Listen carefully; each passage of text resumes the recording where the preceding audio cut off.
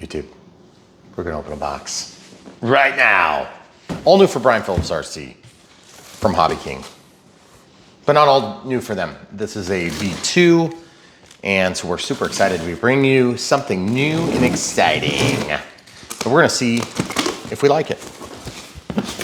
Oh yeah, look at that, it's the Flycat V2. I believe this is a 70 millimeter EDF, flies on 6S. Various sizes, and we're just gonna dump this out and see how it goes. I heard something kind of fell. Come on. Come on.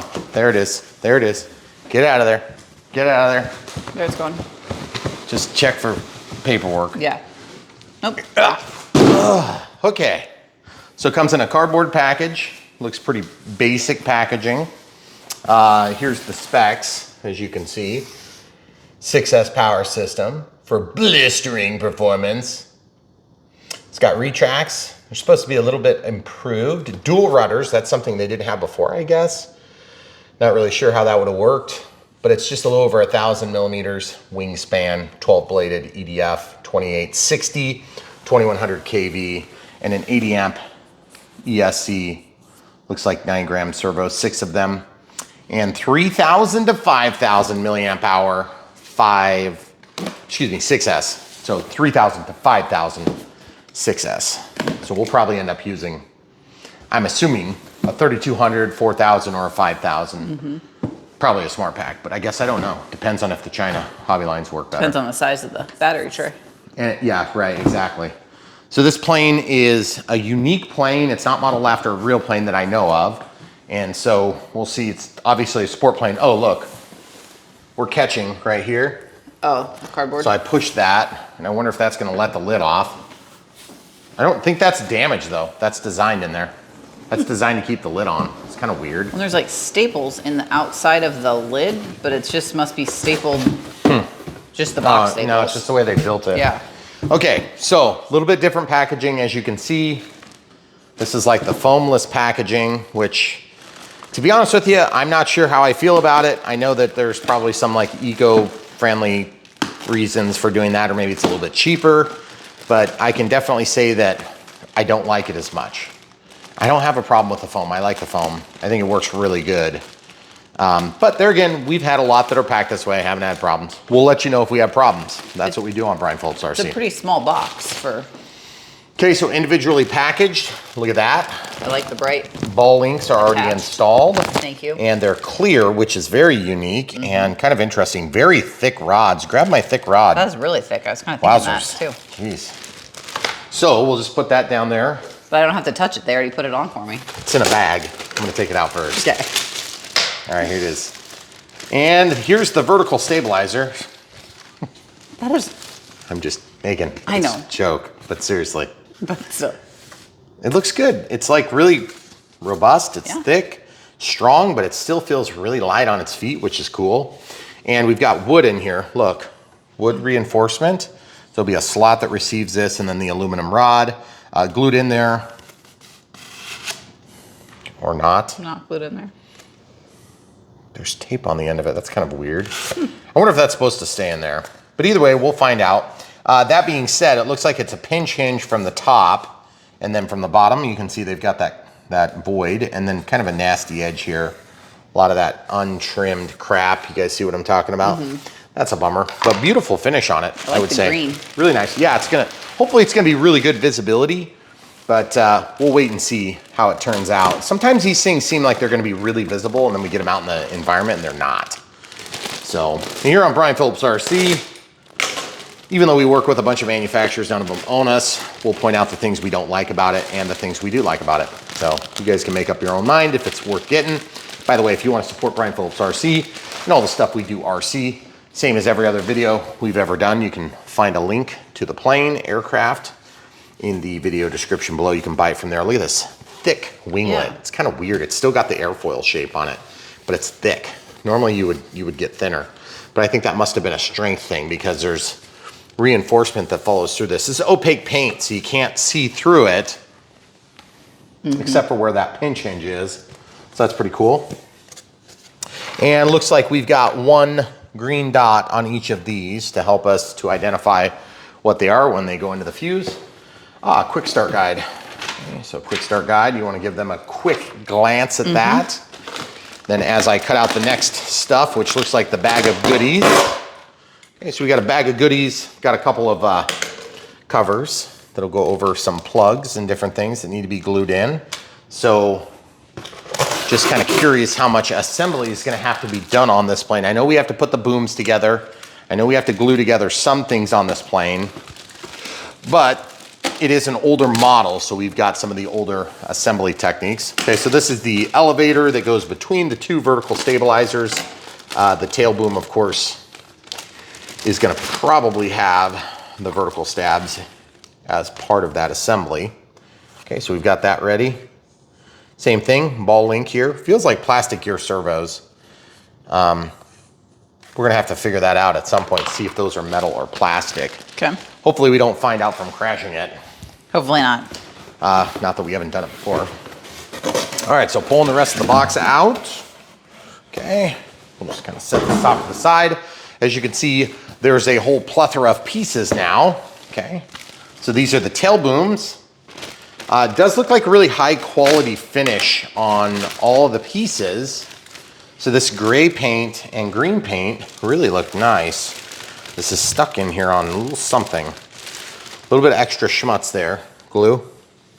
The glue is to hold this singular servo wire in to the channel, but fully assembled ball links. Ooh, nasty. Got some bubbling there. That's a water decal, water transfer decal. So it goes really nice on there. And as you can see, other than those handful of bubbles, this is really clean looking, super smooth, which I like a lot. Also, a little bit of mess here with this glue, this China glue. And so you can see if you ever get China glue like that, you can either roll with the punches or you can try to wipe it off of there. And a lot of times it will come off, okay? So like this stuff, if I pull any harder, it's probably gonna take the paint. So I'm gonna leave it. Now, if you wanna take that off, you can take CA Kicker and wipe a little bit on a cloth or your fingertip and just rub that, and it will probably come right off for you. It will deteriorate the glue bond. So obviously at some point we're gonna be assembling this and it's gonna go something like that, okay? So that's pretty cool. Okay. Continuing with our unboxing, this one evidently got protection, the other one didn't. Don't know why the other one didn't deserve the same level of protection. Maybe it's just something about the way it lays in the packaging. But once they're in there, they seem to pretty much fill up the void. So their packing is the plane. So, okay, so tail. Every single one of the servos have been pre-stressed into a certain position. Not super uncommon in this type of packaging. That's one of the reasons why I'm not a huge fan. But we'll see if that becomes a problem. If it's a problem, of course, we're gonna share it with you. And then also, if you wanna look right here, there's actually two servo lines here, one of which is gonna go to the elevator, and one of which is gonna go to the servo. So there's silver and yellow here. Now that's kind of nice because right now it seems like it's gonna be pretty obvious until it all gets assembled, okay? Then it's not gonna necessarily be obvious. Good protection for the fuselage in here. This is loose, so it just slides right out. Obviously, you're not gonna be putting this thing back in the packaging. Okay, so here it is, the Flycat V2. Okay, see the EDF there. Oh, wow. There's like a slit in there, must be like an antenna or something that goes in there. And then the canopy is painted, it's not like a clear see-through. And it feels like this is hollow here. It's like plastic, okay? So that is probably bad because I bet it's gonna get dented when you have a minor accident. Landing gear, ooh, they're not rock hard. I was just about to say how they're rock hard, but they're not. They're actually squishy-ish. They're like mid-grade squishy. Ooh, do not like the way that wire's going. Very small retracts, very small. The serverless retract mechanism is dinky on this plane, which, I don't know, it's good and bad because it's good that it fits, and it's bad that it's probably not gonna be super robust. Which ironic because those control arms are so thick on everything, but then the steerable is so thin. This is double-sided tape here. It's gonna be plugged with a piece of foam at some point, and then nice grate to block debris from getting sucked into your EDF, but it's a nice cheater there, And yes, these are actual inlets. Show them down. Yep. Okay. And then this must be where you would put a receiver, but I'm not sure how to pop that out. So we'll come back to that. Now, this plane is all new to Brian Phillips RC because basically we haven't done anything for Hobby King for a long time. We did, what, 3 planes in so many months? Yes. And so it's really exciting. They've got a lot of new stuff coming out. So we're gonna see if any of it is worthwhile. Now, that being said, of course, to all their own, there's lots of, you know, taste, subjectivity involved in model aircraft. Always has been, always will be. And so we're gonna try our best to make sure to present these things in such a way that you guys can make up your own minds, because at the end of the day, you know, everybody's got a budget to operate within, and not everybody's gonna be able to afford the most expensive stuff. That's one of the reasons why we liked Hobby King back when we first started in the hobby ourselves, is because budgetary constraints. And we used to get these planes and we called them project planes. And it was kind of like, it was like premium dynam, okay? Like you would get them, they'd be good. They would sort of be okay. They would be as good as you put into it, you know? Right. But they were always heavier and they always flew a little bit inferior, but they were good enough because like you didn't really have a basis for comparison yet. What we're finding so far, and this is really good, is that the stuff we've been seeing from Durafly and the H King brand or the HK brand or whatever they call it, they've been good. I mean, there's still room for improvement, but they have been much improved from what I remember of yesteryear, okay? So now that being said, there's still gonna be a cost component that's always gonna drive some of the more expensive planes into a different echelon, and we acknowledge that. So we're gonna try to speak to these planes with full truth, but also with that in consideration, okay? So we're trying to be considerate to the manufacturers that are making a more of an economy line, but yet still, maybe they're not gonna have all the same features as plastic. I'm not sure what that's for. We're gonna find out in due time. These are plugs for around the servos, but just keep in mind, everybody has a budget. Everybody's operating on their own platform. And some people don't, you know, they're not gonna get the $700 jet, okay? And that's fine, because that would have been us 10 years ago. And you ordered tons of parts and accessories, and that's from Hobby King. I probably ordered more parts by a long margin than I did planes. Yeah. Because I'm still using them today. Parts, accessories, things like that. So that's really where I felt like Hobby King really shined, and they just had all the weird things that we needed. So without further ado, we're gonna go ahead and build this. Now the assembly on this plane, there's a downloadable full manual, but this quick start guide is gonna hopefully kind of give you the 10,000 foot view, the Cliff's Notes, so to speak.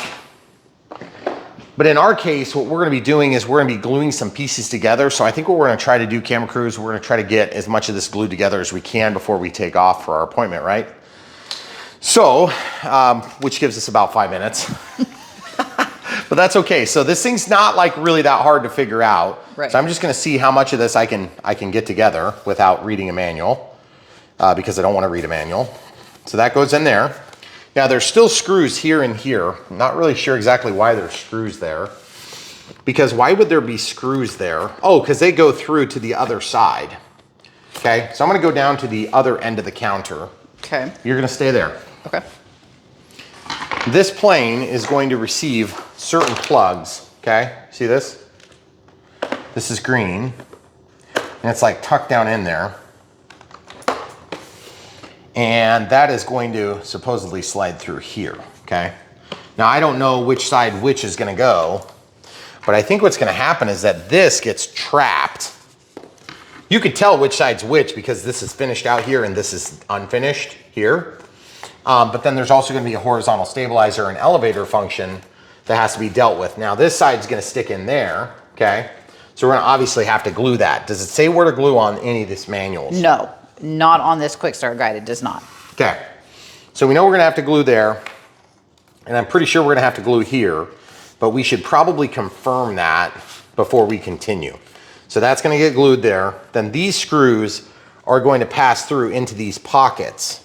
These pockets, of course, are going to need to be, see this yellow? I think that green is actually gonna go to the aileron. So don't miss your aileron. See, twice now I've done that. So you want to be super careful. That's why I'm dry fitting this. This is going to fall in there, and then you're going to have to remember to grab that. Oh. Okay? Yeah, exactly. And then there's these 2 slots here. So those slots are going to more or less receive these chunks of wood. That's what's going on. Okay, so you've got plugs. These are tapered, okay? Okay. And then you've got these, okay?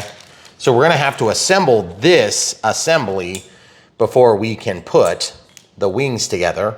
And it looks like the 4 screws that go in turn there. And then of course, these are gonna be finished pieces at the end. Okay, so it looks like we're probably gonna have to get the real manual so we can do this right now. We're gonna use China glue. You can use China glue that comes from Hobby King if you wanna order theirs. They have a smaller tube about this size. And if you order that, they call it mucilage, okay? So if you get that stuff, it works pretty good, but I would recommend the smaller packages. If you do get it, we bought some bigger packages and had some that came dry. And I got like 5 tubes of it. So it was a lot. They were like giant tubes, like 3 times as big as this. So we've had really good luck with this FMS offering of China glue. Not to say that they haven't changed any of their formulations at Hobby King. So as usual, we aren't owned by any brand, but we do try to at least be fair to the manufacturers. We're not gonna totally badmouth them unless they repeatedly ignore instructions from the entire RC community to fix problems. So, all right, cool. So we got to get the manual and we'll come right back. All right, so we got the full manual. We printed off the few pages that we thought we needed. If you guys are looking for the full manual, you can scan that QR code right there, okay? And it'll take you to the link here. Now, you can also find manuals most of the time, but not always, by following the links in the video description below for the plane, and then you can download. And this is the part that talks about the ESC, because there is thrust reverse on this plane. And this tells you the boop, boop, beep, beep settings in case it's necessary. So we'll just keep that in case. My theory on the assembly was right based on these instructions. Basically, we have to glue in those wood things, okay? Once we glue the wood things in, they're all in, then we have to glue the plugs in. And this is just the type of thing, I'm just gonna say it like everybody's thinking, why the heck is that not glued in? So we're gonna do that right now, okay? Then this assembly gets kind of slid through, but I'm thinking you just kind of glue this here and just slather it on and stick it in. Okay.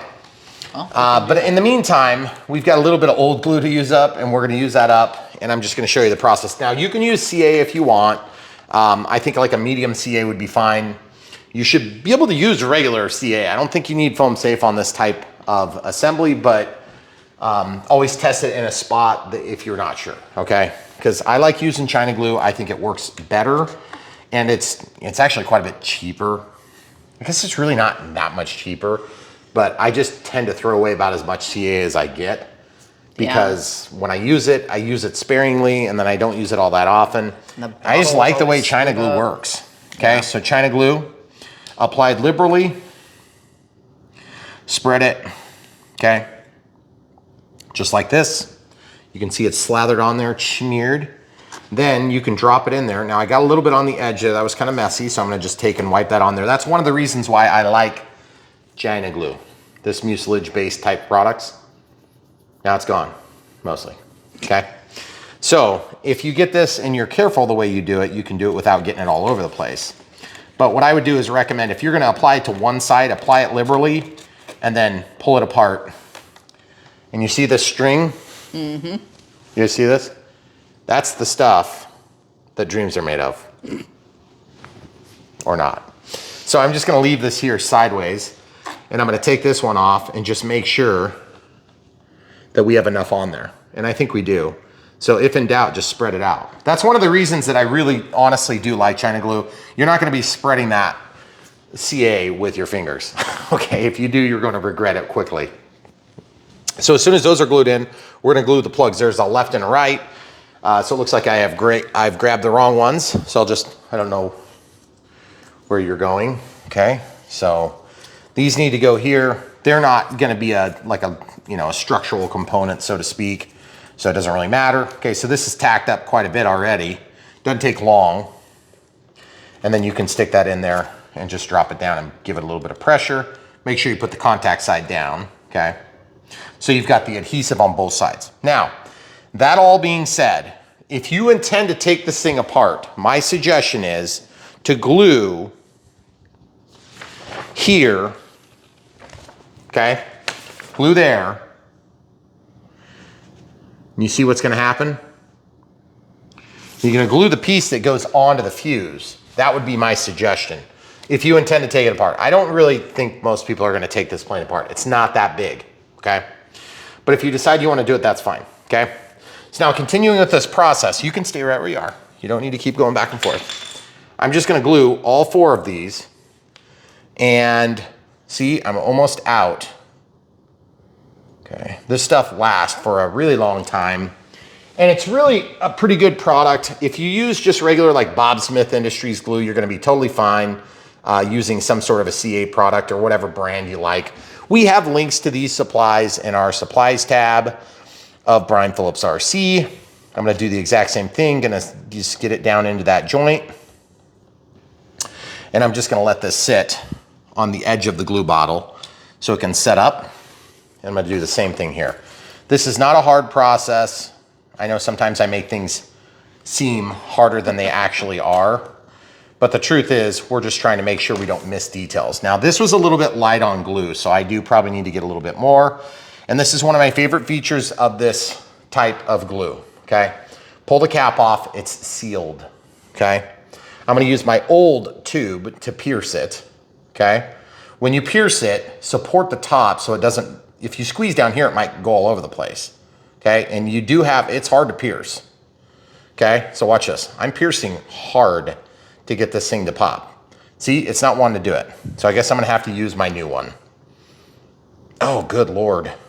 This one's super hard to pierce. Never had one so hard to pierce, but there it goes. So now when this stuff is new, it tends to be like pretty runny, so just be careful. That's part of the reason why I'm bringing this up. Okay, so now, yep, see how it's a little bit more runny, but it's still manageable, okay? But there it wants to come out. So you might need to be a little bit more careful about getting that cap back on. All right, so now if in doubt, if you have a brand new tube of this, you can spread it around with a Q-tip, works really nice, and this stuff dries super clear, and any excess you get, just kind of work it back down to the surface you want to attach it to. And since we've had a second or two for this one to set up, we'll go ahead and just go to town, stick it back in there. Again, not to overthink things. You do want this to be solid, it's structural, but it's not like it's coming out because it's basically being held in its position by the glue. It's not actually like holding it together, so to speak. It's already, I mean, you could probably trap these pieces together and that would be all you'd have to do, okay? So now, on these pieces, it's kind of weird. This one definitely goes there, and this one definitely is wrong. Look, that's wrong. That's right, okay?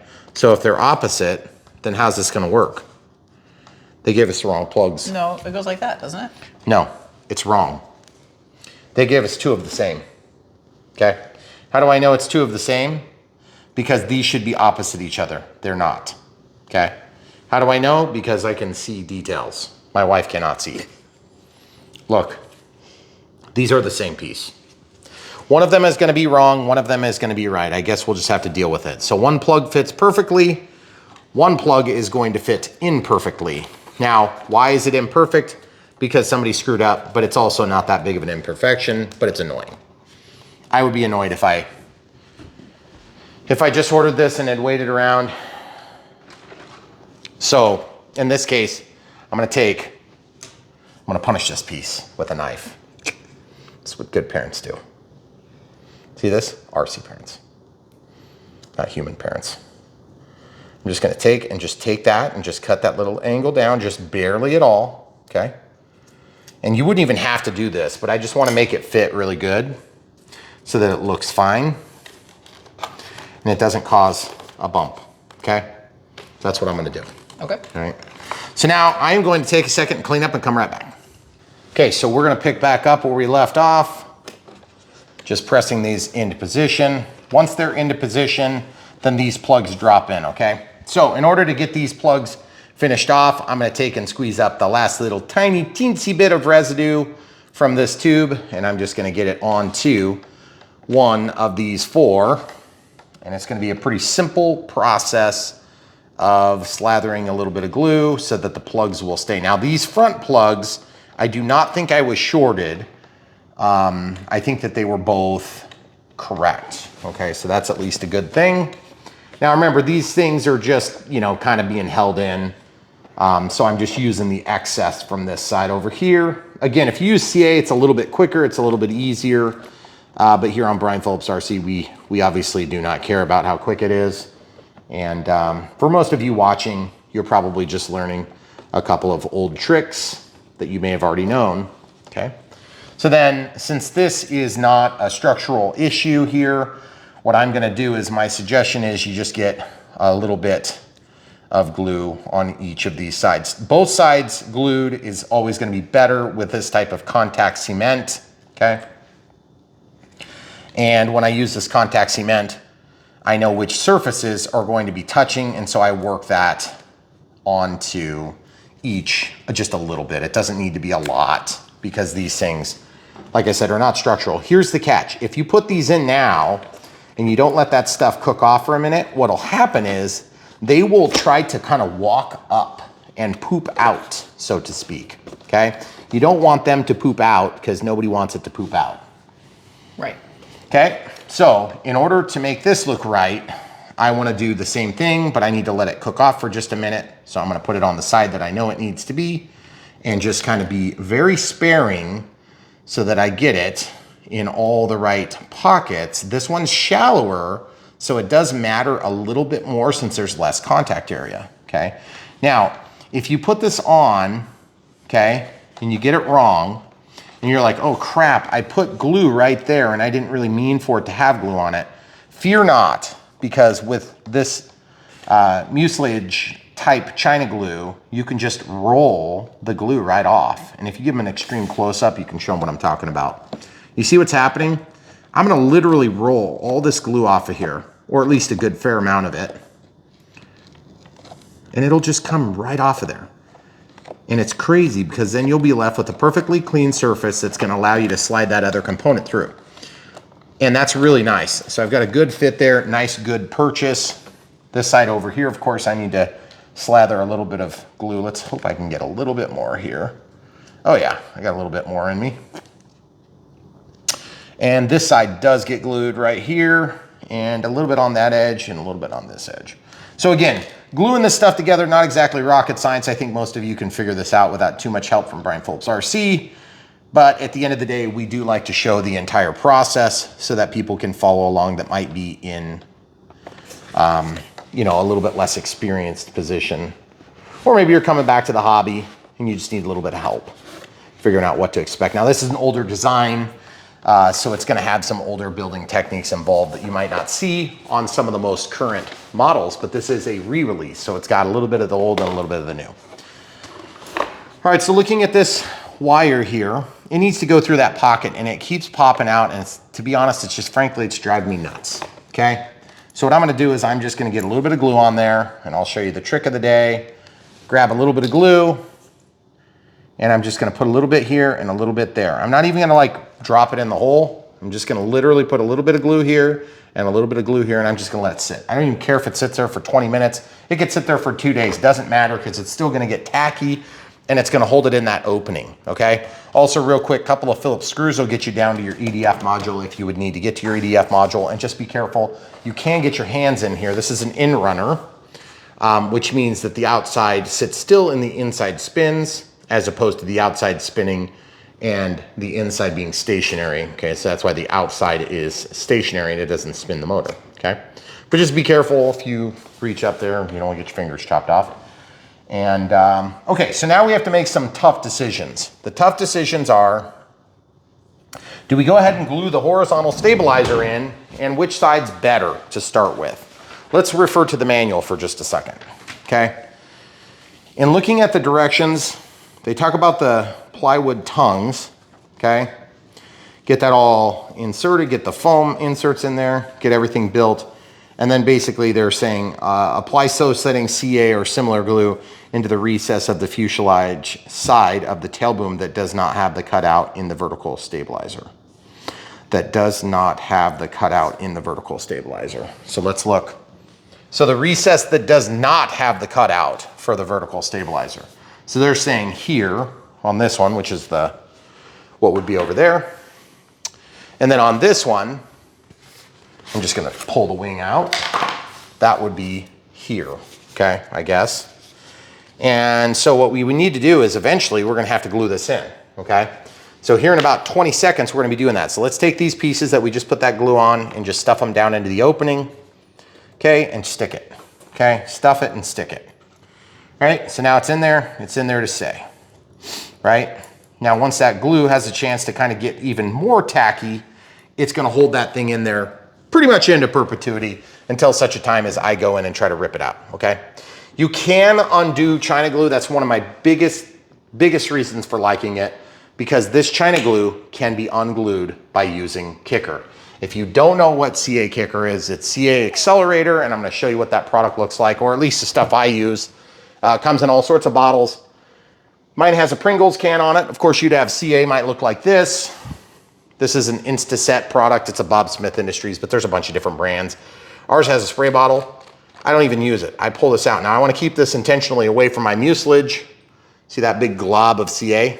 That just picks up and delivers a little bit of this. And yeah, you could probably use this, and I don't think it's going to melt your foam, but they also make foam safe products. Sometimes they're called low odor. They would have a different color cap. These are both mediums. This is low odor, foam safe. This is not foam safe, even though it is foam safe. This would be like a thin product, so it's like a thinner version of the same foam safe. I like to keep the foam safe products in thin and thick, or medium thick, and then medium. You can also get a pink cap, which is thick, and it's very thick, almost like mucilage. But it's CA, so it sets up really fast, okay? My grandpa used to use that a lot when he was building balsa wood planes.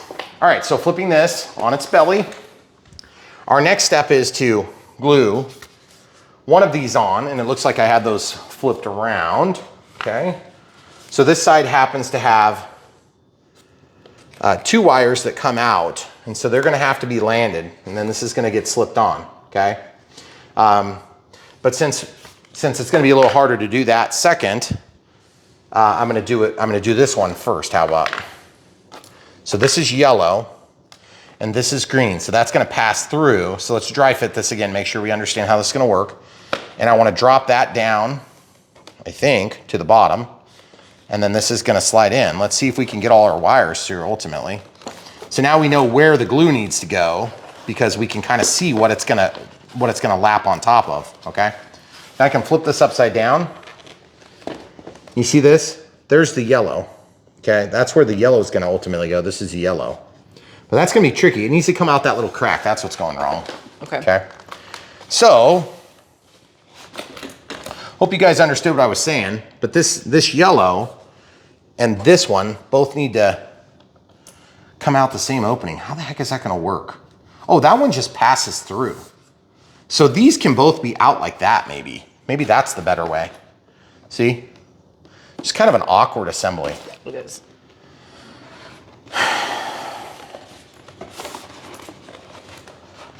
Okay, so this slides through. So then we've got two wires coming out, one of which is yellow, right? Nope, the yellow needs to go here. So it's gonna just jump out here and go straight to the yellow. Where is it plugging in? It needs to stay on the inside, on the underside. Now I'm understanding why they put those stupid labels on there. So this needs to actually be inboard like that, which is weird, okay? Now, I can't hit you like that with the fuselage again, because I'm gonna be gluing this and I don't want it to whack the wing out, okay? So I'm gonna just do this really carefully. Might have a little bit of glue left in that. I'm just gonna go to the top here. Guys, here on Brian Phillips RC, we show the whole assembly because we want you guys to be able to get some value from it. And we feel like if we cut and paste all the different steps and take out all this, you're gonna lose one thing that you needed. And so we've just made it up in our minds. It's probably better to just go ahead and give you the full project, okay? Now I'm gonna put glue on this part here too. Now remember, you do not want this to set up too much or it will be very hard to press on, okay? Because this adds thickness, right? Do not mistake that detail, okay? Now same thing over here. I need to get glue on this area here and that area there, and it's a little bit tricky to do.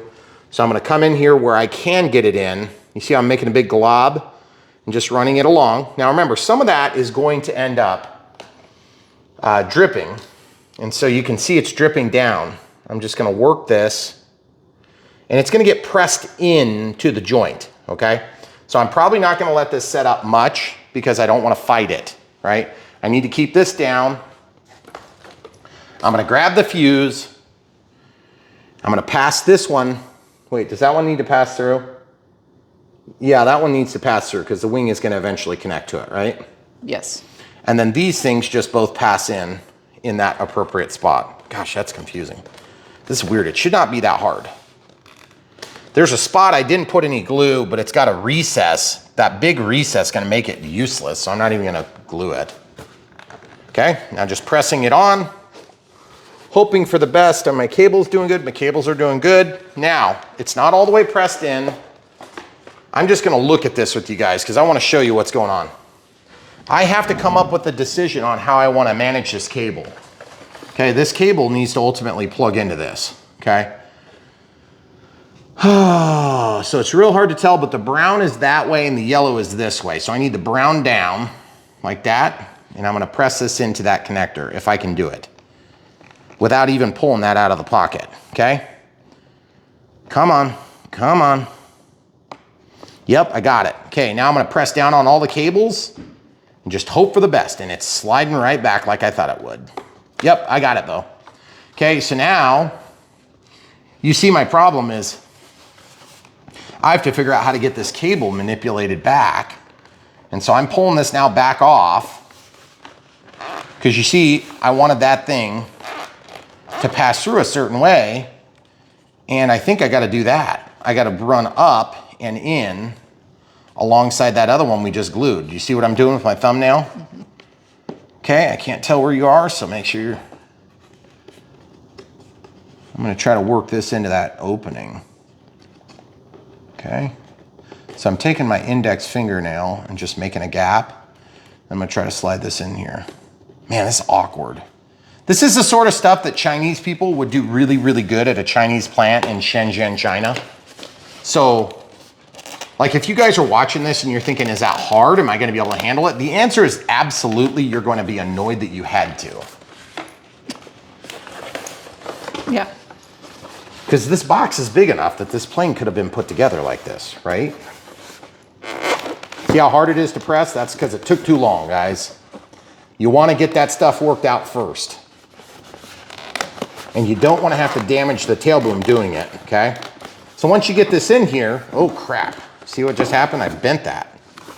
Okay, again, I say this because when we do these reviews for these different brands, we are fully truthful with you, our audience, and our affiliation is really with you and not necessarily with these particular manufacturers. That was like stupid. Like, that is not something that we should have to do. Just build it, put it in the box, and charge us another $5. And then you can feed a Chinese family or whatever that needed the extra labor. Because that was ridiculous. Okay. Also, I don't like the fact that it's that easy to over mount it, you know? Like it's really kind of hard to tell when you've got it all the way in there. Mm-hmm. Okay. That being said, these little covers will eventually go on here, and you'll note that they are going to be glued in right here, but then that black got omitted, which is kind of obnoxious. And then this is eventually going to go over here, okay? Mm-hmm. So that's fine, no big deal there. But I just want to point out the fact that this is not painted black. So we're going to probably paint that black with a marker or something. But we'll come back to that thought a little bit later because I just wanted to make sure I could get it in there later, okay?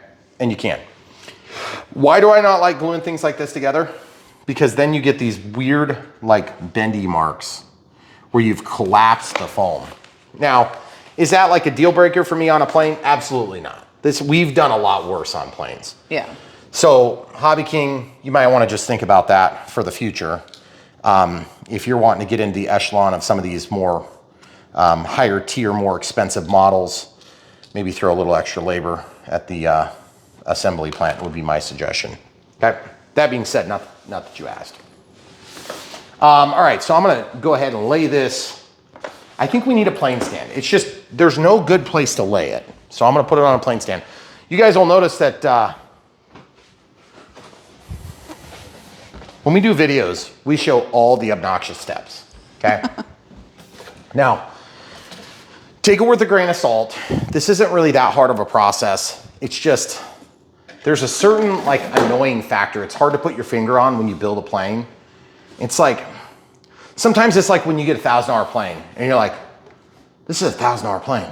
Why is this thing not fixed? Or why is this thing broken? Or, you know, what was that expensive E-flite? We had, was it on the SWS that we had like the motor mount that was broke free? I think it was. You know, and Yeah. you get like a really expensive plane. That wasn't quite $1,000, but you know, with battery and everything, it's over 1,000. Yeah. And you think, you know, for sure we're gonna get a good plane with no headaches. Right. For sure. And that's not to beat up on them, but at the end of the day, you know, this is kind of a technical project and you have to be ready. You're gonna probably have a little bit of this you have to bear, okay?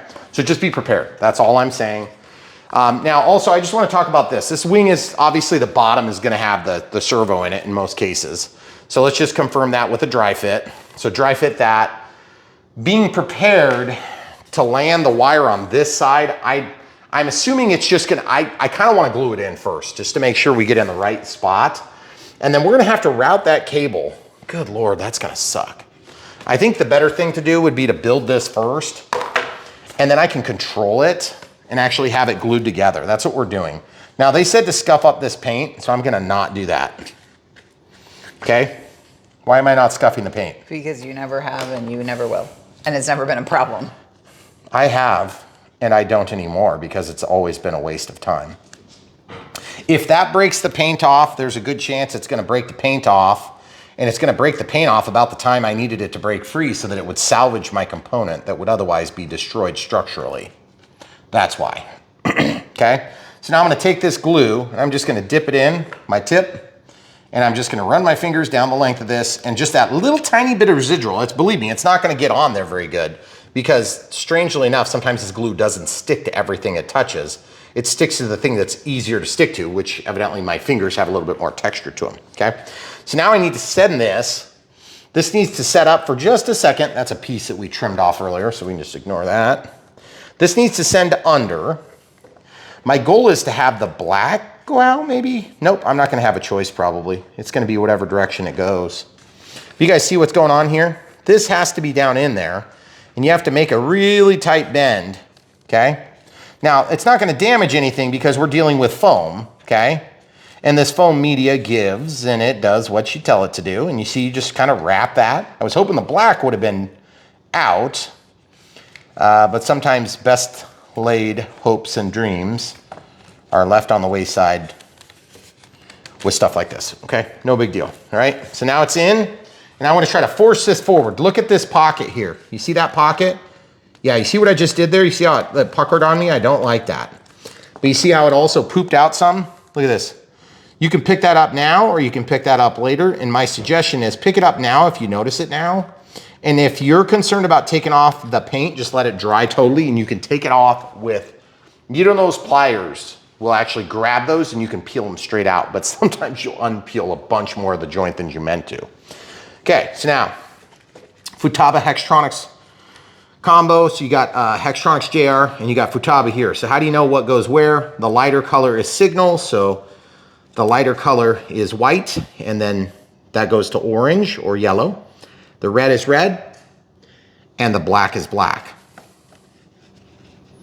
Okay, and we're just gonna drop this down into that pocket. And so now that that's done, I can go ahead and get this cover put on. This cover needs to go like that, but you'll notice it's got a little bit of memory to it. So I just wanna double check it. Yep, it's gonna go that way, because that's the only way it's gonna go.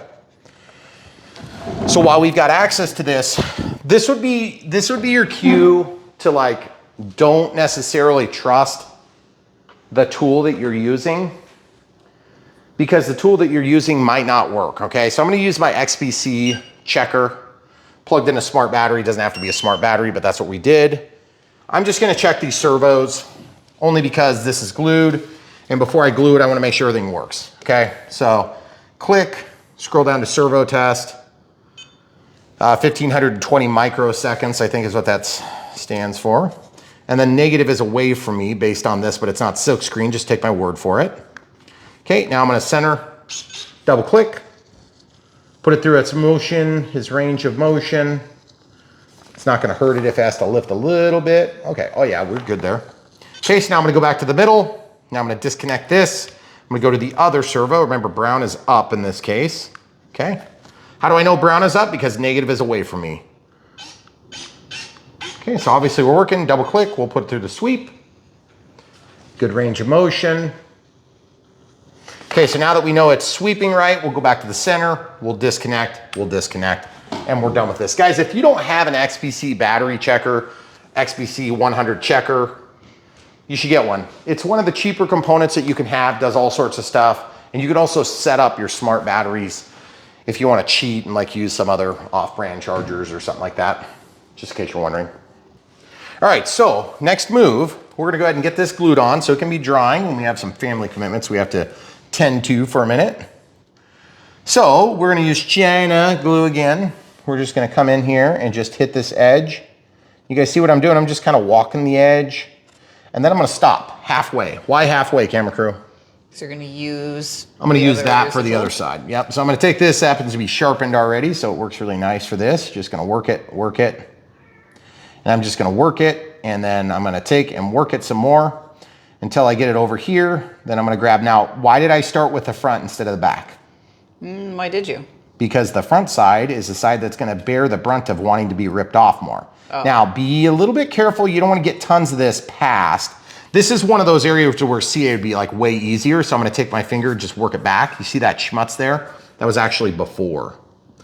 That was not me, okay?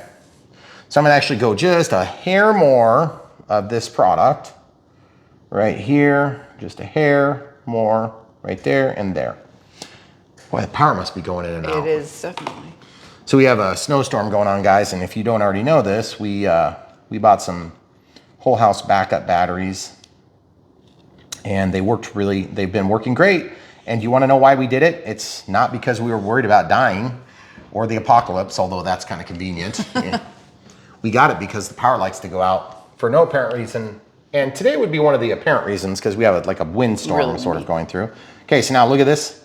We're not gonna wait for this to set up as much as we would a construction, like a structural piece. We're just gonna set it in place, get it where it needs to be. Don't worry about spreading too much because this flat paint is gonna not take well to that, okay? So once you got it in, you can either just leave it be, or you can lick your finger, make sure you work off all the material that might be on there and then pull it into position to get an exact placement, okay? And you're probably thinking to yourself, look at that, you made a mess, Brian. Yep, I agree. So what I'm gonna do is I'm gonna take a clean Q-tip and I'm just gonna work this. And you're like, there's no tack to that, Brian. It's never gonna come off. You're never gonna get it, Brian. Brian, it's never gonna work, okay? And you see how it's starting to work? So I'm just gonna work each and every one of these little spots, and you see as soon as you get a little string of it, then it's gonna work together and it's gonna start pulling it. Now, if it doesn't start pulling it, then what you might need to do, and it sounds counterintuitive, is to grab a little bit of fresh glue from the tip that's opened, and you can work that in, kind of tame those fibers, and then watch this. It'll pull right off. See it? Pulled it right off. Pulled it right out, pulled it right off, pulled it right off. See how it's pulling it? It's cleaning it perfect. This was not for me, so I'm not sure what that is. Okay? Okay, so now that that's done, then all we need to do is basically have this ready to rock and roll for the next step. And since we've got to go away from this for a few minutes, we're going to make sure that this is somewhat square and mostly seated in the front, okay? But that's ready to rock and roll when we're ready to rock and roll it. And one last thing too is if you walk away from a project halfway, make sure that you stress the points the way you want them to be stressed, okay? So I can leave this vertical and then gravity's gonna pull it down, but if it's canted like this, it might tip, okay? So you just gotta make a value judgment on what's more critically important. So I think this glue bottle is about the right height. See this? That's gonna keep it nice and square. Just in case, right? And then this one here, it's already set into place, and so we're good to go. Okay, so we're just gonna let this chill, and we're just gonna let gravity work on it. And just so you know, we have used this type of glue and then gone out and flown models that are 100 plus miles an hour just a few minutes after we glued them. Okay, if you let it tack up and then you stick them together, it works every time, okay? You can have a strong level of confidence, but just keep in mind, as with anything that we suggest on this channel, it's better that you listen to what we say and then try it yourself and prove me right, okay? You don't have to just take my word for it because there's no reason to take our word for it. Just do it, and then you'll find out that we were either correct or incorrect, okay? There's gonna be many times I share my opinion, but there's a lot of building we've done on this channel, and we've had great success with our builds. We almost never have a build that we can't complete, and we're gonna get you to the finish line here on Brian Phillips RC. So stay tuned, we'll let this dry and come right back. All right, so we're gonna go ahead and put this other side back on. We're back to work on this plane, the Flycat V2. And in order to stick this one on, it's gonna be a little bit tricky because we have a lot of different moving parts that have to line up. And so I'm thinking probably the best way to do it would be to put it in this plane stand and try to balance it. I need to get glue on this joint and then inside this wing, but then these two connectors will eventually have to be plugged in from back here, okay? So real quick, we'll just dry fit before I put any glue on it because this was awkward before. I think these need to just drop down on the bottom, and then I'm just gonna make sure everything lines up before I get glue all over everything. Okay. This, yeah. you know, I said that right, but then this needs to pass through so I can get to the wing. And so that's gonna pass through just like that. And then these two are gonna drop down, and you're gonna have to come to the other side. I don't think they'll be able to see otherwise. Okay. So right here, these two are eventually gonna have to pass through this channel here. Okay, so that's gonna be a real task. I don't think the gluing part's gonna be that big a deal, but I think what I wanna do is I wanna do the glue a little bit different than we did the last time. We'll go ahead and get the glue on it now, like this. Predominantly on this surface, there'll be a little bit that wraps the edge, but I'm just gonna actually omit that for now, just to keep a little better control over it. Okay. And right here, I'm gonna go ahead and put glue in this opening here. So they're right against the face, but I wanna take and do a little bit more of a smear around the edge. Just like this, and just smear it in there. Now remember, you don't wanna use a glue that's gonna be super fast drying like CA on this step because you need to be able to get the two halves together, okay? Now also pay attention to this for a sec. You see this lip? There's only a certain amount of lip that you're gonna contact. So there's no sense in putting glue on this surface here because that's only going to then receive the face of the wing itself. The wing is gonna be screwed on, okay? So what I wanna do is I wanna get just a little bit of this stuff into this crack.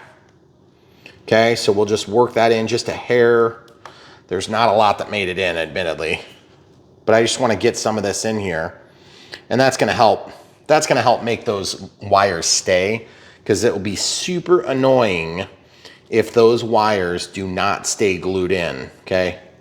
And I made a big mess of that, but at least it's in there. Now on this side, we have glue here that's ready to receive, and now I wanna hit this joint here, and then this joint here. A little easier said than done, because I don't wanna touch that on anything.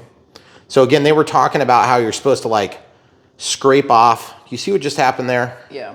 That connector just stuck right into the glue. Dang it, what a mess. So I'll have to deal with that here in a minute. But again, this is one of these things where I just feel like in a manufacturing environment, you get somebody that's really good at building models, it'd be super easy for them to do. And for me, it's kind of like, yeah, I build a lot of models and I still don't do this every day. But you see, I'm just working the edges so that we have a little bit. This is gonna be a bad contact area, so you don't even really need to worry super bad about that spot. But this is about the only angle I can make this work here. So I have to take and then spread this in and around. Again, not a deal breaker, it's just kind of like, the more of this assembly that can be done at the factory, the better, in my opinion. Again, this is an older build technique. So you can see we've got glue all the way around here, or maybe you can't. All the way around the surface, around here, and then around the edge.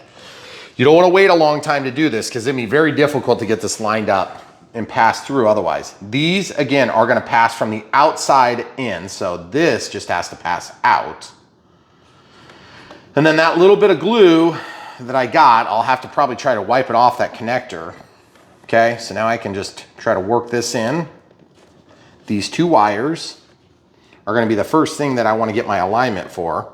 Okay, and then I want to work this down, and I'm just paying special attention to work my way through this edge and then get this down in as soon as possible so we don't have a big catastrophe. Okay, easier said than done, folks. Easier said than done. Like I said, there's harder builds, obviously, but this is kind of a weird build. Okay, and the camera crew is just going to do her best to get where she can see, because I can't tell what you can see. I'm just kind of trying to stay out of your way, but. Okay, then this has to pass all the way and close this gap. And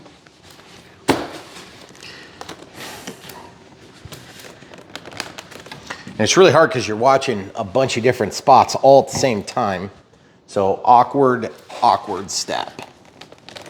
And this doesn't want to seat down, and I think it's because I'm not quite perfectly aligned here. Kind of hard to tell. Okay, so now I'm going to pick it up. I'm just going to press. You see that gap? Yes. That gap is what I'm talking about. There it goes. It just made its way all the way on. Now that it's all the way on, now it feels pretty good. Now I almost feel like, I wonder if I could just, visually I want to close this. Okay. So you see that? It pooped out a little bit. Yes. So I just pressed it in. Now the thing that's nice about China glue is that once you've got it glued together, if you didn't get it all the way, you can force it in, but you're not gonna be able to force it back out. It's gonna basically be a friction fit from hell at that point. All right, so now we'll lay this fuse down and see if I can get these wires figured out. This is gonna be tricky, guys. Nope, it just drops right into the cavity there. That's good. So I don't have to worry about that. That actually went pretty smooth. And then this is the one I got glue on. So I'm just gonna quite literally take a little bit of this glue and just work it off with my fingers. Again, if that was CA, you'd be really hard pressed to get that stuff off of there. Okay, and that's probably gonna make it a little bit sticky and difficult to unplug. But again, if you're really worried, just take one of your tacked up Q-tips and just work it until that glue comes right out. And it will, believe it or not, it will just pull right out of there. Okay, see? Now it's got a clean opening on each of those pockets. Now I just need to work to plug this in. And I can see right here, I've got a plug that's not landed properly. I don't know if you can see that, but this is not landed. Or is it? It's hard to tell. I'm gonna get forceps for this step. If you guys don't have a pair or two of forceps, I'd highly encourage you to consider getting some. They're super easy to use. And then they have this clamp feature that hangs onto stuff, but don't bite wires. You'll rip the wires open, okay? So if you do grab wires, just don't bite it down like that unless you're on a hard plastic piece. Like you could bite this, but you're not gonna be able to get that far enough, you see? But if you were to bite it like that, you can bite it and then it'll hold with just one hand, which is kind of nice, or one finger. All right, so what I'm trying to do now is I gotta get the white one pulled out, which looks like it's right there. I'm gonna pull that up and see if I can pull the yellow one up. And don't worry if it comes out and it's kind of messy, it's not a big deal. Okay, so now we've got brown toward the front of the plane, so I wanna take brown toward the front of the plane, a little bit of glue there, no big deal. Okay, so brown and brown. Okay, so that's plugged in. And what I thought was unplugged was actually this retention clip, okay? So brown is toward the front of the plane on this one too. So let's plug that in. And you see that little label popped off. What I'm gonna do is, only for the sake of if I would ever take this thing apart, which I doubt will ever happen, given the strategy of gluing all this together, I'm still gonna try to force that in, you see? Now it's in there, okay? All right, so we've got that. Now, in the instructions, they mentioned something about putting some glue in there, and I think that's probably a good idea. They say put a drip of glue in there.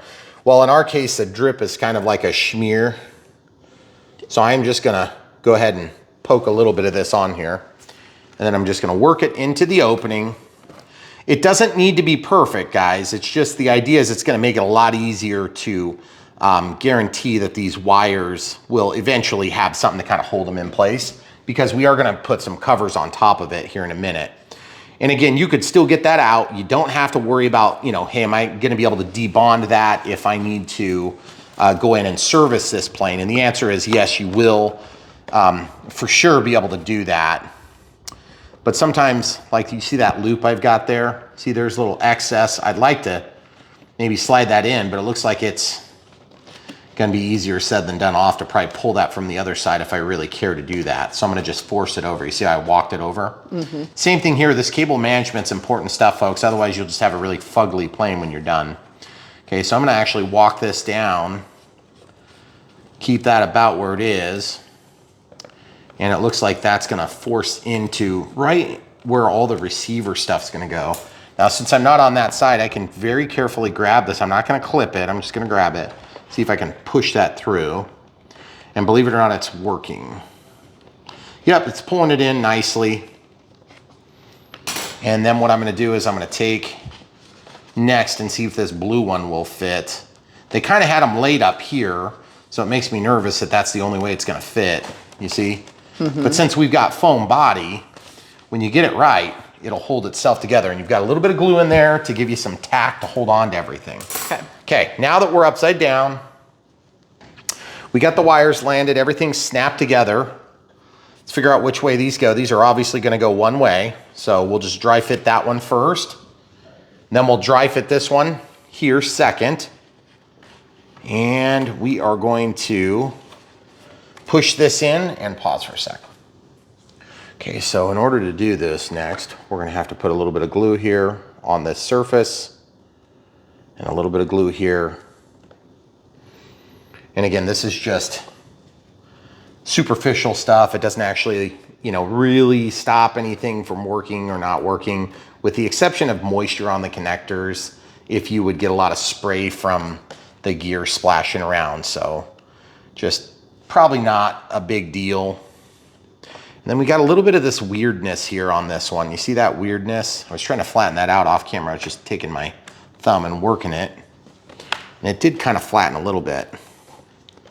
But you see, this is gonna press down into position, and it should be fine, but I hate that that black is the way it is. So I am curious if we can get away with just using like a Sharpie. I suppose a Sharpie would work. This is just a king size Sharpie. I wish we had a test piece to see how it would cover. Well, I think what I'm gonna do actually is I'm gonna actually peel this off after I make a mark. I'm gonna make a mark here, boom, and a mark here, boom, boom, boom, boom. Just so I have a reference.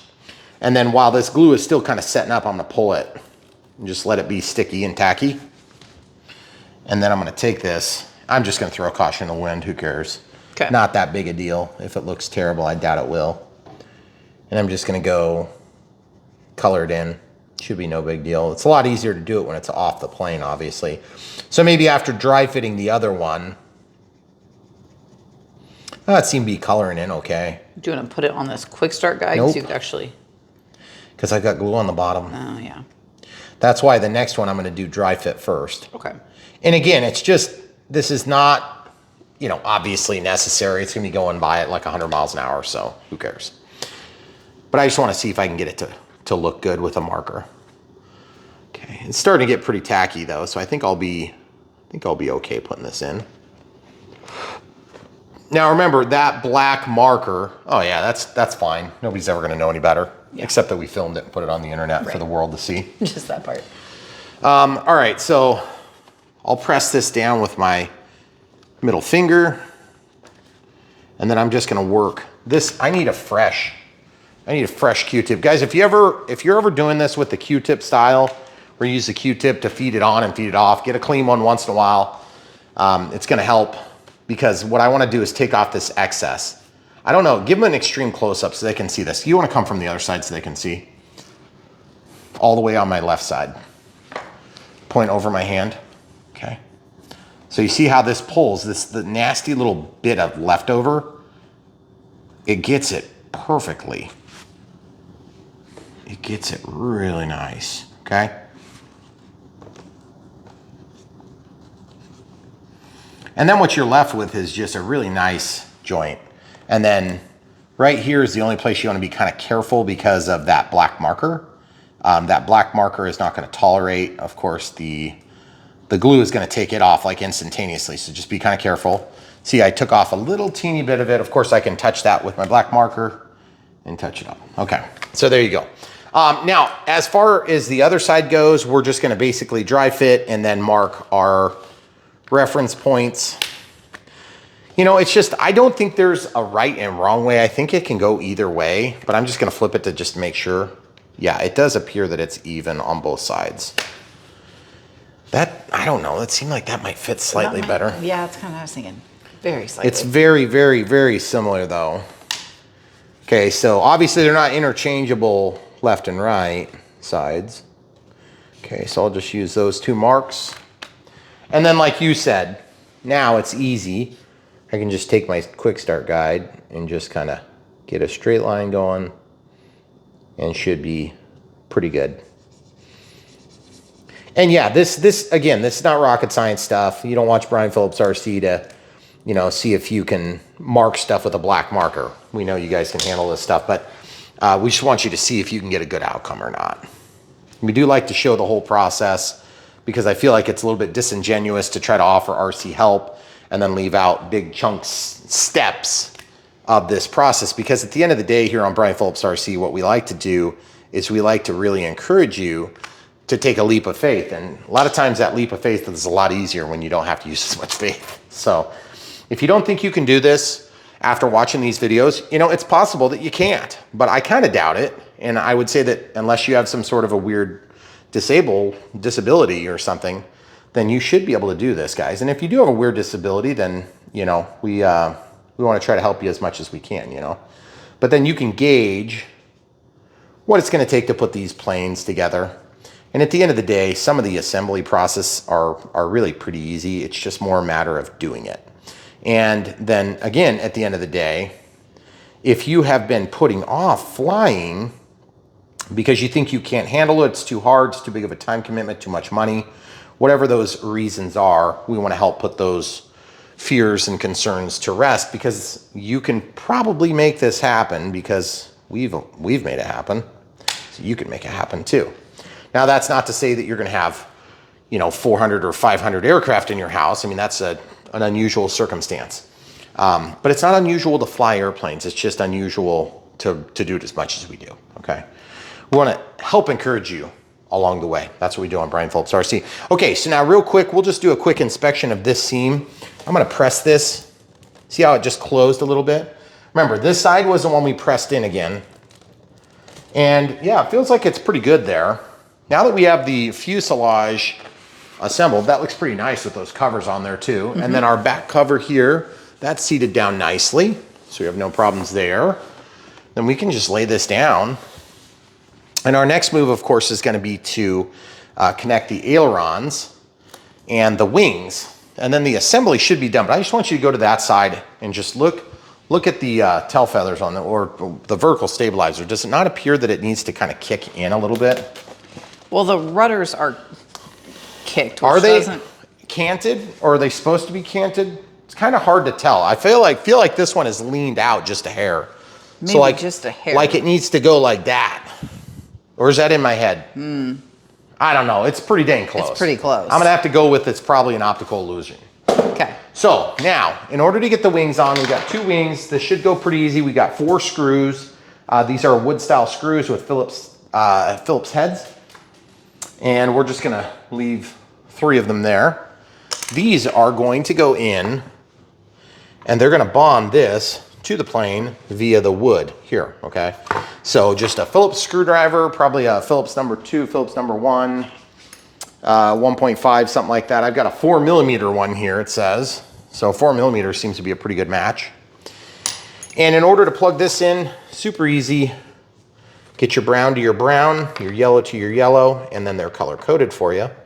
So earlier I was kind of maybe a little bit poking fun at the color codes, but the color codes have come in pretty handy because it's very ambiguous during the assembly process. And I mean, we kind of know what we're doing. It doesn't look like it, I realize. The thing is, you don't have the little tags that you have to get tucked in everywhere either, because you've had a lot of tucking to do. Yeah, I agree. Okay, so I've got 2 screws here. Okay.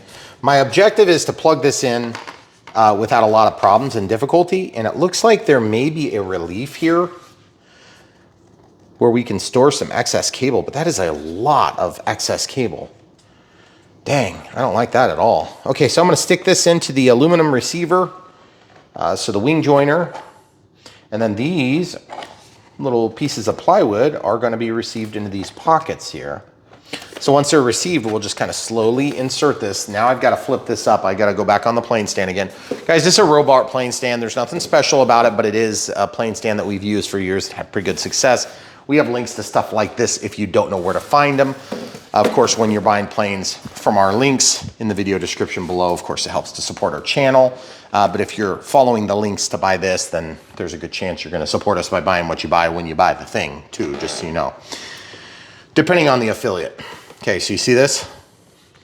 I need this to be parked somewhere. I don't know if that's gonna close all the way. This looks like it's gonna close all the way. So I think it's gotta just be here for now. So I'm gonna try to work this into the pocket, yeah. And then I'm gonna just stuff this in here now and see if there's enough room, which it does appear to have just enough room, okay? Up into that little cavity, and that cavity is gonna close. Okay, so now I'm gonna slide this in further. I would have liked to see that disappear a little better. So I'm gonna take my screwdriver. I already know I can do this because I'm not gonna damage it. And I'll just push that in just a hair. I don't wanna cut it, but I just don't want that to look like it's popping out, okay?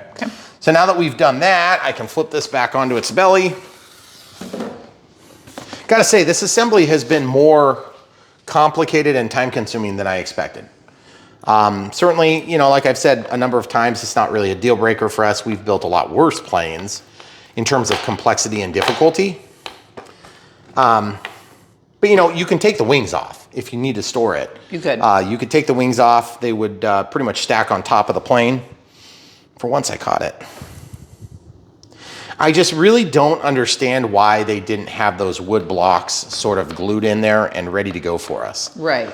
That step should have been a manufacturing step. I mean, this I kind of understand. And having these on does make it a lot longer. It'd be a way bigger box. No, I understand. Well, except it's not though. Where's the box?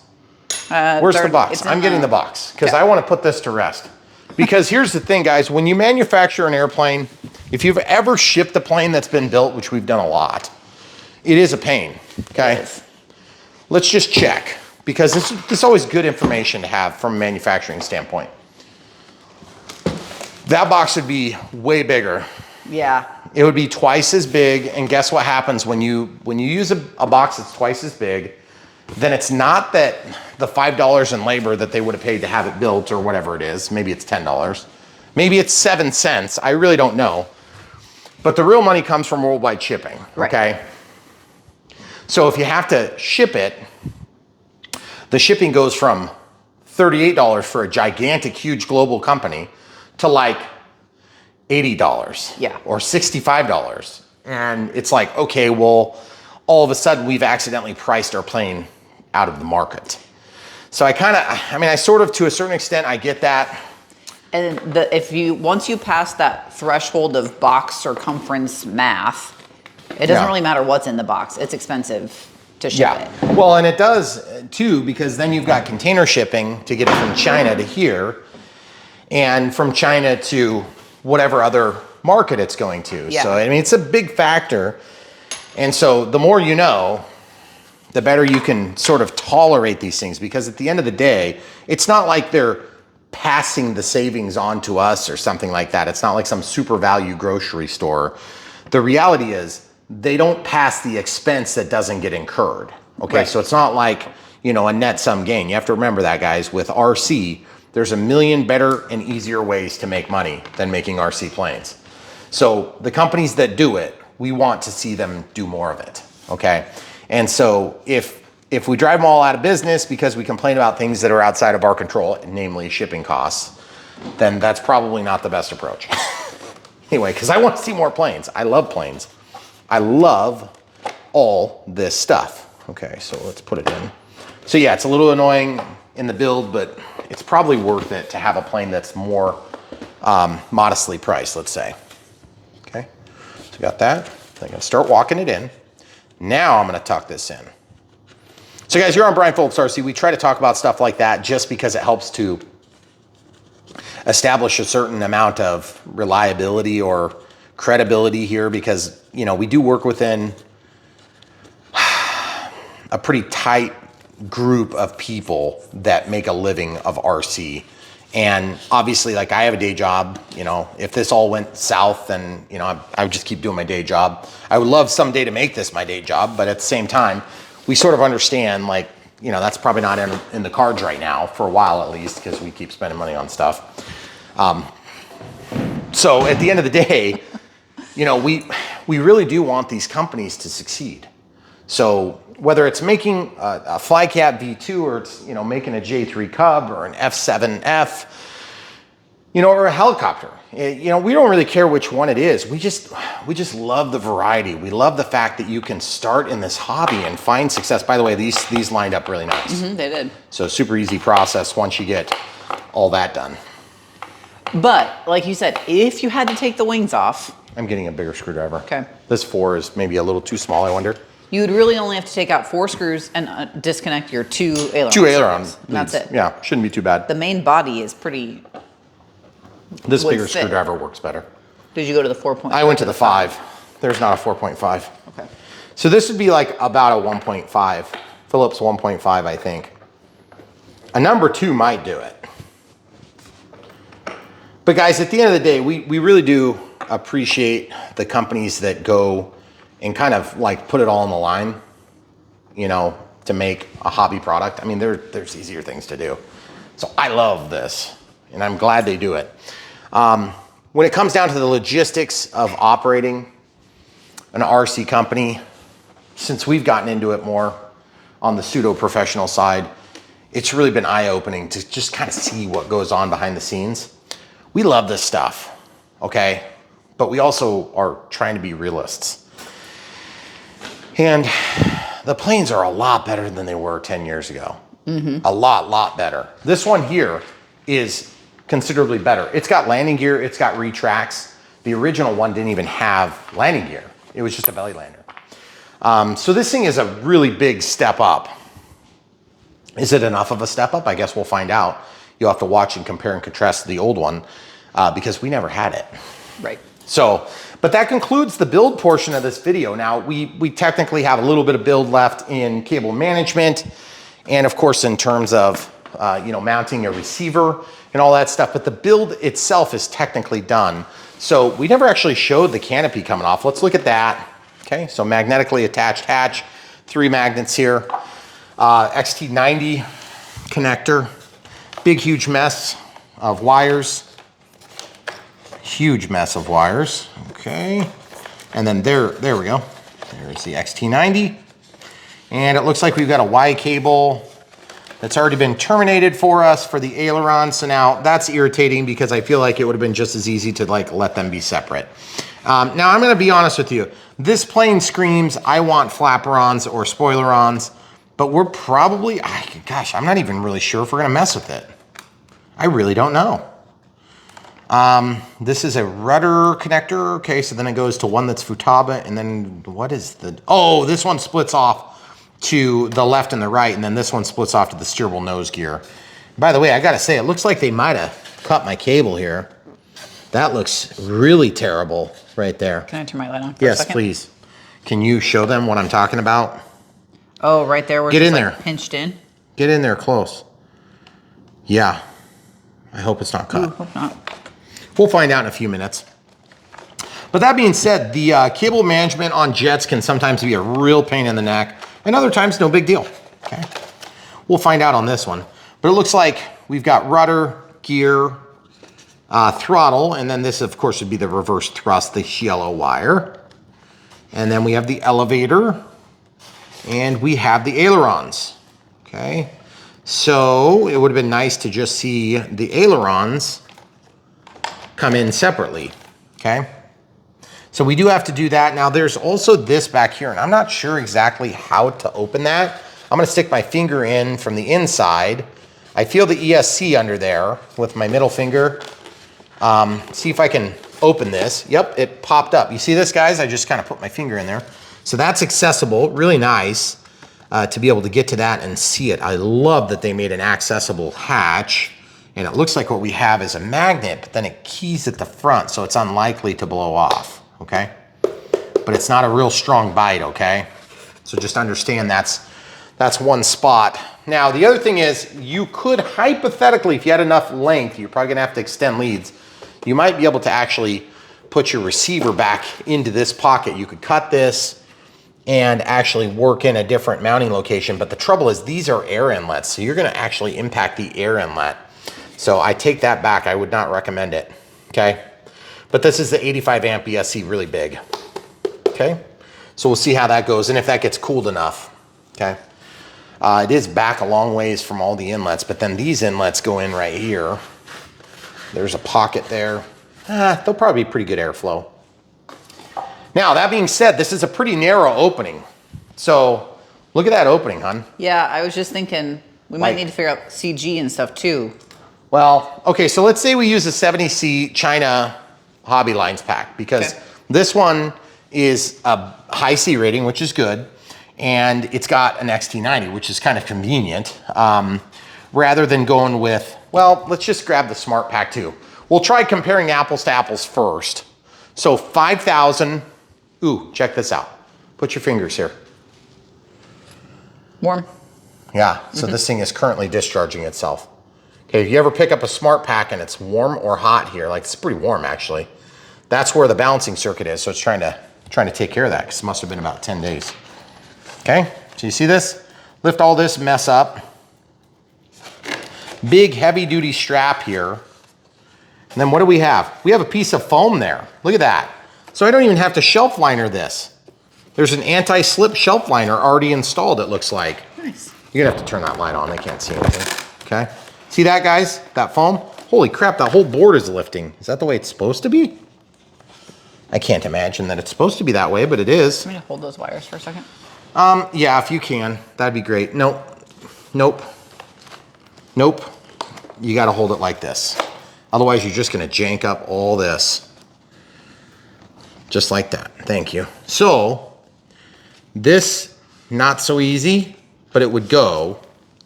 This, yes. Okay, so let's see if we can lift this. That strap is too tight right now. That is a really small strap. I mean, it's a huge strap. I take it back. I'm gonna say that differently. It's just a very thick strap. But look at this wire right here that goes down through that hole. Holy cow, that is gonna totally get destroyed while people are dinking around putting batteries in. Okay, so I'm gonna try to slide this in. What have we learned, people, from batteries that are hard to load? You tend to not fly the plane. That's what we've learned. Now, that's not always true. Depends on how many planes you have.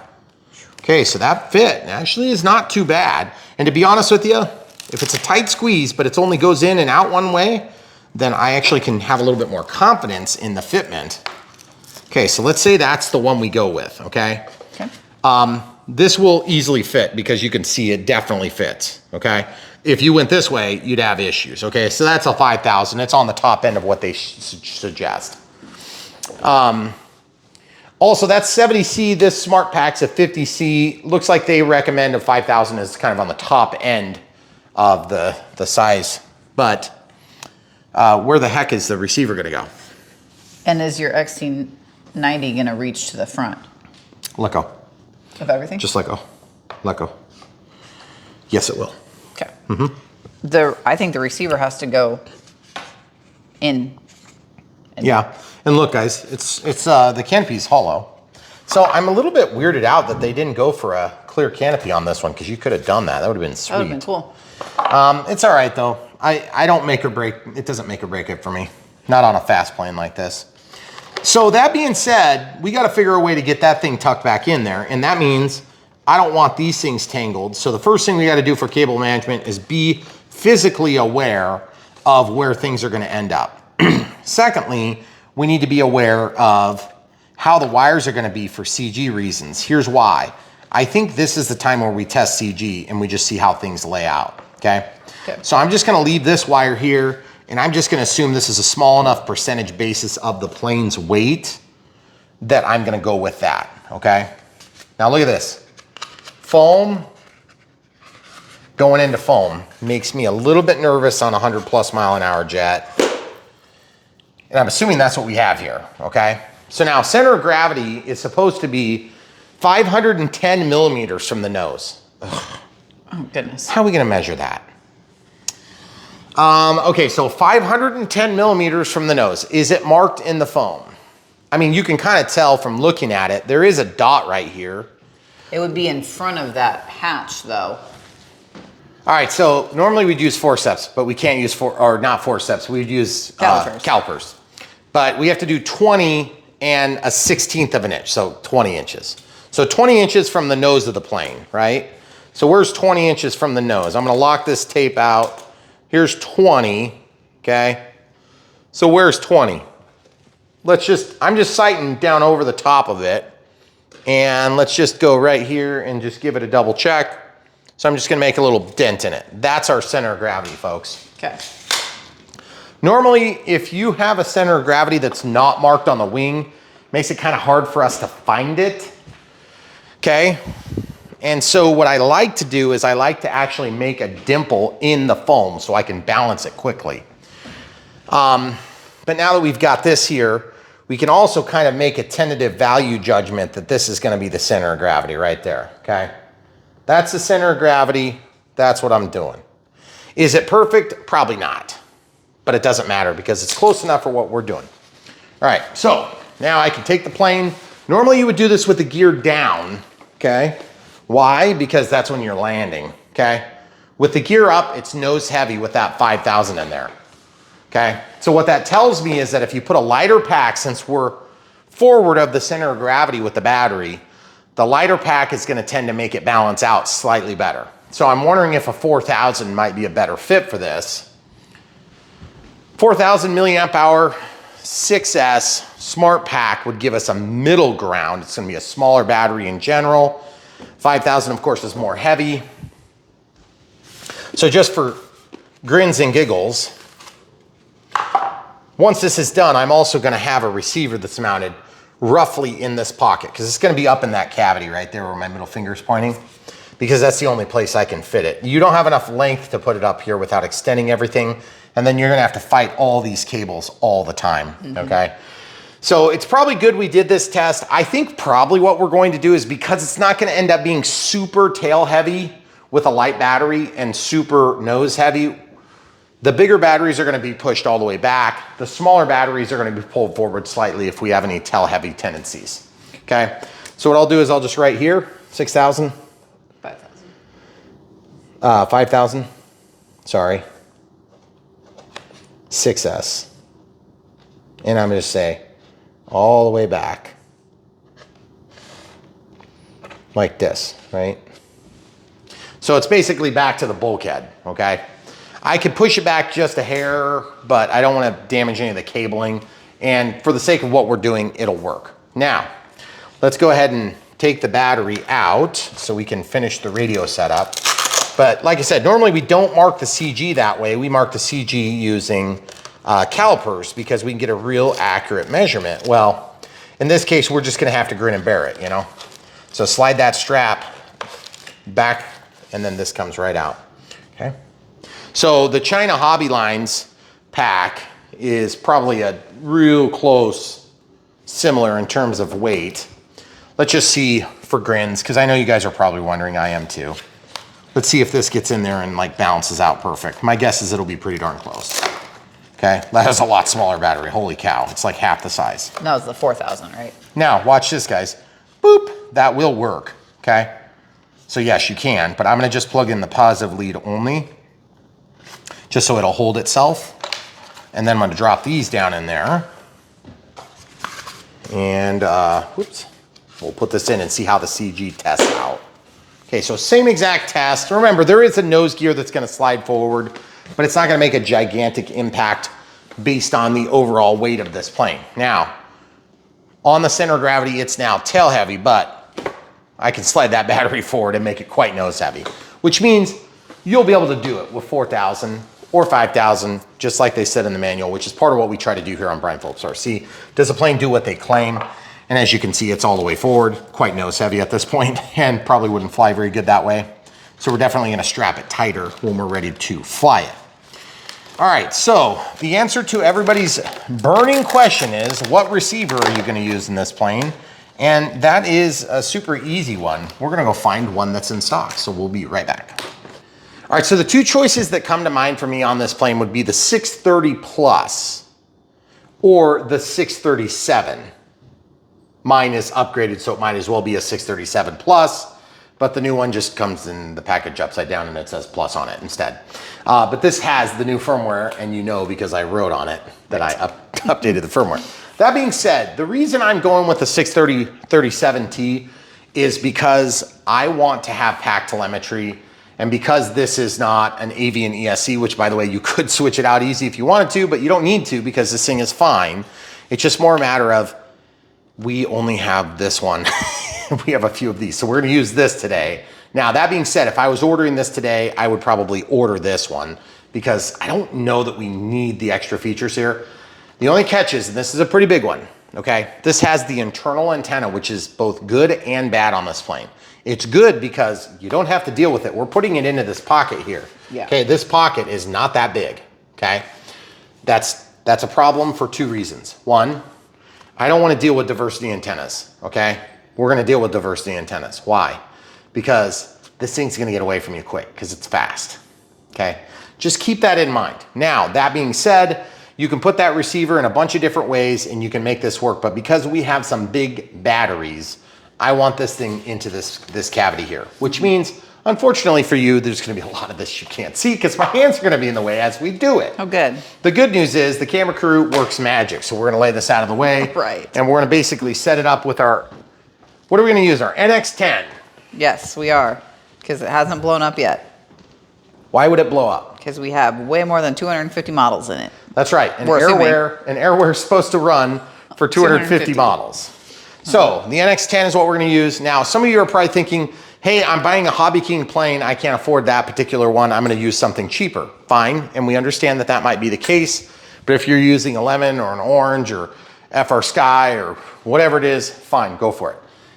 But the radio setup we do is the radio setup that we would prefer because we like the feature set of AS3X Plus and it makes the planes fly phenomenal, okay?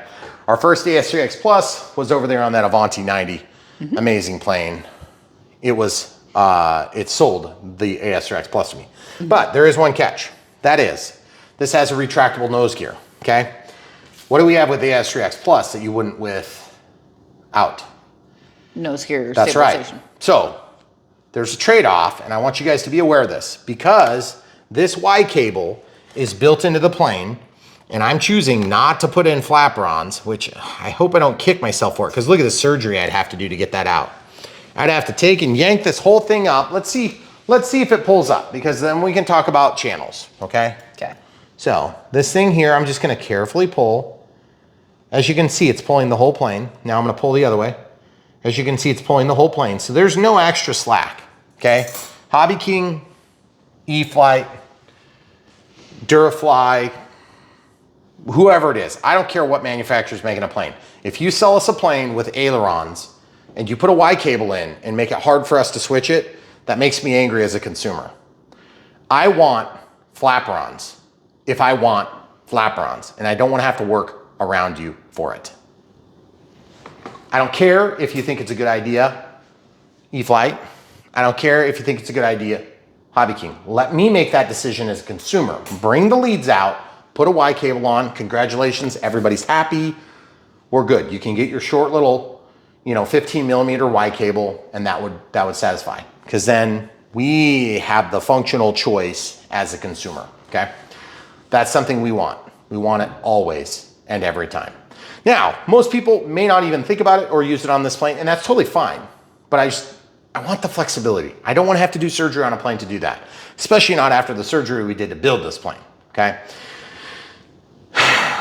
That all being said, if a guy wanted to, it would not be that hard to take off this wing, pull out the wire, slide a new wire through, and then you could run this servo and then use the Y cable that's already in on the other wing, whichever other wing is.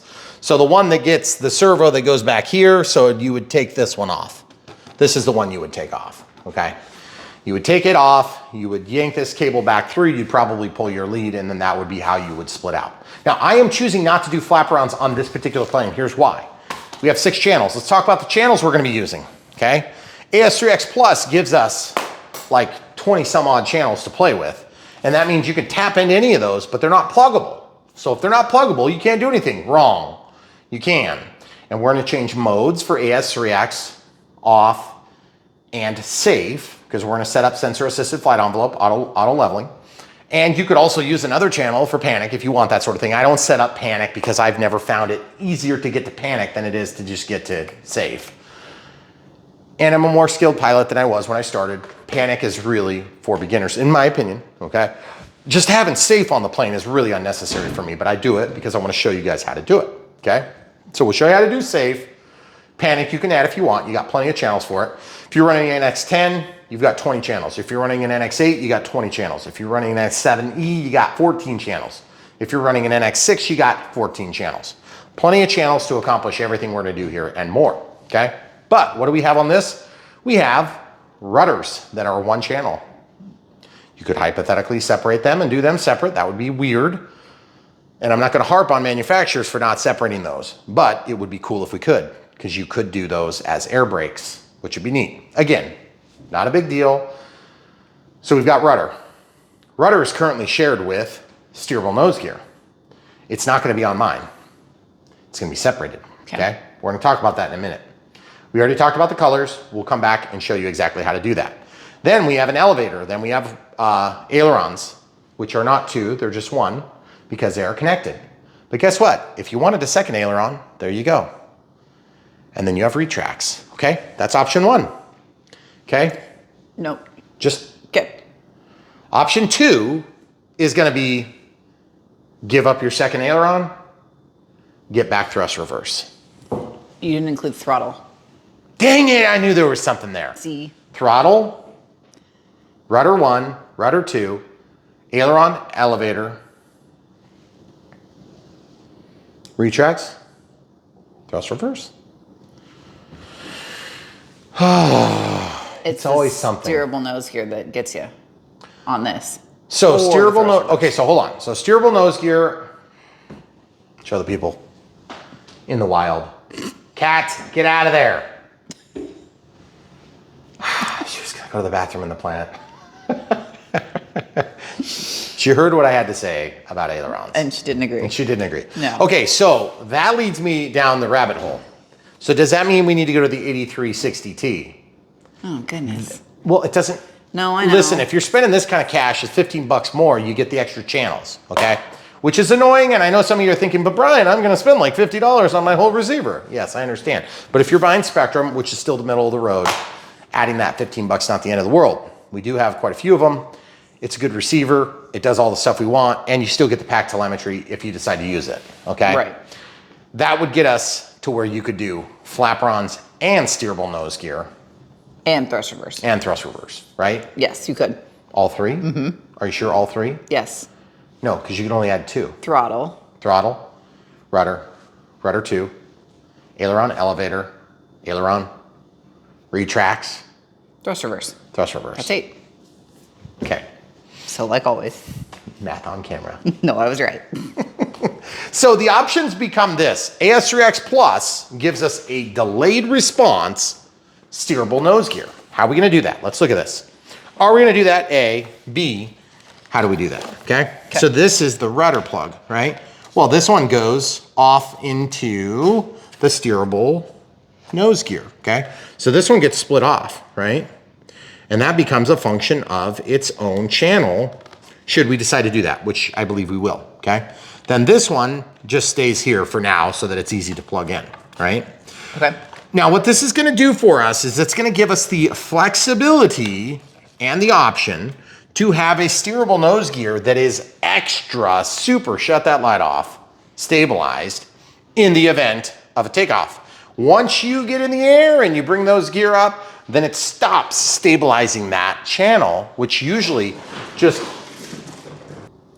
So because we're stabilizing the nose gear, we can stop stabilizing it, and then it doesn't stabilize in the pocket. A lot of times that leads to damage because things don't quite line up right and you get weird at ease. Also, it wastes a ton of energy because it's constantly stabilizing this at a higher rate than your rudders while you're in the air flying, and it's like tucked away in a pocket, okay? So that's one additional feature that's beautiful on AS3X Plus that you're not gonna get on just regular AS3X, okay? But because we need that extra channel, we have to now make a decision if we wanna go with an AR8360T, which I'm guessing you're either gonna go with an AR630 or you're gonna go with the 8360T so you can get all these features. And I'm guessing that if you spend that extra cash, you're probably gonna wanna set up flaperons because the flaperons will improve your flight envelope on this plane. Now, is it gonna be necessary? Admittedly, I don't know. Usually when I have a 6S power system and I have thrust reverse, I have plenty of stopping power to get that thing slowed down on the deck, unless it likes to fly in at like 100 miles an hour and land. And then we just don't still have enough. That would be case in point. Super Scorpion likes to overshoot our runway still because we fly off a 275-foot long runway. It's tight and it's not very wide and you have to nail it. And that's the thing, is people just assume it's easy to land. It's not. That's why we struggle sometimes. But then I go to flight fields and there's gigantic and it's super easy. Avanti 90, that one slows down enough, but it's got bearing wheels. So it just rolls and rolls and rolls and rolls and rolls and rolls and rolls. Same thing with Super Scorpion. These wheels are not bearings. They have soft tires. They're just basically plastic on steel, okay? They'll probably slow down because they're gonna be inefficient compared to a bearing, okay? That all being understood, I don't think I need flaperons, but I'm still thinking I wanna split out the nose gear so we can teach people how to do it, right? Okay. So let's just count through this again. We have 6 to work with, okay? Throttle, retracts, steerable nose gear, regular rudders, elevator, and ailerons. And then there's no thrust reverse. Thrust reverse. So the thrust reverse is probably worth it for me. Yeah, on our runway. Because it's short. Yeah. Okay, so we'll be back. So like I said, we're gonna use the 8360T. And as you can see, the only thing different about this is the body is just wider by the 2 plugs worth and still has the cable that we can use to tap the battery line so we can have pack telemetry. Okay, so pretty much you don't lose any features. It's just a little bit bigger, and this is a tight application as it is. So that being said, how do we normally do this? Normally we set up a profile so that we can figure out where to land all the cables. The camera crew and I, off camera, we're talking about the flaperons. And every time I push hard to do flaperons on a plane, I feel like it doesn't matter. Like it ends up being one of those planes where it just doesn't matter. Right. Because you don't need it. It doesn't fly that way. You don't care about the slower flight characteristics. And so I always find myself kicking myself for doing it. However, this is a sport plane, and sometimes I know that sport planes tend to really like to have a wider flight envelope when you're like me, because I want to go slow. So if you want to do it, I'm just telling you right now, you're going to probably have to do it on your own. It's not that hard. Camera crew, she doesn't want to do it, I think. So it's her fault. She definitely doesn't want to. Because I just glued all this crap down. And so now that you've watched my video, you'll know that. Now the other thing is you could also just like do it the lazy way. This can be peeled off right now and re-glued, by the way. Couldn't it? That part could. It's all the wires in there that I'm concerned what about. Now? The wires that are in there? Is this when you just like start something accidentally so that you have to? I'm just investigating. It's just investigative research. Yeah, no, I know how that ends. Watch this. Oh, so the screws are up here. No, I mean this is where the elevator servo is. So we don't want to mess with that one. So we can leave the Y cable to do that side. If you were gonna put flaperons on, this is how you could possibly do it. Okay, first of all, it would be better to like have the flaperons wired from the factory. I just don't think I can physically reach this cable here. Because if I could reach the cable, I could just jank it out But it's gonna have to go all the way through that channel of glued wire now, right? I don't know. That's what I'm genuinely am not sure. So I'm afraid you know, like what do we do on this channel? We give people help start to finish. You do it the hardest way possible. Yeah, pretty much. Okay, so this is not supposed to be glued, but I'm guessing we probably got a little bit of glue going on here because it's not one to slide out very good. Okay. So there you go. So now it's out, right? So suppose you wanted to use this cable. Obviously, there's a lot of extra cable right there, correct? Mm-hmm. Okay. So let's just undo this one. Okay, so this one's disconnected. All right, so we can set that aside. Now, let's just put it back up on the plane stand. So guys, remember, this is a radio setup part. So the build, you already know how to build it. If you're just doing a regular 630, you're already set, okay? But you're gonna lose thrust reverse and flaperons, unless you wanna give up the steerable nose gear feature, which to be honest with you, it can be a big deal on a plane like this. It makes you look like $1 million as a pilot when that thing goes straight as an arrow on the ground, I think. It feels good too, okay? All right, so this wire obviously goes in to the pocket. Our pocket looks perfect because we colored it with a marker. It's obviously the mark of success. Okay, so this peels off. It's super easy and should be easy to put back down, so we'll just lay that out of the way. And now you can see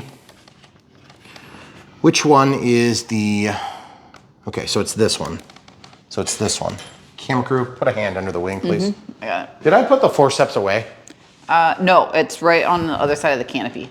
It's on the other side of the canopy. Between the canopy and the receiver. Oh, yep, thanks. Covered up by the receiver package. Thank you. Okay, so it's this wire here, okay? Well, hold on, is it? You plugged in. Just hold on.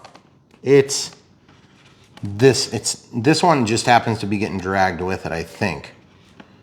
Okay, so let's pull these out so that we can see which one's which.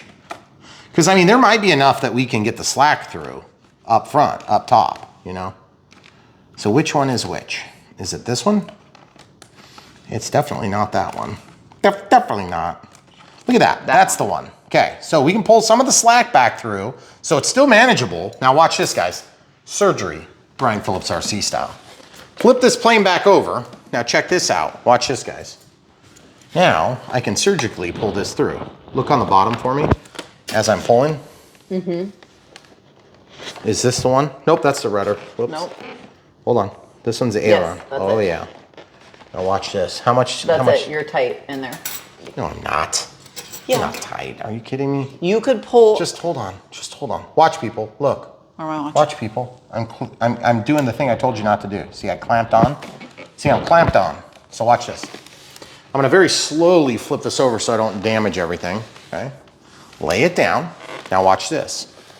Watch this. Now, I can say, what the heck? Hold on, which one am I pulling? Not the blue, the singular wire by itself. Okay. Yep, so that's this one, guys. That's the one that goes to the aileron, no doubt about it. Blue is the retract. Okay, so I've got that pulled like tight now-ish. I don't think I can give any more, so now I can just tuck this stuff back down. I don't want to have to add an extension cord. There's no reason that we should have to, folks. This should be fine. I think we can get this done. I think we can do it. We might be able to, it might be better than we might be able to do surgery Brian Phillips RC style. Okay. Oh yeah, let's see if this works. Oh, perfect. When that flies off at 100 miles an hour, that'll be great. I'm gonna be super happy about this. Okay, so then let's flip it back over very carefully so we don't like damage something, ding it up as we're doing it. Now let's look at our cable. Let's look at our cable. What do we have here? We have a cable that is now coming through like that, right? So how much cable do we need to actually accomplish our goal? That's a good question. I think what we need is we probably need to have enough cable that I can cut them and separate them, right?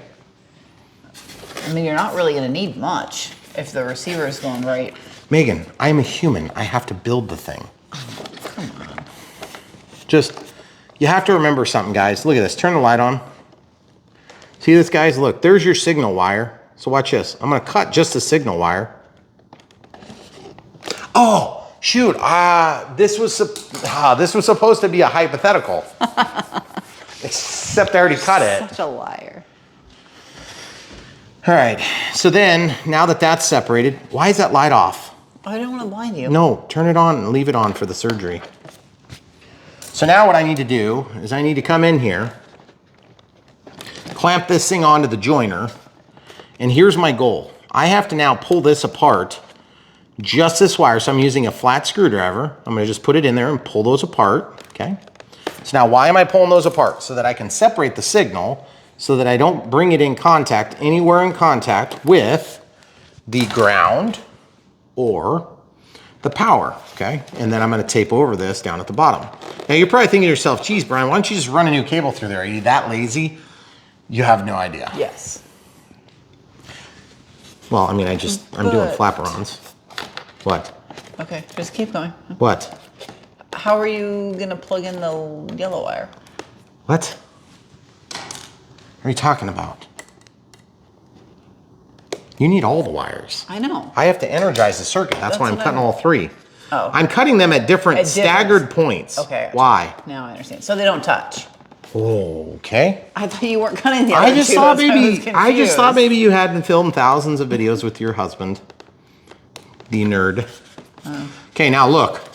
Even if I wanted to, it would be tough to make those all touch. Right. Now, okay? They're obviously not live right now, so I'm not worried about it right now. But what I can do now is, since that thing is down there in that pocket, I have to. You have to build an end in there too now. Don't you worry about that now. I am worried about it. Well, I have to film it. oh, I told the people already. I warned them. It's their own fault for watching. That is true. It is their fault for watching. Okay, so you see this? Look. Now those wires, I do need to keep protected from shorting out against other stuff. So I'm gonna do a super, super strong connection protection thing here. As you can see, I'm gonna go ahead and take this super huge piece of electrical tape and I'm gonna put it on one of the wires. Is gonna pull back toward us, okay? See, because now we effectively have two separate wires, okay? We have one wire and we have another wire, right? And right. Yep, if you guys think this doesn't look like a pain in the butt, you're not watching the same video we're filming. This is a gigantic pain in the butt. Why is it so hard to just give me a freaking access to the thing? I just don't get it.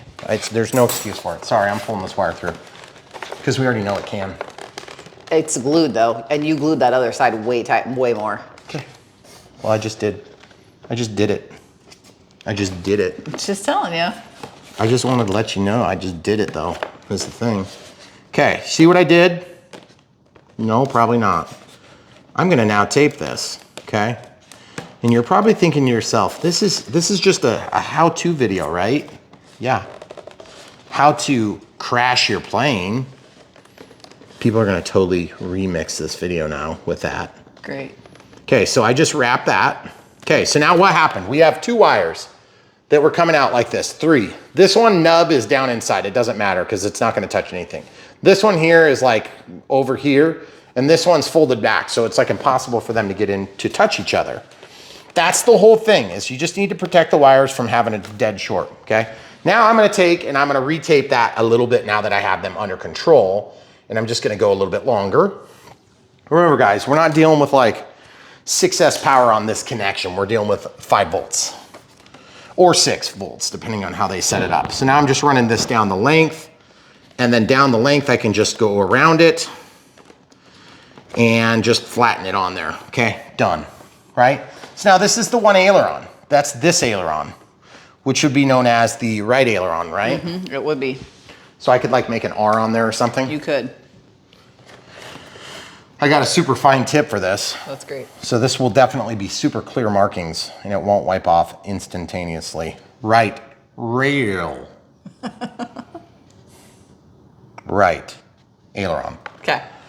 Okay, so now the other one, as the camera crew may have noticed,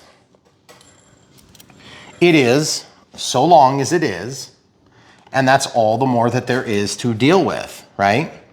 But I need to build an end on this now So there's two functional options that I have. Now I'm gonna grab this very carefully. I'm gonna see if I can get lucky enough to clamp it, so I gotta go way out here to the end. But you see, this is one of the few times where the bent tip is not as good because it's using up some of my clearances, so I have to get my straight tips. Why are we concerned about building an end on this connector, camera crew? Well, why are we concerned about it, besides that it's gonna be a giant pain in the butt? No, why are we doing it? Well, we're doing it because you have to plug in the left aileron. Oh, yeah, that's right. For flapperons, right?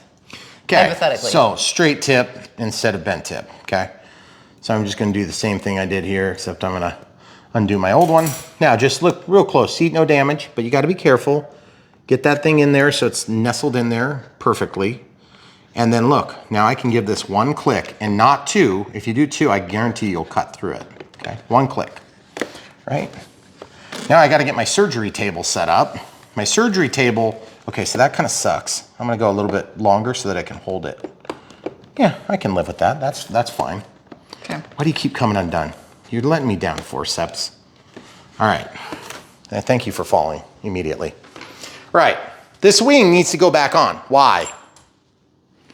Because it's driving me nuts that this thing won't balance. Oh. It's driving me nuts. I can't have it falling.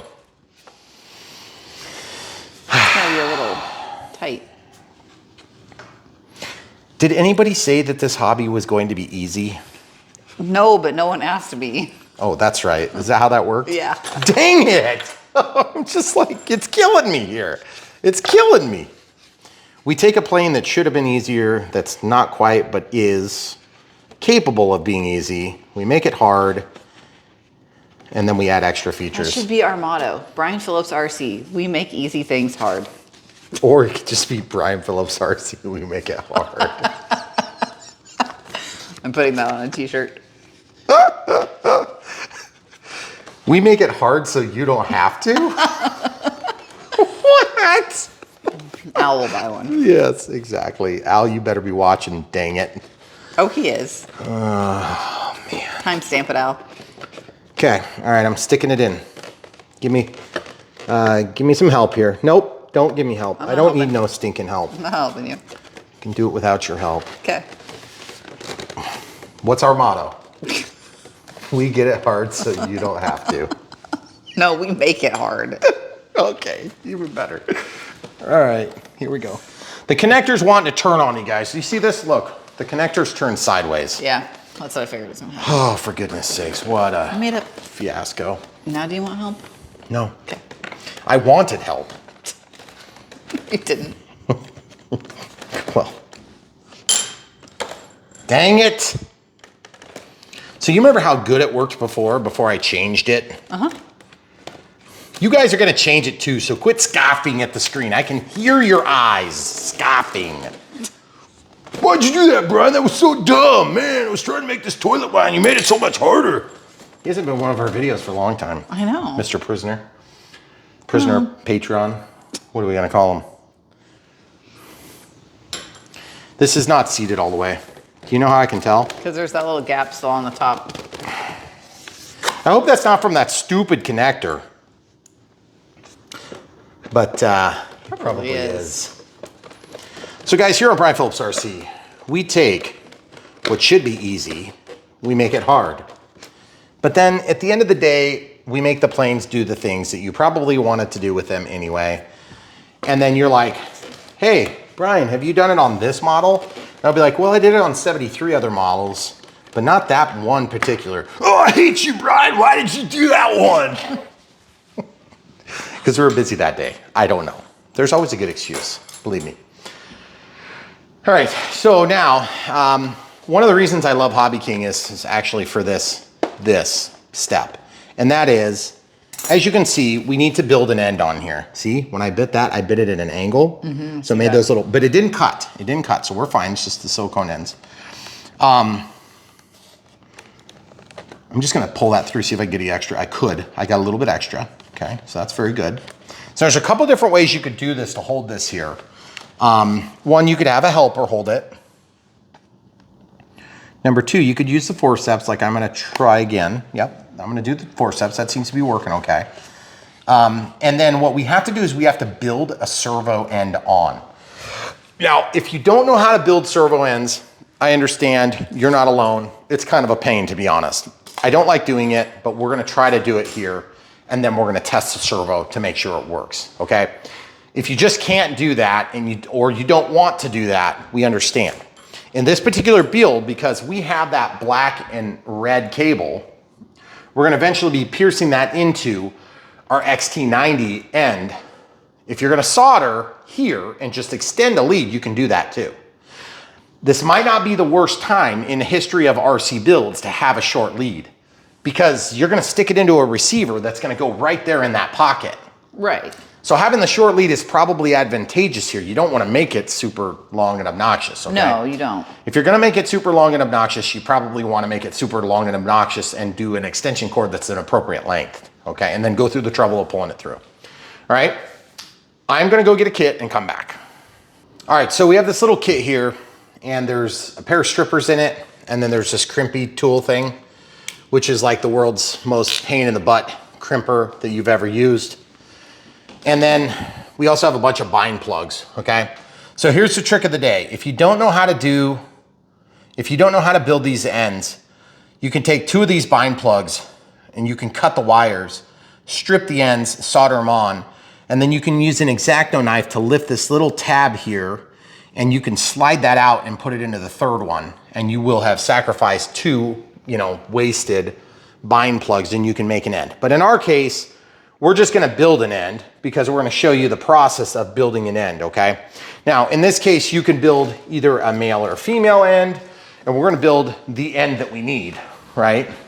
So in order to build the end that we need, we obviously know we're gonna be going into a receiver, so we just need to mimic whatever this is, okay? So I think this is technically a female end, even though it's got a male body. It's a female socket for the connector. Yep. So in order to do that, we're gonna use one of these sets of these, and we're gonna actually build those onto the wires, okay? Now these things this is the part that's a real pain in the neck, is putting these things on is a nightmare. Now, if you're building ends like this on a consistent basis and you do it a lot, you might get a lot better at it. But I'm gonna tell you this, I build a lot of connectors professionally, and so I am pretty good at this stuff, and I still suck at this, okay? It is hard to build these, okay? Now, if in any doubt that you have the right style, my suggestion is literally take your receiver, okay? Pull it out of the package, okay? Get this thing to the point where you can, quite literally, yes, we have updated the firmware on this. This is not a plus, but it's a plus now in terms of the firmware. Get this to the point where you can quite literally take this and just on one of the connectors, make sure that it's gonna slide on and purchase. Okay, so plug it in. Is it gonna go? Yes, it is, okay? So it's definitely on there and it definitely went, okay? Now, if in any doubt, get the right one, right? So we can, now that we know that that's the correct size, there's 2 things that you can do. You can either make all these the same length or you can make them not the same length. If you make them not the same length, it can sometimes lead to a little bit sloppier install, but the thing that's nice about not shortening them is that you might have a better probability of success, meaning there's a lower chance of failure. Okay, so what you gotta do is you gotta have these things up here where you can get to them, okay? And that's easier said than done when they wanna move and fall off all the time. So what I'm probably gonna do is I'm gonna use a small piece of tape. And yes, you're probably thinking to yourself, but Brian, that surface is painted and you're gonna tape a wire on there? Yes. I'm gonna tape it to the inside here where it doesn't matter.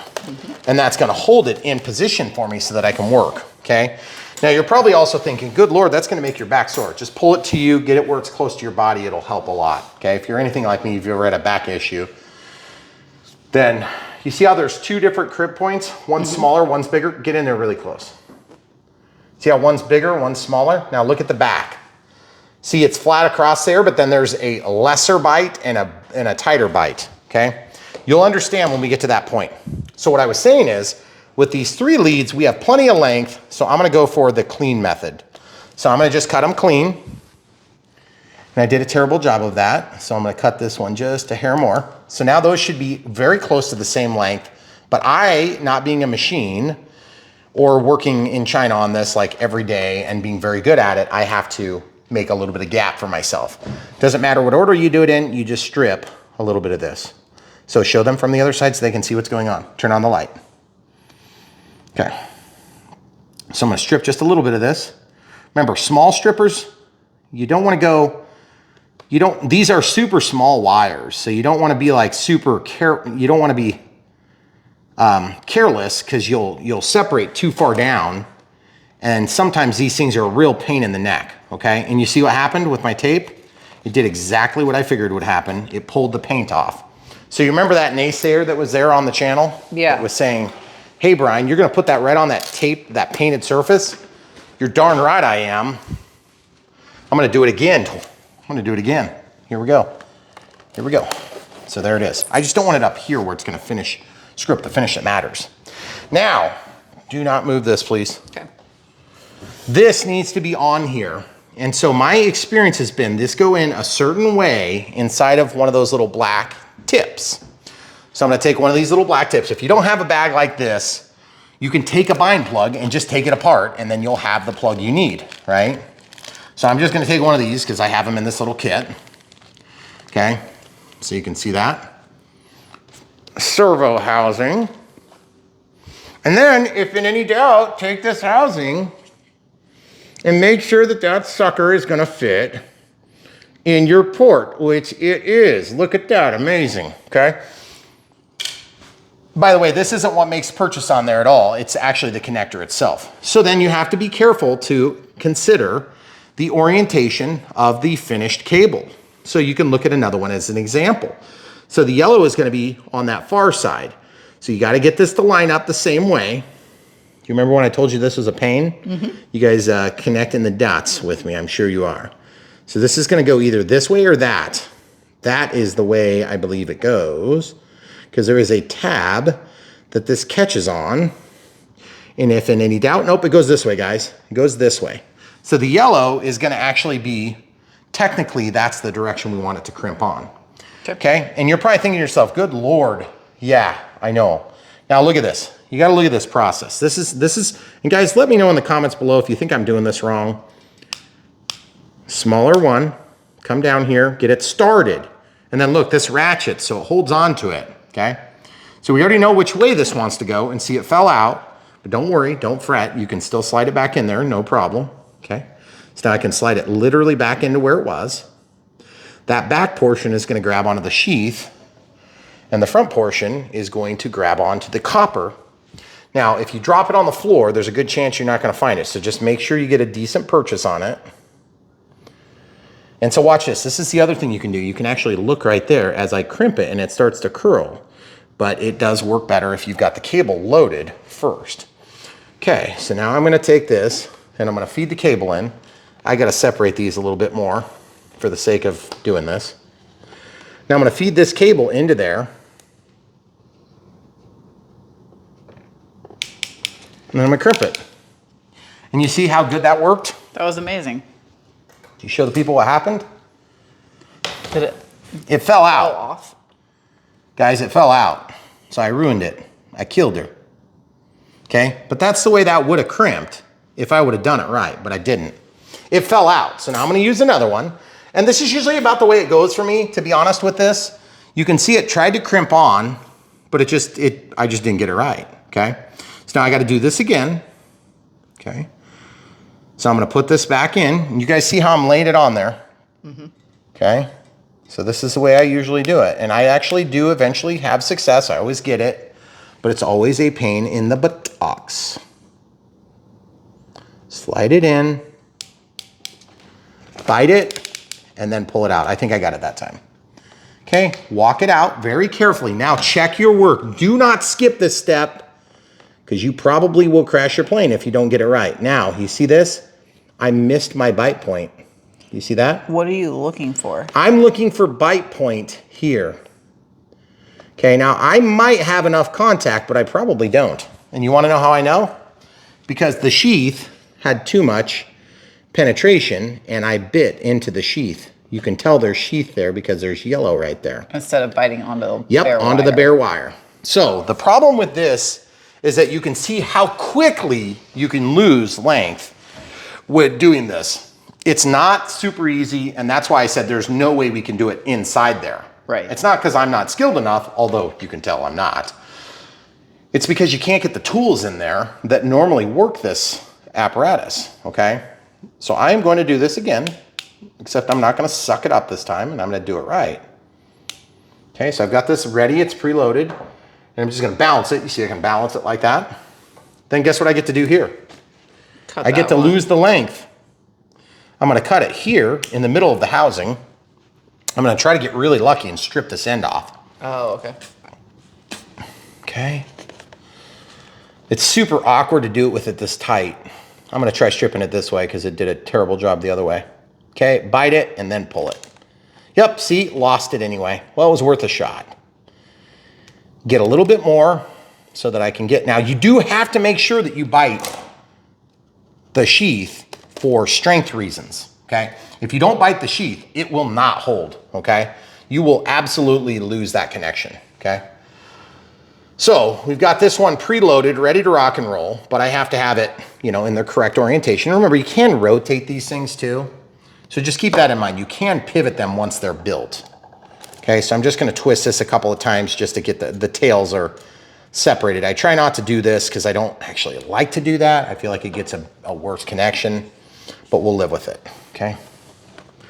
Camera crew, you're blinding me. You gotta go the other way or something. So then I got to go into this just a little bit, and it's not feeling like it's going to go. So what I have to do now is I have to get another one. And this, I'd be lying if I said this isn't the way this always goes, because it's pretty much usually about the way it goes. So camera crew is over there rolling her eyes like she could do better. Put your hand out, No. Are these all garbage? They're garbage. Okay. So guys, out of all the crazy, stupid things that I do, this is one of the things that I really, really don't like to do. And so I struggle to build these connectors. And so I just try not to do it. But I gotta caution you guys, in this hobby, there's a lot of different things. Now I'm gonna show you the other way I've done it and found success sometimes. I will take this end and I will lay it in here so that the copper is presented exactly where it needs to be. And then I kind of do a quick little half crimp. And if you can do that enough to hold it, then you can get lucky. But the trouble is, I've found it to be quite difficult to even do this step, okay? So if you do that, then sometimes it'll hold for you, and then you can load it into the mechanism here. And it will sometimes give you the time of day. But you see, like that time, it just slipped right off. So like I said, I usually end up just coming full circle back to just getting it right the first time and just getting lucky, okay? Now here's the scary part. Once you do this, you have to actually do it twice, okay? I'm gonna try loading this the other way because I think I might be loading it backward. Do you guys see how I put that on the other direction now? I think I might, might be what I was doing wrong, okay? So now I'm gonna load this in, get it to hold. Now my wire is fighting me, so I gotta kind of pull the wires together. Come on, get in there, get in there. There it is, okay. Got it. Oh man, that was so much easier. That's probably what I was doing wrong. And did I bite it at the right part? Yes, I think I did. Now, the other thing is that little tail doesn't bother me so long as I can get it to go into the connector, okay? Okay. Because that's only gonna help to reinforce the connection, okay? So we got a good solid connection. I'm fine with it. It's terrible, the process is not fun, but what are you gonna do? I mean, it's not like this is a hobby or something, right? You're gonna do not flapperons. Why do you keep walking away from me? I'm just trying to throw that in the garbage can. So now that we've done that one, I have to do the other two. Now, I'm debating about just like leaving you guys out of this so I can say lots of bad words about this, magic words. But I think I owe it to the audience to show you that it's not maybe as bad as when I made it look there. We'll do another one and see if it was because you had it upside down. It was probably because I put it in there backward. Now I feel like a moron. But, I mean, that's why I said, oh, we have to build a connector. Because it is just, if you didn't do this every day. I also brought these in from another kit. But I know these ones better, so I can strip them easier, okay? These ones are really good strippers, but they're just like really sharp, like almost too sharp. Usually sharpness is a good thing when it comes to this type of connector building apparatus. Okay, so sliding this wire in. Come on, get in there. Okay, got it. Oh, yes. See what I'm talking about, guys? Once you do it once, it starts kind of being maybe slightly easier. And it's like, it's 5% easier on the second one. And then by the time you're done with like the 13th one, you're like, oh, that wasn't so bad. What was I complaining about? And then you go back and watch the video and you're like, oh, that's what I was complaining about. Okay, so I'm just shortening that. Then I'm gonna come back here and strip. And just so you know, that's not a ton of cable. I would call it, you know, about 5 or 6 millimeters. If you're into that sort of measurement system. What? So I'm gonna show you how I'm loading this time. This is a different way. I'm gonna hold the tip. I'm gonna hold the tip and I'm gonna put it in on your side. Okay, so you see it says AUG 24 through 30. I'm gonna slide this in and I'm gonna just get that in there and just get it to where it engages. Then this holds it for me. Then I can take this, being the last one, and I can now lead this. Can you go to the other side so they can see from the left shoulder? Turn on the light, please. Then you'll be not fighting against me, but you'll be working with me. Gosh, dang it. Why are you holding it up high? Because your hand is 100% in the way. Okay.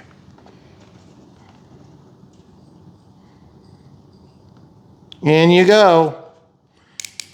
There it is. Okay. So now we inspect our work. Oh yeah, look where the sheath ends. It's held on perfectly. It goes all the way up in that business. Now we have to build the actual connector part, which is super easy. So, okay, real quick. Tools, put them away. As soon as you're done, that's what you're supposed to do. Because you'll never know where they are if you don't know where they are. Okay, come back around, camera crew. I told you it was easy.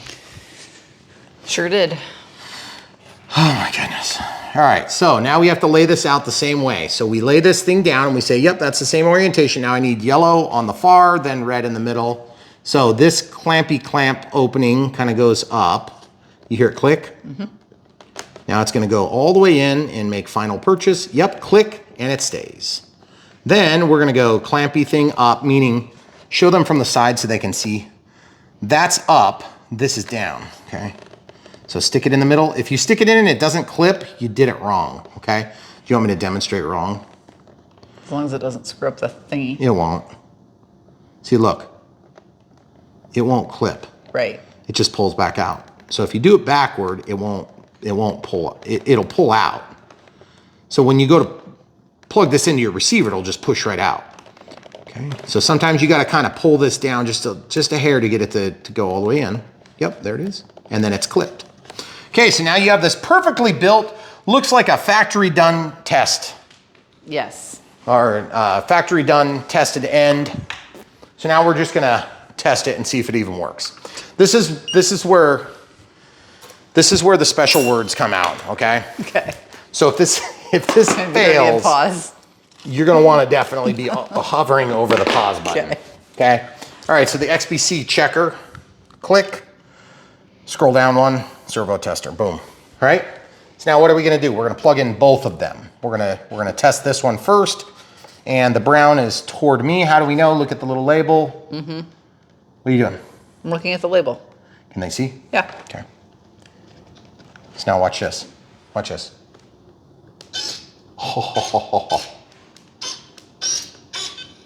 Sweep. Sweep. Sweep. Sweep.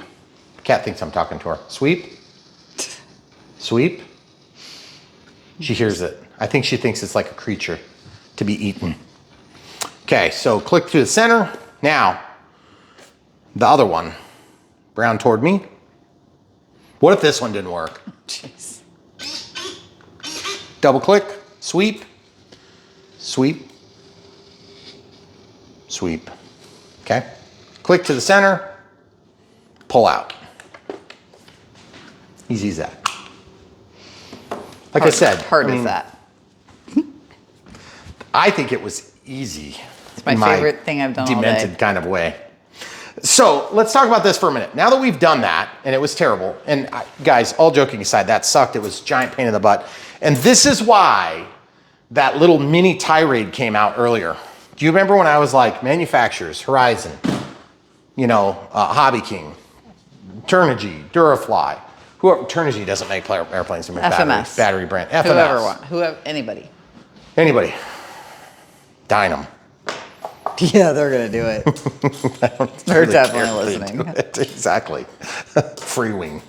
Yeah, we don't have to worry about that one. At the end of the day, if you're gonna sell us a plane that only has ailerons and no inboard flaps, I understand that that is a very reasonable thing to do. Separate the freaking leads. Okay, thanks. By the way, if you're watching this video and you're still watching it, thanks for watching this long form video. That's what we do on Brian Phillips RC. This is gonna be the battery lead, okay? We appreciate you being here. We don't just make short content, we make short content out of long content. It's so long, we could make like 1,000 shorts. See, we make it hard. So you don't have to. Okay. People usually charge for that, don't they? So we're just gonna do this, okay? Now you guys don't have to pay for it, but if you wanna pay for it, you can support us on Patreon. PayPal for one-time donations. Also YouTube super thanks, one-time donations, YouTube members, and Patreon membership. All that stuff is always encouraged and allowed and all that good jazz. But at the end of the day, we'd rather you just buy awesome planes, receivers, transmitters, batteries, and things that we recommend on this channel. That helps to keep the RC ecosystem going because I am obsessively, relentlessly at your service, making it hard so you don't have to. That's a good one. It is. All right, so you see what I'm doing? I'm just twisting. Now I've just got this, I just occasionally pull this out. Again, this would be like one of those things that'd be really cool if they just did it in the machine at the factory. It took them 30 seconds for like every 5,000 of them. Do they assume that most people are gonna cut it? Yeah, that's short? that could be what's going on. I really don't know. I don't make excuses for manufacturers. I work in manufacturing and I see what happens. I see the nuances that these OEMs expect, and sometimes they're pretty ridiculous. You know, like if General Motors has you making a part for a door handle and they say, we need it to be 1 millimeter wider on this hole or we're gonna cancel and not pay you for the last $750,000 worth of orders. You're like, oh yeah, okay, millimeter more? Yeah, we'll do that. Yeah. Oh yeah, and send all those other ones back, we'll fix them too. This is how it works in the real world. Not so much in RC, but the rest of the world. Okay, all right, here we go. All right, so here we go. I wanna just get this pulled apart a little bit so we don't have problems with that later. This is what we're working on next. We're gonna pull the pants down. Oh, jeez. All sorts of t-shirts. See this? Today. Watch this. Pop the pants. You gotta get these pants off, okay? It's hard to do on a 90, okay, XC90. So I'm trying to hold here and hold here without breaking this. I don't understand this, guys. I'm just gonna say this right now. Hobby King sells these connectors. They're very high quality. These ones are cheap. I don't understand that. Why are they not the same good ones that I buy? You see what I'm talking about? Like, what the frick? Okay, here's what I'm gonna do. I know this seems somewhat counterintuitive, but I'm gonna like intentionally plug this in now so that I have some support. I'm trying to pull the pants down, guys. You know, how am I supposed to do my job if I pull the pants down? Come on now. Woo! Okay. Yeah. The ESC is like freaking out because I don't have a receiver. Okay. All right, I'll come back to you. I'm gonna come back to you with a screwdriver. If you need a screwdriver to pull your pants down, you've done it wrong. You're doing it wrong. So, see this? I need to press into this tabby tab. And then I gotta try to get that simultaneously to go back. and it just does not want to go back. What the heck? Have you guys ever pulled your pants down and had this much trouble? Leave it in the comments below. I want to know your stories about when your pants came off and it was very hard. Jeez.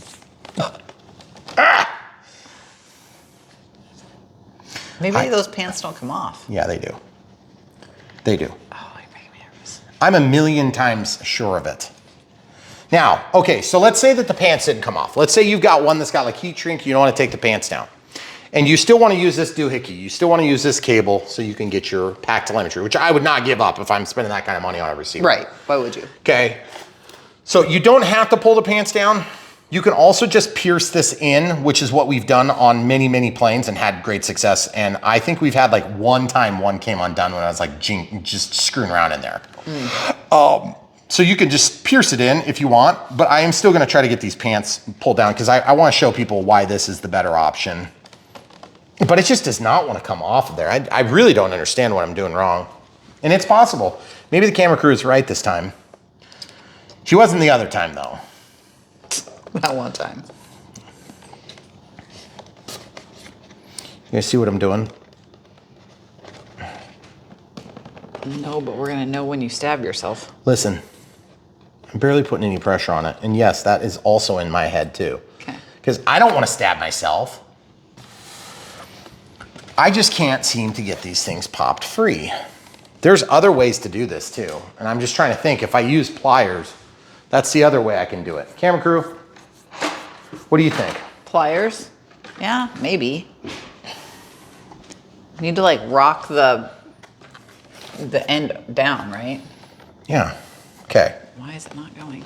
I don't know, it just doesn't want to pop free. And all we're trying to do is break this off so we can get to where the solder joint is, okay? Yeah. So, but there are times that you just have to admit defeat. I just don't know if this is the one, hun. We've already been so hard-headed in this video. I know, I just want you to break the connector. Listen, I don't want me to break this connector either. Are you sure? Do you have to pop all those little tabs? Yeah? Did you do that? How would you do that exactly? I don't know. That's just for me to ask the You act question. like I've done this so many times. I've done it like 4 times. Like 4 times in my life. Non-expert pant taker offer. Oh. Oh, look. See, it's one open for me. Yeah, but it's not like releasing. Here, how about this? Take that screwdriver, Oh, goodness. stick it in the opening for me. Right there, that opening. When you see that opening come open, just put it in there sideways. Okay, thank you. Okay, now guys, you see what I just did? They might not have. I'm sorry if they didn't see it. Goodness gracious. What do they say? If you didn't see it happen, what is it they say? If you didn't see it happen, it didn't happen. So guys, take my word for it. The camera crew definitely was trying to help me pull my pants down on camera. Oh, gosh. I don't think it's gonna go. It's gonna go. It's gonna go. It's gonna go. I just don't know how to get this stupid thing to release. And I'm afraid, like you said, we might win the battle, but then lose the war. AKA, we stab myself and then have to go to the hospital again. Ugh. Okay, look. See this, guys? Look. I'm in. And I don't understand why it doesn't want to pop free. It's like, geez. I've done this a million times, guys. When I say a million, I mean 4. I thought you said 4. Well, I just don't want to talk about how many times I've done it on camera. It's awkward. I honestly don't understand why it's not coming down. It almost feels to me like it's a different style of connector than I'm used to, and I'm afraid I may end up breaking it. But okay, so here's what we're gonna do. We're gonna pause because I need to let out some magic words. Okay, new technique. We're gonna hang on to the pants portion, and we're just gonna try to rock this back. And you can see it's like giving me a lot better mechanical advantage now.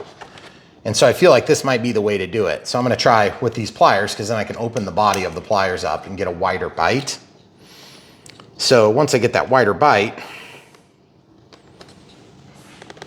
oh goodness gracious, it just acts like it doesn't want to release. And I know for a fact these things go in 2 pieces. That's how you do it. There, it looks like it's coming more. Does it? Like, yeah, it's staying open Okay. on this side now. Okay, there it goes, there it goes. I felt the 3rd pop. Oh, good Lord. Gracious. That was ridiculous, guys. This is what I'm talking about. If you have a spirit of quitting easily, this hobby is probably not your hobby. I mean, I'm serious, because you got to be pretty hard-headed to do this stuff. Yeah, I would. All right, now that we have established that I am definitely hard-headed, let's look at this. That's what I wanted to do. And now you're like, oh, that's what you were talking about? Oh, yeah, yeah, all you had to do is just grab a pair of pliers. So I'm just going to feed this wire in here, okay? And just feed it through. Nothing special involved, okay? And then this black wire, we'll just feed that through, okay? Nothing special involved. Now, there's 2 different ways that you can do this that I have done in the past. The best way, obviously, would be to like solder that, okay? Now, I'm not gonna solder it because why would we go through that much work? It would take 30 seconds. Instead, I'm gonna take and strip a little bit more of this. You know, let's call it a 1/4 inch or so. And then let's call this another, you know, 1/4 inch or so. And then what I'm gonna do is, remember, these are not carrying the load of the EDF, it's just going to be carrying the signal. It's like a little, you know, like a digital multimeter lead. Okay, so those things are rated for usually like 600 volts, but it's very low current. So there's not that much power that's being drawn through the cable. Remember, the load determines the amount of power that goes through the cable, not the source, okay? The source is the source. The load is the load. The cable is the thing it goes through. If you don't have a load and you have a lot of power here and there's nothing connected to it, it just sits there. It doesn't go through. The electrons don't flow. Camera crew's looking at me like I don't know what I'm talking about. I know what you Look, know what watch we're this. talking about. See this? See that? Look at that. I just opened that up. It's kind of like really shockingly wide. Is that okay? It's fine. Is it good? Maybe. Okay, so I'm just gonna, oh, those pants. Those pants.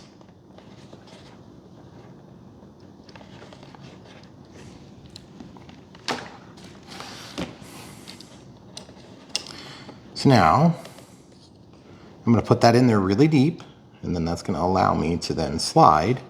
I have to straighten this cable out so that I can slide it in to the cavity that I've created. And you're thinking to yourself, but you just didn't want to solder that? Yes, that's true. Why? Because I'd have to go downstairs and get a soldering iron. That'd be a lot of work. It would be. But then I have to heat it up, and then I have to put it away, and I have to flux stuff, and you know, I've already pulled pants down. I'm not fluxing it too.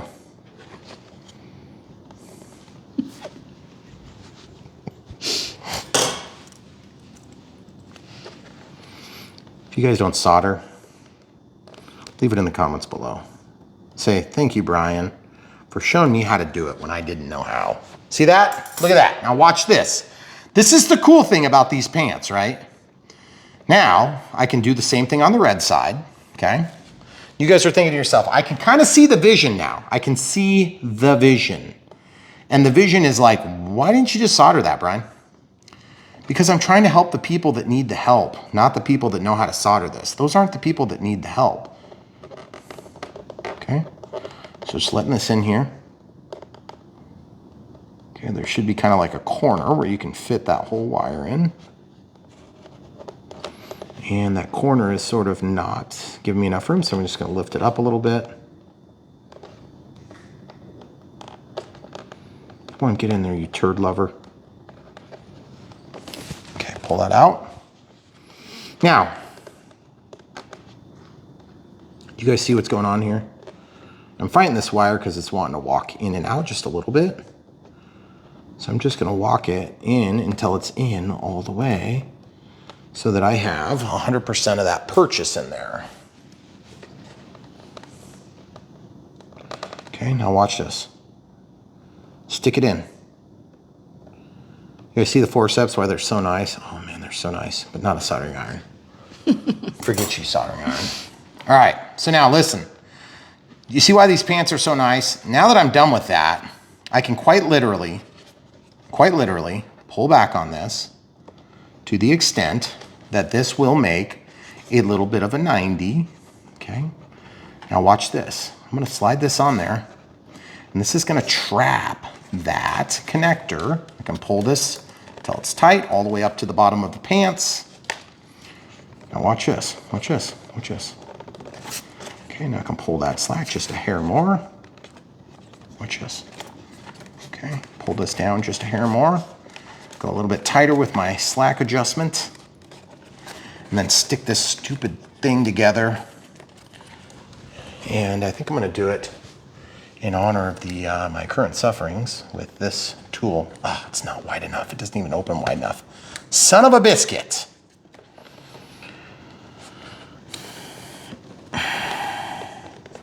I'm hoping that those wires will let me stuff this in here. But then the idea is now you've got a tap that can go into the receiver, okay? Mm-hmm.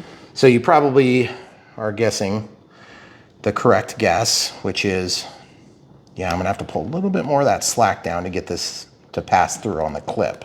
Yep, that's what I'm doing.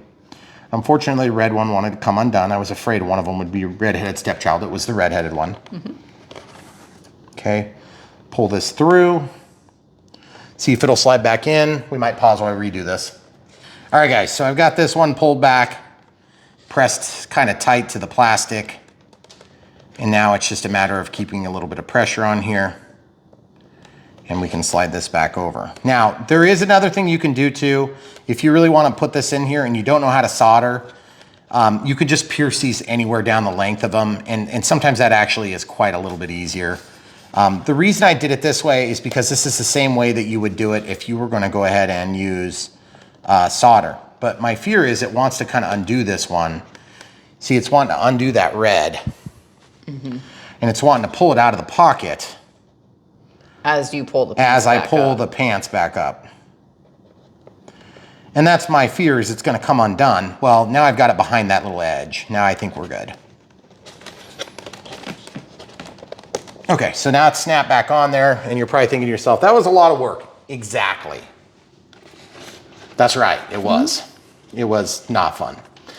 And so that's the thing, guys. If you want telemetry, this is kind of like what you have to deal with once in a while. It's not always quite this much of a pain in the butt, but sometimes it is this much of a pain in the butt, okay? So now what do I do once I get that done? Even though it's all tidied up under the pants there, I usually take a piece of electrical tape or a singular zip tie or some such thing. In this case, I'm gonna use a little bit of electrical tape. I'm gonna take just a small chunk of it. Doesn't matter which lead you wrap it on, but you just want to wrap it on one of the two so that it relieves the potential strain and you know, movement as you're loading and unloading the battery, just so that it doesn't get pulled out by the normal wear and tear of running your plane, okay? So now the other thing is, I'm just gonna show you this real quick. Yeah, see, that's pretty well secured now. And so there's a low probability that's gonna come undone. So this needs to go back into the receiver, so we should have all the wires ready to go into the receiver, but we don't have the receiver configured to the extent that we can actually tell where all the wires go. And so that's our next step, and this is an important step. This is a step where we actually set up the receiver and we build a profile, okay? Now, the profile on a Spectrum plane is gonna be dependent on the wing type, okay? This is kind of where the radio setup starts, okay? Even though we've been doing radio related things, this is really where you're gonna get the maximum help, okay? So, this is a receiver. We've decided where it's gonna go. We know where everything's gonna plug in, and we'll show you exactly that when we get ready to it. But we just don't know which ports are which yet, okay? So that means we have to turn on the transmitter. We're gonna let it fire up, and once it fires up, we're gonna hold the cancel and back buttons, which are over here. And that's gonna take us a shortcut into the system setup so we can do model select, okay? Cancel and back, add new model. We're gonna create an acro. Create. So once this creates, then we're gonna be able to go ahead and finish setting up the profile for this receiver, okay? All right, now keep in mind, I have so many models in here that I probably am close to having the system crash. If it does crash, we have an NX8 ready to go. And you're thinking to yourself, an NX8, you got a 10. Why would you do that? Because we don't need the extra channels and we don't use our sliders, okay? And I don't need Hall effects gimbals, so it doesn't really matter. So we're just gonna move back into an 8. All right, camera crew, do you have the angle you need? Yes. So model select we've already done. Model type we've already set, it's acro. Model name, we gotta do. 235, haha, that's because they don't know how to do math, because there's about 50 of them before that. So we're at like almost 300 models in here. You're not supposed to be able to do that many, by the way, in case you didn't know. So this is the Hobby King Flycat V2. So we're gonna type that in and come right back. All right, so we get the Hobby King Flycat 70 millimeters V2, okay?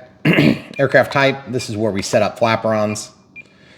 Okay, so flaperons, and the tail type, even though there's 2 tails, there's gonna be just a normal tail. Now, we don't need to worry about doing 2 tails so we can do the steerable nose gear separate. That's done in a different setting, okay? Then we can select an image from the standard file. There's probably that's, whoops. Oh, that might actually be pretty close. We'll do that. Flight mode setup, we are gonna set up switch 1 to switch D, or we're gonna assign switch 1 to D, okay? Then we're gonna do spoken flight mode. So this is what shows up on the screen. It's just a label, okay? So we're gonna type in AS3X here because that's what we want to be set on this setting. So AS3X, artificial 3-axis stabilization. Now, if you guys are used to using orange or some other, economy version of receiver, that's fine. AS3X, I forgot the S. So I'll just add it here. AS3X, very good. And then we'll make it say it by scrolling way down here, come right back. Okay, so AS3X mode here, boom. AS3X mode. Then this one's gonna be the off setting. So highlight that, cancel, cancel. So off, of course, is OFF. And remember, this is not actually a setting. This is just a label for a setting that we'll later attach to either the switch or the flight mode. In our case, we'll do the flight mode. And it doesn't necessarily have to be a flight mode, but it's just nice because the flight mode goes on the front screen. There we go. Sorry. Oh, dang it. There it is. AS3X mode, off. And then this one's going to be cancel. Highlight, cancel, cancel. This one's going to be safe, sensor assisted flight envelope, which is where we get our auto leveling. Again, these are just labels that make it easier for us to understand what's going on so we don't have to be distracted in flight trying to think about what setting we're in. And I can tell you this from experience, knowing what setting you're in makes a big difference. And especially as a beginner, take the time to learn how to do a few of these things. It pays dividends. Okay, hit back.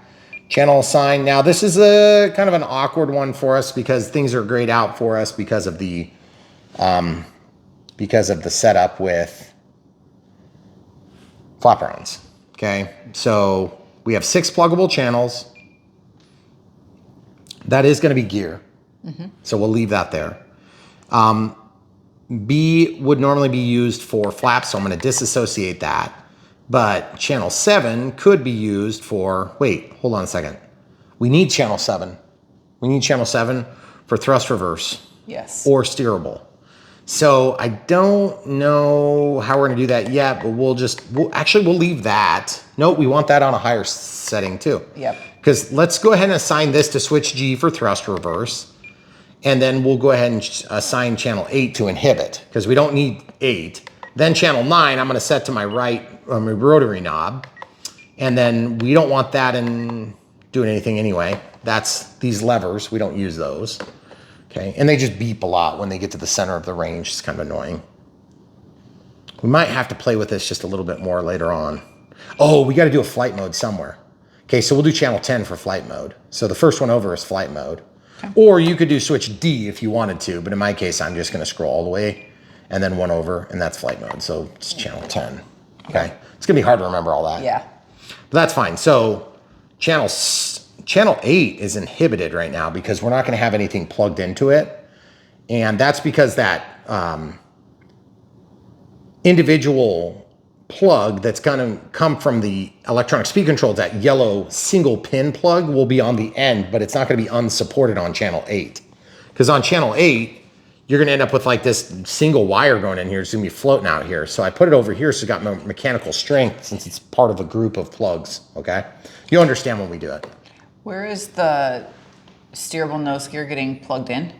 Probably 8. So that'll sandwich it on the end. Okay. So we'll do that on channel 8. I don't think we have to make an assignment here, but we might have to. Maybe we have to do aux something. Let's just do a high aux level. What would that normally be? Crap, I don't even know what it would be. It'd be 3, I think. Wait, there's no aux. Why would we? Oh yeah, we don't have to do that. I don't think we have to do that. We're just gonna inhibit it because there's gonna be something plugged into the channel 8. That's gonna be the steerable nose gear, right? I believe so. Yeah, okay, so we'll come back to that. Throttle high, throttle's down, throttle cuts on, but it's not on. Jeez, relax, radio. Okay, so now I'm gonna go down to throttle cut. I'm gonna turn that on with switch H. When I'm gonna look right here, I'm gonna see it says minus 100. It's on, it's working. Now when I turn it off, it's allowed to go up to 100% and down, okay? So that's on. Then I'm gonna set up dual rates and expo. This is just gonna all be associated to the same switch, switch F in this case. This is just what we do, 5, 10, and then 20.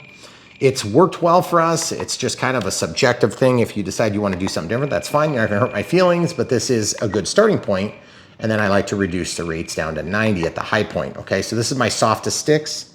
This is where I start, so it about doubles, then it about halves, okay? So you've got a middle ground to start with, double, middle ground, halve, okay?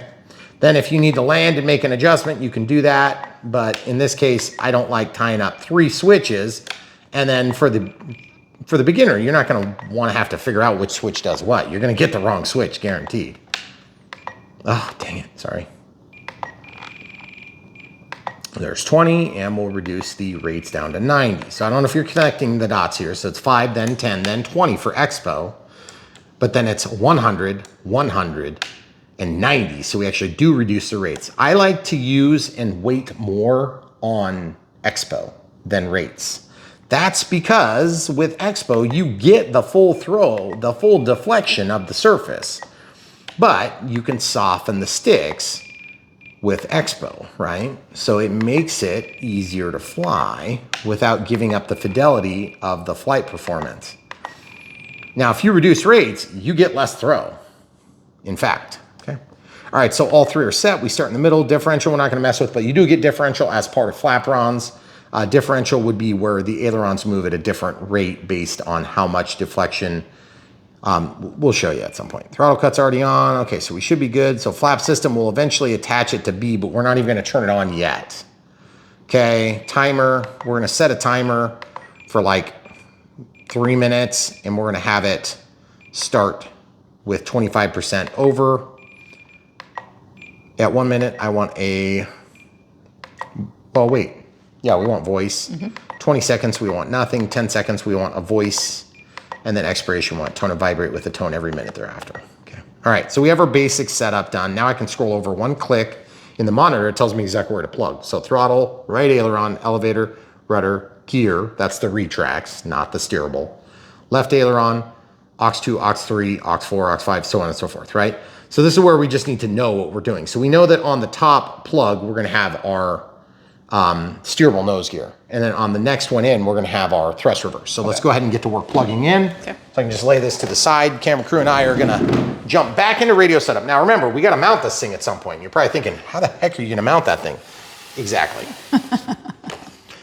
So how do we know how these things land? Right here at silk screen, it says minus plus S. So signal's top, okay? We're gonna go in 1, and there's a bind button, so we don't need to use a bind plug, okay? All right, so the first thing we need to do is, this is the longest lead, so we're gonna come back to that last. And we're gonna go with whatever is the shortest and most obnoxious last. So that's going to be our built one. Now this one's pretty short too. So this one's pretty long. And this is step one of cable management happens right now. Okay, guys? So cable management is kind of an art form.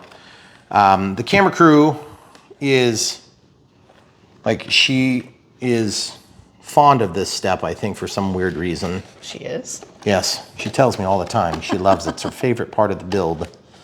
Okay, so this is, oh crap, did I unplug the wrong thing? That's the retracts. So retracts, okay, so brown is down, because that's the ground. So that's gonna be channel 5, so we can plug that in, okay? How do we know that's channel 5, camera crew? 1, 2, 3, 4, 5, okay, right? So then the next one we gotta do is over here, and you're like, oh, good Lord. Now that's super short, right? Yep, it is. That's annoying. We'll come back to that next. Okay, this is the rudder. It's also kind of getting to be short too. But remember, we need to separate these. So this has the little quick disconnecty things. And since this is not labeled anymore, I'm a little bit tempted to, I might pause and take this label off. We're gonna do that and move it back onto the cable. So that went about as smooth as my aileron build cable. I stabbed myself while I was doing it too. I'm sure you guys would have enjoyed seeing that, but sorry to let you down. All right, so that's the rudder. That's the one that actually goes to the actual rudders. So where's the rudder? That's gonna be on channel 4. Yes. So channel 4, brown is down. That's right next to gear, okay, plugged in, great. So now what's next? After that, we got a huge tangle of mess, but we're getting down to the bottom of the list. Let's see if we can get this one here. This aileron lead is very long, and we want to get that untangled from the bottom so that we can pull it out and use it without having any compromise. Okay, so that's going to be, this would be the right aileron. Where's that? Channel 2, right? 2, yes. So channel 2 it is. Now, a lot of times I plug these in and I have to redo them, but that's okay. We'll just kind of go with it for now and hope for the best, right? So obviously this big honking thing, we don't want to be flopping around in the middle there. And so what I'm gonna do now is I'm gonna go ahead and plug in throttle. This one has a different color code, so signal is white, so we'll plug that into channel 1. And then this one is thrust reverse, so we'll go under. We actually plug that in toward the end on channel 7. And you're like, how do you know where that lays? This technically goes sideways like this, okay? Okay, so that's the way that should go. See what I'm talking about? Mm-hmm. See, that goes in there. It doesn't really matter though. You can do it either direction because it's a square pin, okay? Then this is the elevator. Where's the elevator go? Elevator is channel 3. Channel 3. 1, 2, 3. Okay, camera crew's helping me, which is very nice. So channel 3, so we just get that up in here. Slide it in, brown is down. Push it in, get a good purchase. We did. Okay, now what's... So you should have the left aileron and then the unmarked cable that is the steerable nose gear, which is another It's short. white, red, and black. Yeah, it's short. Okay, so this is my cable. This is my cable for the other aileron, okay? See how I just grabbed it and twisted? Grab it carefully and twist it, pulls it back out to this opening here. I just gotta be kind of careful because this is one I built. I don't trust myself as much as I trust the Chinese people that make them at the factory. They're pretty good at what they do. All right, so that goes to the last, no, 6. channel 6, so after the gear. Okay, got it. This one's short, so it's gonna be really pressing to get there, okay? But it's gonna get there. It's getting there, it's in there, okay? Then the last one is this red, white, and black one. That one's gonna be the steerable, which would be on channel 8. And you're probably thinking to yourself, good lordy lord, just what happened there? All those wires are plugged in? Nope, not quite. Then this one needs to also be plugged in, and it is the creme de la creme. What? The battery. Oh, the battery voltage. I thought you had a servo. I was like... No. So then this one goes in here one way or the other. It's always tricky to tell. And if it goes, it goes. If it doesn't, you did it wrong. Okay. So there's that. And usually what I like to do is I'll take this and I'll wrap it around and do a couple of loops. Why? Just because it's huge. Huge. This cable's huge, I know, from experience.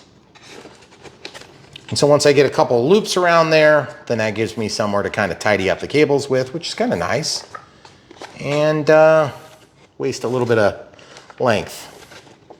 Okay, why do we want to waste length? Because this will help us cable manage, and it's also gonna get it where it needs to be, okay? And help secure everything, okay? Yay, wow, look at that, it's amazing. Okay, now, the biggest problem we have is dealing with all this crap, because all this crap has got to go in there too. These need to come out. They need to come out, the antennas. You don't want to be mean to them. You want to just let those come back out easily. And now we have to basically secure this thing inside of that cavity, which means this wire needs to also be out of the way for this step, okay? So you see how I wrap this around a million times? Now I can pull a little bit of the slack back, and that'll give me plenty of slack, okay? So now this needs to go back in that hole, and I gotta dry fit it. I hate dry fitting stuff when I can be gluing it, but I'm gonna dry fit it first, okay? It's gotta happen this way. Sorry, folks. Now, this is like that. I don't like that. It's gotta be flat. I want it to be flat, okay? God, please fit. Please fit. Pretty please fit.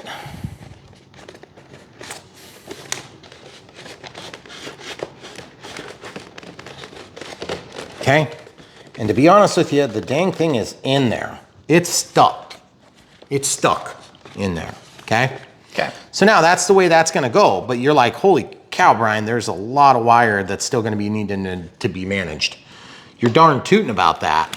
But now that I know it's gonna fit, thank God, I'm gonna pull this back out and we're gonna glue it in there. And you're like, you're seriously gonna glue that receiver? Seriously. I'm gonna seriously do it. Now be super careful. These are coax cables. You can break them. So what we normally do for gluing in a receiver is, you know, it's pretty complicated and it's really hard. Okay? Okay, I'm ready. We make it hard. So you don't have to. Good job. Thanks for being on cue, on point. Okay. All right, so now, listen. This is one of those times where it's kind of hard to put this on both surfaces just because it is, okay? So what I'm gonna do is I'm gonna just take and just do what I can do, right? I'm gonna do what I can do right here. And then I'm gonna just go in here and just slather a little bit. It's not gonna be a lot, but it's gonna be better than nothing, okay? I'm not trying to get a tube down there. There ain't no way I'm gonna get a tube down there, right? Right. So now that just needs to sit, literally sit, for a couple of minutes while we put stuff away. Okay, so we took a couple of minutes, cleaned up, let this stuff tack up, and it's probably good enough to get it in there, okay? So listen, this is the idea. I have to hold this up. I have to do this all without tangling, and now I've got wet glue on it, okay? So this is not one of my favorite steps, but it is one of the steps, okay? So now you could use double-sided tape, but you're in the same predicament, okay? Just so you know. So don't think there's no free lunch is what I'm trying to say. It's gonna be a pain in the butt if you're in a tight environment, and that's just the way it is. So you might as well get used to it. I sure have. Grab the tailpipe and just cram it in there, right? Okay. Sounded vaguely like approval. Okay, so these antennae will be dealt with later, don't worry.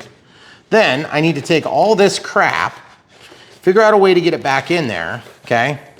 So this is where the forceps do usually come in handy, but you gotta be super careful, okay? That thing's flopping down all over. And you still gotta get to the bind button at some point. Oh crap, we do. You know what, we're gonna have to bind this. Okay, so we're gonna put this thing flat, make sure the gear are free. That's a good point, I'm glad you said that. Even though it was an annoying truth. Sorry, that's what I'm hearing. Okay, so hit back or hit cancel, scroll down and you'll see that the bind is right there. So we're gonna be ready to do this. I'm just gonna use this because it's got the right type of connector, it makes it a little easier. Okay. All right, plug it in. Now I gotta get in there and press the bind button, okay? Which, good God, I hope I can get to it.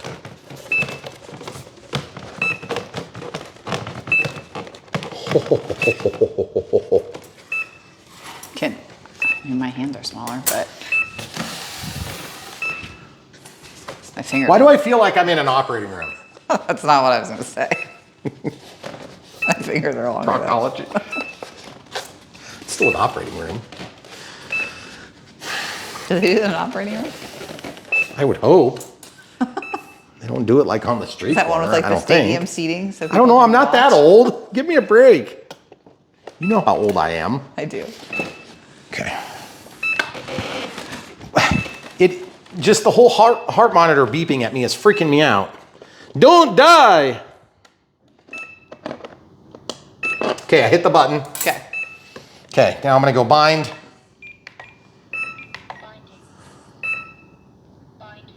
Oh, son of a gun. Did I hit the bind button? I don't see flashing in the dark down there. Okay, just hold on.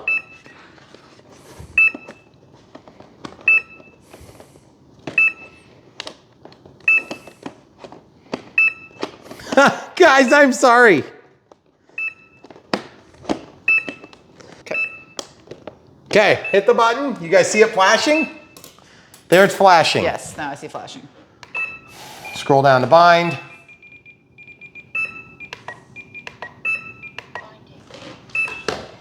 Watch. Gear might try to open, so you have to be prepared for it. Check for throttle, make sure it doesn't start. Auto config's going through, should be no problem. Okay, so it's coming up with normal flight modes. Okay, so we have movement. Now I'm gonna cycle the gear. In fact, camera crew, you're probably gonna have to do it for me. Okay. Cycle the gear. Okay, cycle them back. Okay, very good. All right, so the gear are up and they're in the wrong condition, so actually cycle them one more time. Now I can at least put it on its own feet, which is nice. Okay. Okay, guys, so just so you know, we're gonna run out of memory here pretty quick and we're gonna run out of battery simultaneously. It's gonna be a huge extravaganza. We're gonna keep going until we can't anymore, okay? So now that we have this in a position, I can go ahead and start working the antennas. And we know that we can trust the throttle because the throttle is obviously, there is no steerable. We know that that's correct. Ailerons are working. Let's just see if the surfaces are kind of doing their thing first. Okay, so throttle cut is on and tested. We want to hold on the plane this time. Yeah, throttle cut's off. It definitely blows. Forward, reverse. Throttle cut's on. So we'll know that that will work. Throttle cut's on. We can test and trust that. So now quick servo setup, travel, scroll to reverse for gear. I'm gonna just cycle this as I switch, okay? So now my gear are down when the switch is down. That's the way I want it. Okay, so I can walk out. We have roll left. That's correct, that's correct. Roll right, that's correct, that's correct. Elevator, okay, elevator needs to flip. So reverse the elevator. Elevator up, elevator down. Yaw left, yaw right. Oh boy. Rudder's not moving. That's problematic. Why is the rudder not moving? This is usually a problem with a Y cable. Okay, so what I'm gonna do is I'm gonna just come in here because the rudder is supposedly the second channel, right? That says right, Ayla? No, it's the fourth. Fourth. Okay, so if they're not plugged in right, that goes to a Y cable that was factory built, okay? And I'm gonna disconnect. No, I'm not gonna disconnect it because that's rudder. So rudder, the rudder's moving, it's not moving the rudders. Okay, so that's a bad sign. That means something is wrong and I don't know what it is. Now that's a problem because that's all buried. We did test the elevator and the rudder. Yes. So that means one of them works and one of them doesn't. Okay, so just getting in here real quick. I'm looking from above at the Y cable. You have to take my word for it. The colors appear to be the same. When you flip one of them, they don't work. So that means one of them either got unplugged. So which one did we tap? We did this one, right? Yes. Right? Okay, so all that stuff's working. Also, here's the other thing. Our steerable is not working, okay? So because our steerable is not working, that's channel 4. This one's working, this one's working. Flaps are not working yet because they're not set up. Let's go ahead and just go to the flap system and see if we can at least turn that on to switch B. I'm gonna go, okay, so that's going down, good. So we'll do like minus 40, or no, we wanna do that at normal flight mode. Then let's do minus 26. And then minus like 60, okay? So now, look with us. Take off flaps, landing flaps, good. Okay, so now I'm gonna go from here, I'm just gonna go to speed 2 seconds. And then I'm gonna do elevator correction, +4. Let's do +10 and +6. And you're like, that seems backward. Oops. I'm hearing a noise. See, the rudders are not working because they're not working, okay? I gotta think on that for a minute longer. But you can also see that when I deploy these, that's going the wrong way. Okay, so that's correct, but the correction's backward. So when you correct on a flap system that's outboard like this, then that usually needs to, it's gonna tend to nose down, so you want that to go up. So this is gonna be a negative correction. So I'm gonna go negative, -6,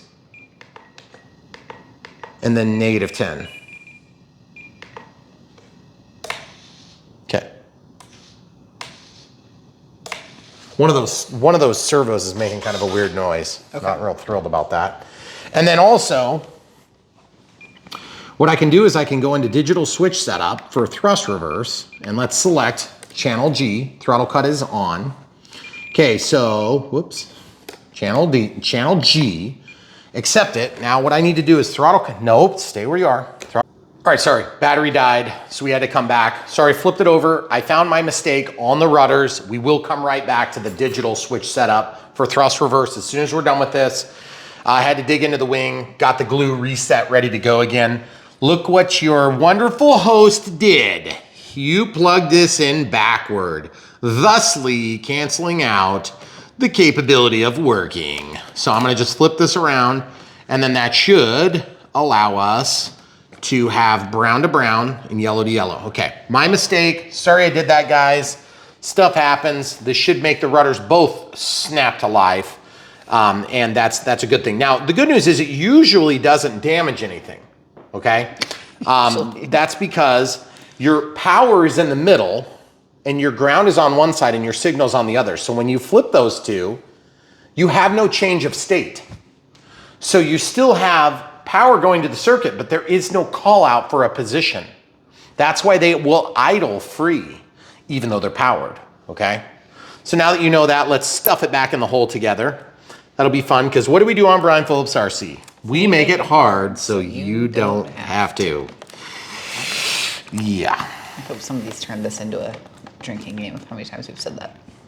That would be good. Do we need to test before you get that all? I am so confident that this is right, I am not gonna test it. Do you wanna know why? Why? Because I don't wanna waste my time. Okay.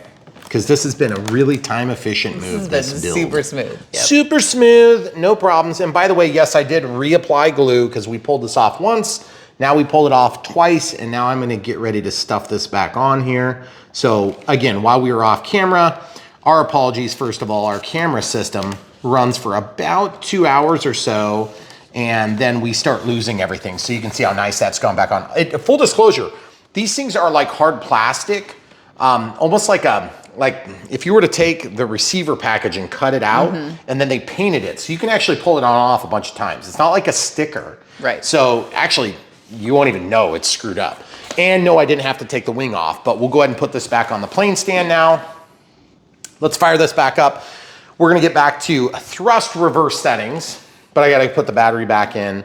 So real quick, before we do that, let's do some cable management, because this thing is disgusting in here. And you know what? I take it back. We're just gonna plug it in, because I gotta make sure my rudders work, okay? So plugging it in, everything snaps to life. Immediately you can see things are working. Now, is it working the right direction? Doesn't even matter, I don't care. We're gonna come back to that now that we know we fixed it. Sorry about my mistake, guys. Everybody makes a mistake. The sooner you can admit that to yourself and to others on the internet that you filmed to watch you, the better it is. All right, so check this out, guys. We have these two antennas that we got to deal with. We got this big honker we got to deal with. We got to get that thing back. Let's just see what we can do real quick without spending a lot of tedious moments of undelightful experience, okay? So the first things first, I want to get this thing back here, okay? So that thing I can push back, and that's going to get trapped when I push all the rest of this crap back. Now, why did I choose to fix that wire first? Because I need to get all this crap out of the way because it's driving me nuts. Why am I deciding to do it now? Because now that I have everything where it needs to be roughly, I can start stuffing it in the hole. Why am I stuffing it in the hole here? Because I need to be able to get my battery all the way back or we can't get the CG to work out, right? Mm-hmm. And you're probably thinking to yourself, but it doesn't seem like a very safe thing to do what you're doing.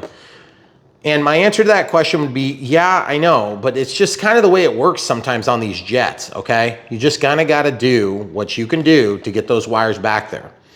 Now, do I like it? Does that mean I'm like super ultra proud of the way that this wiring has gone in here and the cable management that's ensued? No.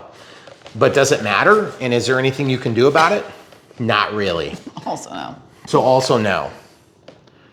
So I'm just gonna push all this stuff back and then I'm just gonna see if I can get this ESC wire back. And so long as I'm not pressing the bind button so hard that it basically activates, which it's not going to, then once I get this stuffed in here, I'm gonna show you the trick of the day, guys. There's always a trick of the day on Brian Phillips RC, and we do a lot of tricks of the day.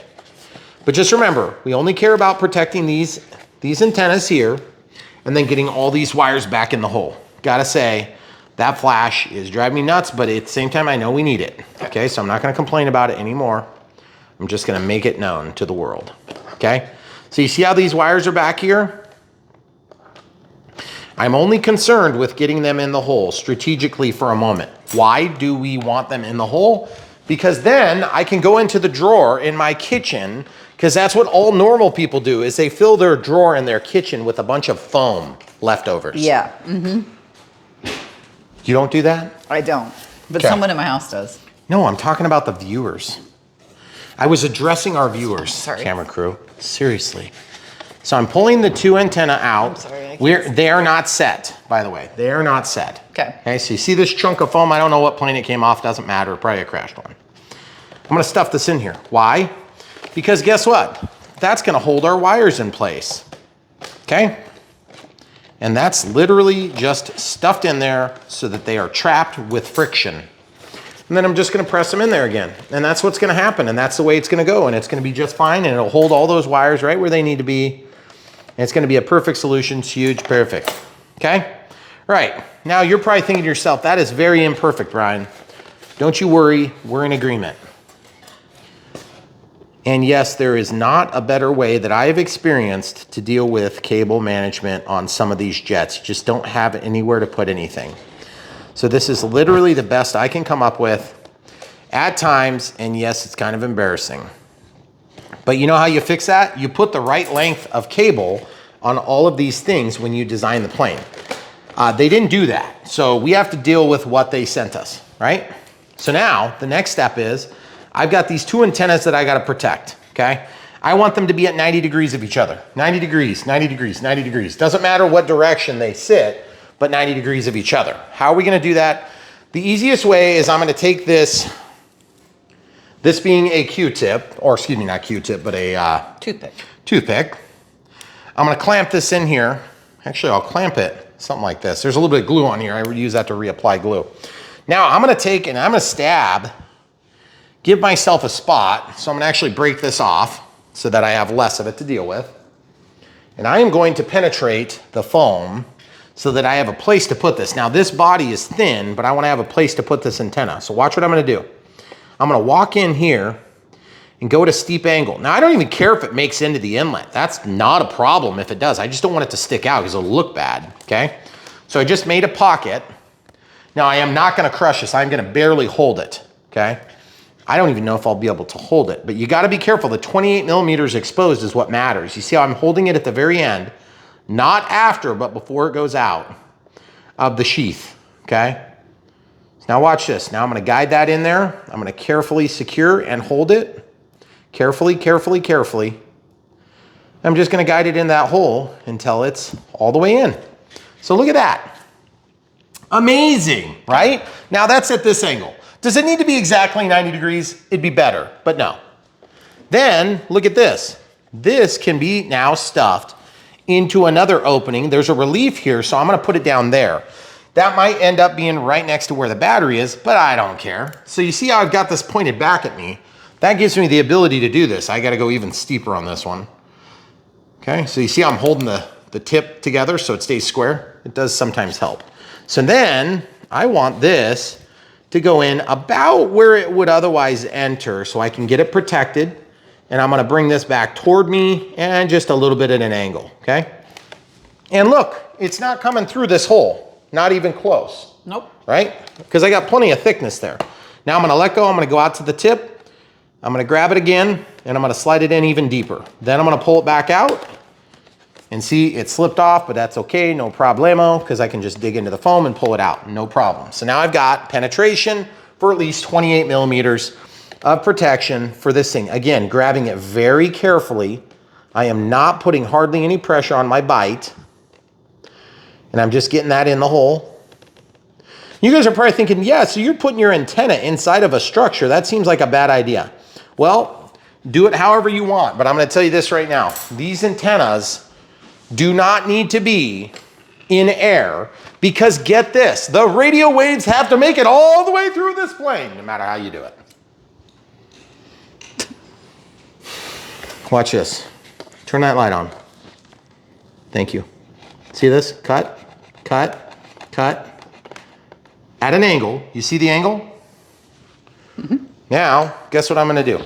Do you have any idea what I'm gonna do? Well, I know what you're gonna do. What am I gonna do? Put the rest of it in. Why? Just in there, so that it's out of the way of the battery. Why? It doesn't get jerked around. But I thought that's, well, I'm just gonna go ahead and leave that one open-ended. See this? So now I just got to get where I cut that. I'm just opening up the channel a little bit. And once that channel is opened, then I can come back here and just very carefully press this. And you're like, but you're pressing with a screwdriver into a coax cable. Yep. But that's because it's pushing against foam. So in other words, there is nowhere for the damage to be pressed into, right? Push that just a little bit. There you go. Now it's protected and it's buried in the foam. Now, the other one is not quite as much, okay? So you see this top one? It's not quite as much, but I'm comfortable with where it is, okay? I think we're good there.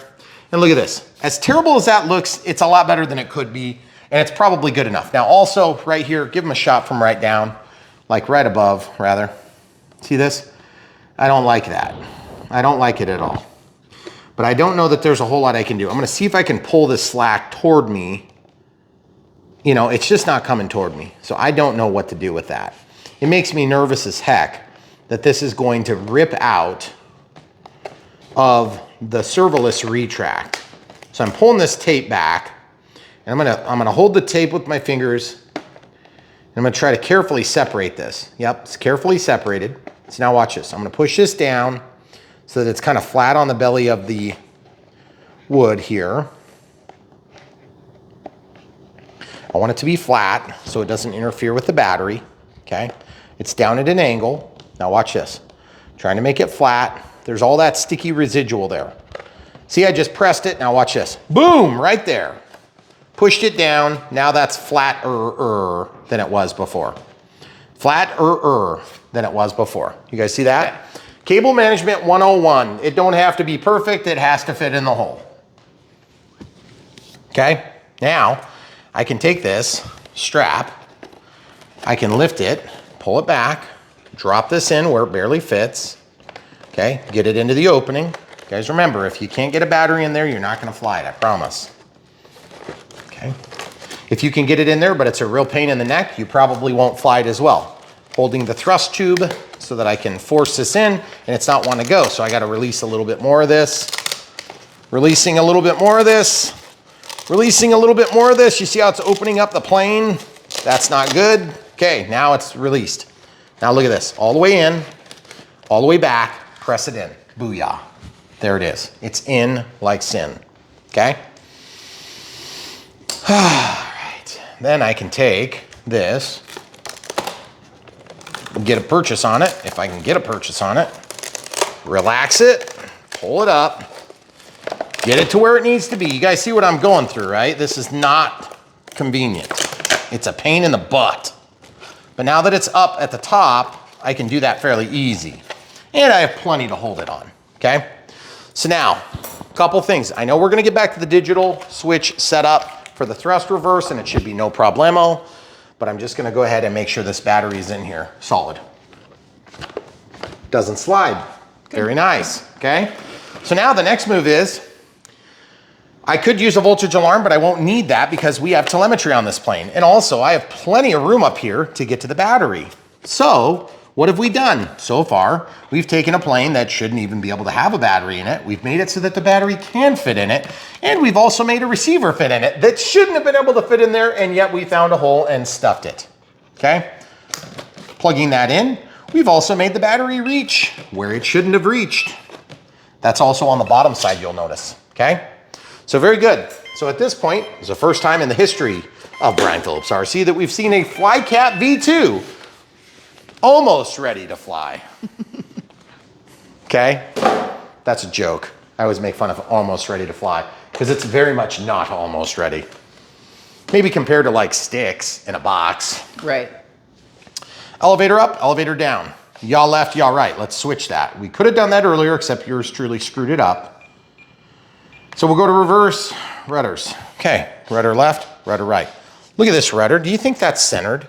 That is not centered. Okay, do you think this one's centered? That one is not centered either. Okay, we need to fix that because I don't notice a big disparity on any of the other surfaces. The elevator would be incredibly difficult to test. This is unacceptable.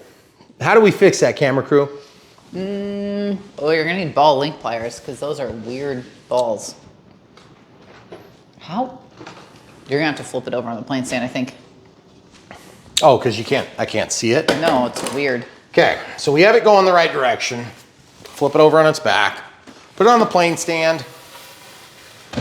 Throttle cuts on. Double check that once in a while.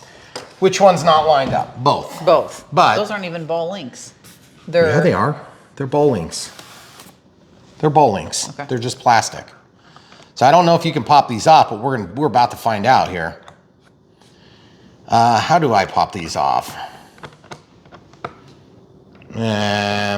Normally I would put this in and pry it off.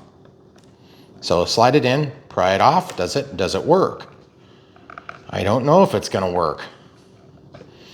Kind of makes me a little bit nervous about that. What are your thoughts? Do you actually have to take that little nut off? I mean, you could do that, but I'm kind of lazy. But I just want to see if this works instead. Okay, so you see what I'm doing? Can you see what I'm doing? I can actually from up here.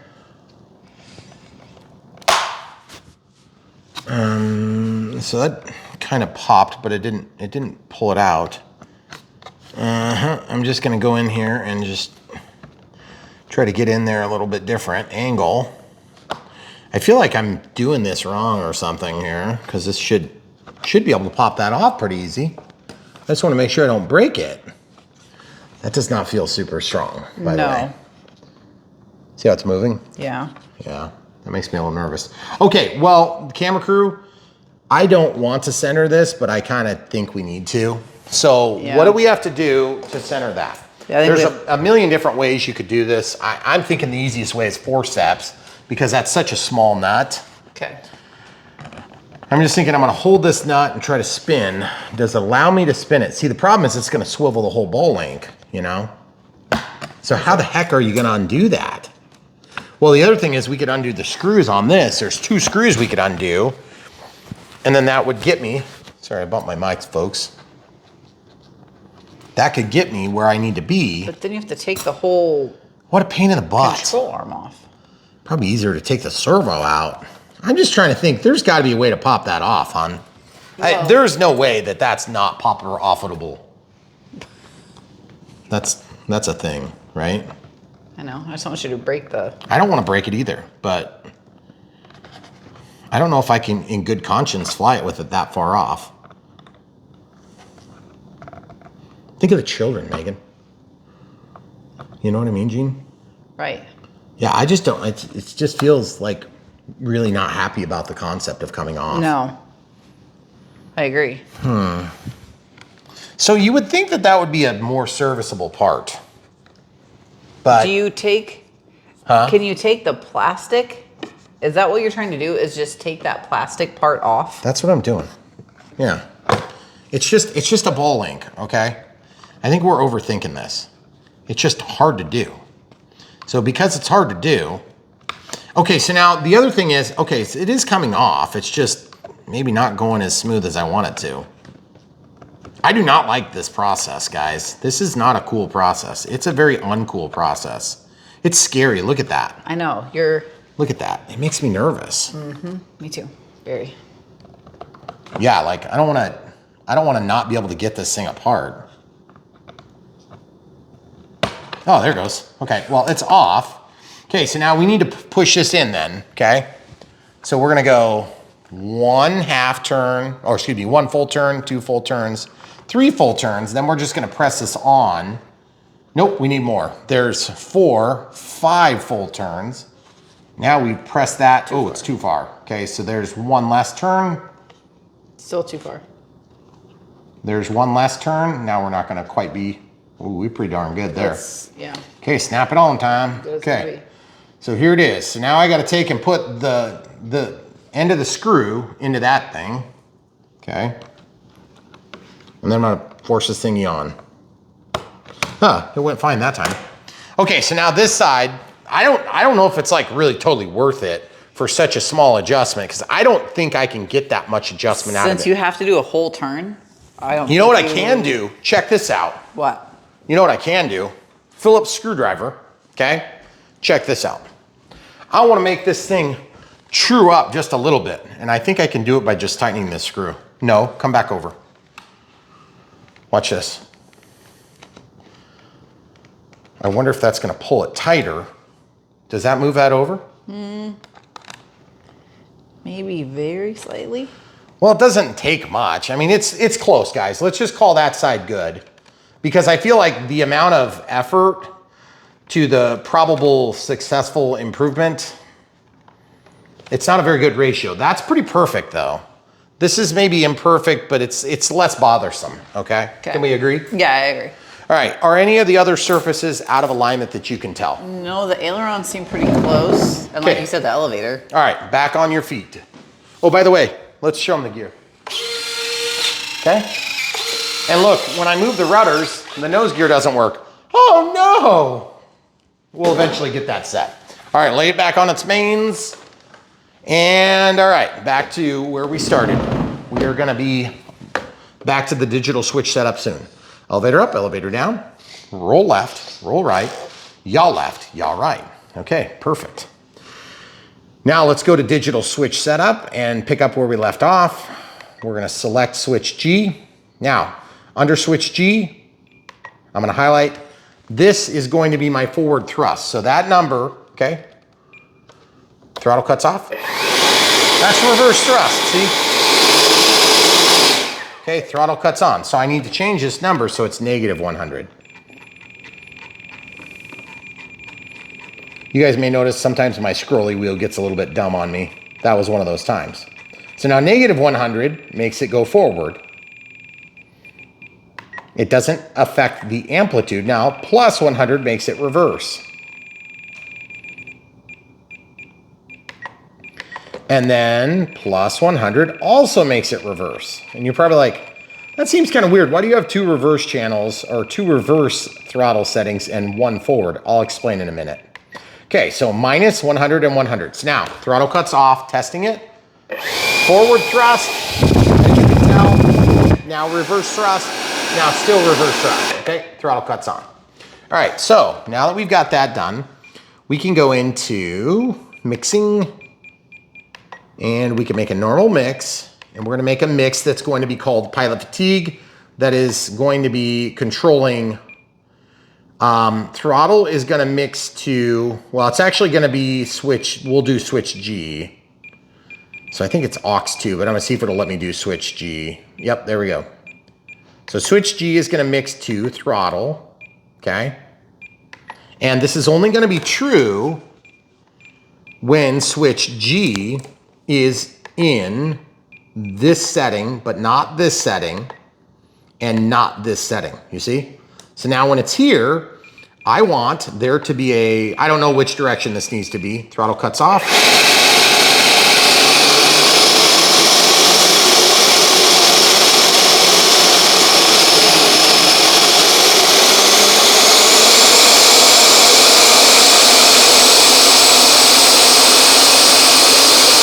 Throttle cuts on. Ugh, it hurts my ears. Okay, so you see what happens? Now nothing, now nothing. Throttle cuts off. Throttle cuts on, or it's off now. So forward thrust, reverse thrust, controllable. Okay. Oh man, that like hurts my ears. Okay, throttle cuts off. Now I also just want to point out that this came off. Okay, now that doesn't surprise me. I was thinking that that would come off when we were talking about it earlier. So that's not going to be good. Oh, my ears are still ringing. So guys, do you realize what we just created here? Come back over. We created throttle cuts on, so it's not going to do it now. That's pilot fatigue setting for this plane. Why? Because when you do that, it goes to -100. Okay, all right. So what have we set up so far? Everything but controllable nose gear, which we'll get to. We also need to fix this. So that's now in. I'm going to tape that on. I'm going to show you how to tape it on.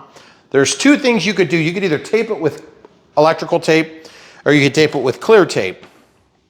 I suggest clear tape, and what's gonna happen is you'll cut it if you need to get in there, okay? Right. Not a big deal, we're not gonna need to get in there, okay? So I'm gonna just take a piece of tape. I'm gonna cut square ends. So I take off that little ridged end, and then you stick it to the camera crew. Okay. Yeah, that didn't work. Didn't work. Epic fail. And I just wanna put this down, and it will take that paint off. So just be prepared that that is a permanent fixture of the plane, okay? Until such a time as you need to take that off. Yep. Totally fine if you need to take it off. You just take a regular X-Acto knife, just cut it, okay? Tape it to the bump first, work it down into the seams, and then just let it lay down. Into the seams, and then let it lay down, okay? Very simple, very basic. That's gonna keep it. Now, we're gonna test that and see if it's enough to hold it on. Throttle cut is currently on. I'm gonna hold the plane. Throttle cuts off. No stick input from throttle. Controllable thrust reverse. Ooh, that's so loud. Okay, but we'll see if it even works. Guys, Right. One of the issues we have with some of the everything other than Avian branded ESCs is that when you go to throw thrust reverse and you set up a pilot fatigue setting, the pilot fatigue setting is not always going to turn on while you're giving it throttle. So like I'll be coming into fly, and when you fly an EDF, you bring it into land, you don't glide it in usually. You give it just like maybe 5–10% throttle, and you're ready for a burst right before touchdown, okay? You can glide it in, and that's fine too, but a lot of times I'm ready for that burst because it takes time to spool up so that you can give throttle if you need it. Well, in this case, you're gonna be bailing out of like a really low throttle setting. So let's say you're coming into land, throttle cuts off. You've got something like this going on. That's 13% throttle. Pilot fatigue, it worked. Okay, so I'll take it. That doesn't mean it's gonna work in reality, it just means it worked here on the bench, okay? On the bench is not reality, and reality is not the bench. Sometimes they are not the same conditions. Sometimes they have different outcomes. All right, so you're probably thinking, okay, great, well, we've set up all sorts of stuff. Let's look at flaps now and get a better look and feel for what's going on with flaps. So, take off flaps, landing flaps. You'll notice that this goes up just a little bit and then a little bit more, okay? We still have good roll authority and we have the deployment set, but let's go ahead and play with that just a little bit more. So you have a 2-second deployment speed.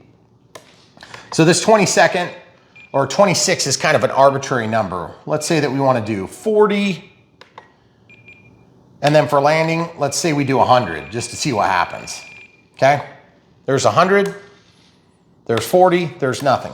I think the 40 needs to be a little bit less. So let's do 25. So takeoff flaps, not much. And then landing flaps, I want them to be kind of barn door-ish because of the nature of this plane. But then let's see, we do not have anywhere else to go. They're running into the foam there. So my suggestion is don't run them to 100. Let's go ahead and run them to like 75 for the full landing flap setting, okay? So we got 25 for takeoff, 75 for landing. We still get a little bit of movement. If it digs into the foam, I don't really care. Not the end of the world because it's only during the throw of the most aggressive maneuvering. All right, speed's 2 seconds. I'm happy with that. Now, why do we keep going through all this stuff first? Don't we need to set up AS3X and safe? Yes, but that has to be done last after the main stuff is set up. There may be one setting that we have to do, and that has to do with a mix for the rudder. I'm not 100% sure if we have to do this, but we'll set it up now. So this is gonna be a rudder mix. So it's gonna be based on rudder. Where are you, rudder? Rudder to, what was it, aux 10? Or channel 10? So let's think about it. 10. Let's just try aux 5 and see if that works, okay? Whoops, I clicked. Nope, that's not it. So let's go from aux 4. Nope, so let's go to aux 3. Nope, so let's go to aux 2. That's not it. Nope, so let's go to aux. No, it's not that. Because hold on, how many channels do we have? 1, 2, 3, 1, 2, 3, 4, 5. 1, 2, 3, 4, 5, 6, 7, 8. So aux 4 would be the 9th. So we need aux 3. So aux 3. Oh, the rate's set to 0%. I'm sorry, guys. Duh. So aux 3. So let's set that to 100 and that to 100. Now this is basically gonna move just like we're moving the rudder. See up front?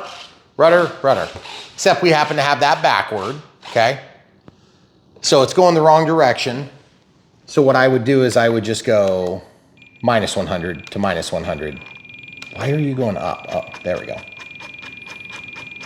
Now, again, I don't think we need this because I think it is actually controlled by our AS3X Plus, but it's like the 3rd time we've done it, so please forgive me for not knowing exactly. Yep, it moves. So now that we know that the auxiliary is actually working, okay, and it's tied to that, what I want to do is I want to turn this to some switch, okay? So I'll set it to switch. I'll just go ahead and go with that switch setting. See how it's already on? And then I'll turn it off there and I'll turn it off there, right? So what that's gonna do is that's gonna allow us to have controllable nose gear even if it's up in the cavity, but we'll shut this mix off if we don't need it, okay? Now that everything is technically working, we have all the control surfaces vetted, we have all of the flap settings set up, we have the elevator going in the right direction.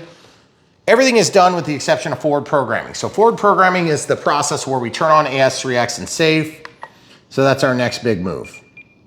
We also have thrust reverse set up. Okay, forward programming, gyro settings, first time setup, level it, continue, put it on its nose, hit continue. So on its nose, this is gonna help to establish its physical position in the plane so it knows what direction everything is. That looks correct to me. And we're gonna hit continue. And then I'm gonna go gain channel set, and that's gonna be the rotary knob, which you can move it, but it's not always correct. Doesn't always take it. There it is. Okay, so that should work. Hit next. Now hit apply, but just be prepared to hold the plane in case something goes horribly wrong. Receiver's rebooting. Click to go back in. AS3X dance 1. Okay, we're gonna see that twice for safe. Gyro settings, AS3X settings, AS3X gains.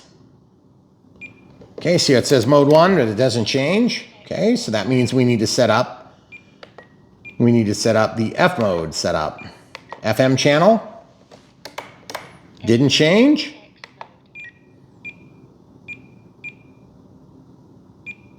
That's the one, F mode. Okay, now watch, it changes, cool. So we want this one off. Whoops.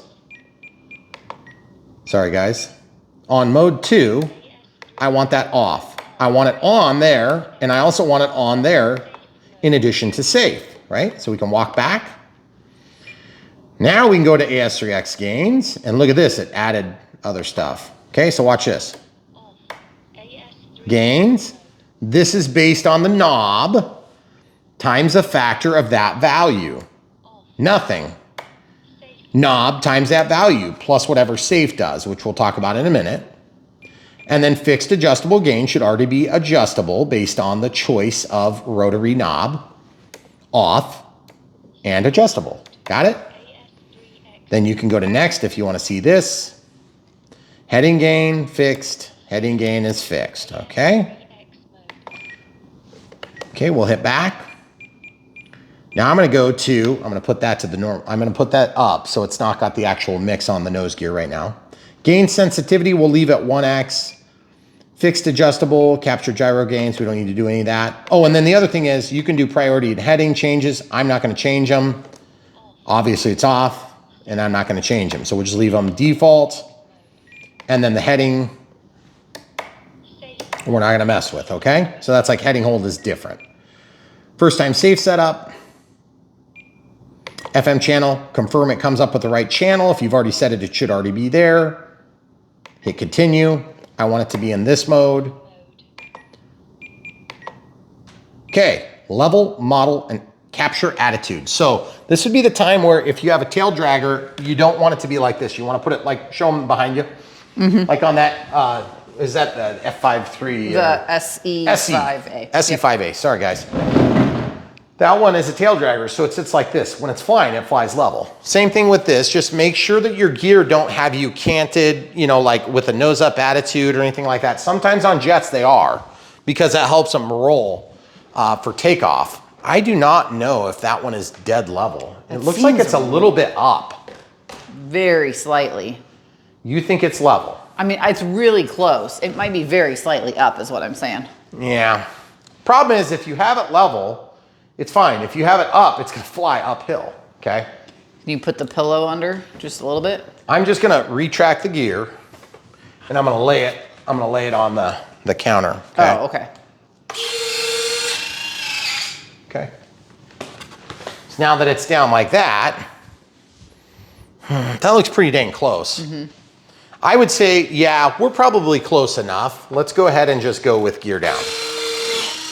Whatever gear down is, that's what we're gonna go with. Sometimes we use pillows to prop up the plane, sometimes we don't. So in this case, we're gonna go with, this is considered to be level, okay? So level model and capture attitude. Remember, this has to do with the way the receiver's mounted too, not necessarily the way the plane is. So I'm gonna do it one more time. See, so that is correct. Those values can be adjusted manually, and it says right here, so positive would be nose up, or negative would be nose down for the pitch. Or for the roll, it would be positive would be roll right, negative would be roll left. Okay, so right now, the receiver is perceived to be rolling to the left a little teeny bit. So what I want to do is real quick, before we get any further, I just want to double check this, okay? Yeah, that receiver ain't moving. I can't move it from where it is. It is where it is. I just want to double check it's not, you know, sitting in there cattywampus. If it's in there cattywampus, it's in there cattywampus, and that's the way it's gonna be. I'm fine with that, okay? So then I can just hit next. So in flight mode 3, safe is inhibited. I'm gonna turn it on to self, level, and angle demand. That's auto leveling. And then I'm gonna open up my angles to like 70 for each of these angles. These are the limited bank angles. I like to limit the bank angles very little, because I feel like safe is already pretty limiting in general, okay? The more you limit your bank angles, the better safe works for a very inexperienced pilot. Now there's none, because it's inhibited and inhibited. Now safe is self-level, angle demand, okay? Apply, now watch for two dances. Okay. Come on. There's one, there's two. That means safe is on, but not necessarily active. It happens to be active. So now I can click. Now I can put it to AS3X for what it's worth. Other settings. Where is that? Gyro settings. Nose wheel. Nose wheel channel. This one is channel 10, so aux 4, right? Or was it aux 3? 3. 3? Okay, aux 3. Retract channel is going to be gear, so A. Retract position. Currently they are extended. You can reverse that. So then the extension delay is going to be however long it takes for this function to occur. So we are going to pay attention this time. Now, this thing might freak out a little bit, so watch. 1, 2, 3. 1, 2, 3. 4, well, 3. 3. 3.5, 3. So we can do 3 seconds. So watch, guys. This is how easy this is. 3 seconds. Reverse. Nope. Well, we did have to reverse it on our mix, so I bet we're going to have to. And then learn travel. Maximize rates for this channel. Move channel to both extremes, and then apply. And then select apply to record. 1, 2, 1, 2. Apply. Okay, so now watch this. Look at the nose wheel. Does it move? It doesn't move. Okay. Now, when I retract this, I want to see, this is, we always have this problem. So I haven't figured out what I'm doing wrong yet, but we'll figure it out real quick. AS3X might not be active yet. Throttle cuts off. Give it some throttle. Throttle cuts on. No, it's working. So it should be working. Now I'm going to retract my gear. 2, 3. And it's still not working. Okay, so I'm going to extend it just for fun. See if it moves. Doesn't move. Okay, so I've done something wrong and I don't know what it is. And I think it's something super simple. I do this every time, guys. Well, we probably need to check. I thought we settled on aux 3 when we made that mix. And your mix is turned off, if that matters. You know what? Okay, I'm going to turn it on. And then I'm going to go back to learn travel. Okay, now we're going to see. Oh, look, now it's working. So you do have to have the mix. Okay. Okay. All right, so that's fine. So what that means is this is not working with stabilizer yet, but it is working with that. So I might need to reverse this. Yeah, see, it's not working yet. Does it work when it's in the pocket? You would see this move. No, I do not. Okay, so here we go. So we still don't have it right, but we at least have it moving. That's always handy. Okay, so all right, so extended and then next. Oh, there we go, because I don't have it. Geez, gain channel. We'll just do aux 4. Rate gain, 100%. You can do, oh, connection failed. Go back into forward programming. It does happen once in a while. Okay, so I'm going to go back to, was it under other settings? No. Yes. It's under the gyro settings. Gyro settings, nose wheel. Sorry, folks, that does happen. Aux 4, rate gain. Let's just set it to 100 and see if it fails again, if it disconnects. I don't think it had anything. I think it was just luck of the draw. Heading hold. Heading window, 50% gain sensitivity 2 times, priority, whatever. Okay, so now look. Does it move? It's moving, yes. Yep, now it's moving. Now it's moving. But it's moving the wrong way, I think. So look. Well, no, it's doing the correct thing. It's supposed to resist movement, okay? So think about it like this. It's resisting. So if I move the nose that way, it should try to turn that way. And it is. Yes. If I move towards you, it should try to turn that way. Away yep, from me. it is. Yep. Okay, so it's working. It's working. Okay. So now watch this. As soon as I retract the gear, nothing. but it's still moving because my mix is now off. And look, when the gear come down, now it works. But because my mix, there's my mix, there's my control, there's the AS3X. Kind of not sure what to make of that, hun. Does that mix just need to be an always on? Well, I mean, my only issue is it would be nice if it would shut off the control when it was closed. Because, like, why do I want that moving around? Right. I mean, I don't want the stabilizer moving around, but maybe it's still going to go ahead and move around. But either way, it's going the right direction, okay? It's correcting the right direction. So is the rudder, which is good. So are the ailerons. And so is the elevator, which I will give you guys a look at that here in a second. But if they're all working, then I'm going to walk back out. I'm going to walk all the way back out. And I'm going to click, I'm going to scroll down to mixing. And I'm just going to go to this. I'm going to turn the switch off. Well, no, I'm going to just turn it to on, okay? See this? Okay, now it can also learn the travel correctly, but I need it to work correctly for the controllability. So let's think about this for a second. What are we really doing? The mix uses the mix to make that surface move. The AS3X is saying, I want you to stabilize under this condition, but not now, you're retracted. That's what the nose wheel system does. So in reality, the nose wheel is still under our control when it's retracted. You could set a mix that would then deny that, okay? So watch this. Mixing, check this out. That we want. I want to deny this when the gear are up. See, throttle cuts on. This is gonna screw something up because I'm gonna retract the gear while I'm doing this, okay? So you see what I'm doing, camera crew? I'm laying it down so that I don't damage it while I've got the gear cycling. Okay, so to do this mix, I'm gonna sequence the gear.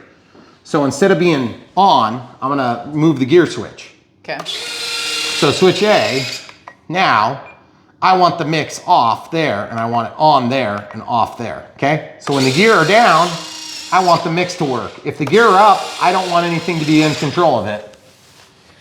So now we have mixed the control out of that thing when it's in the pocket, okay?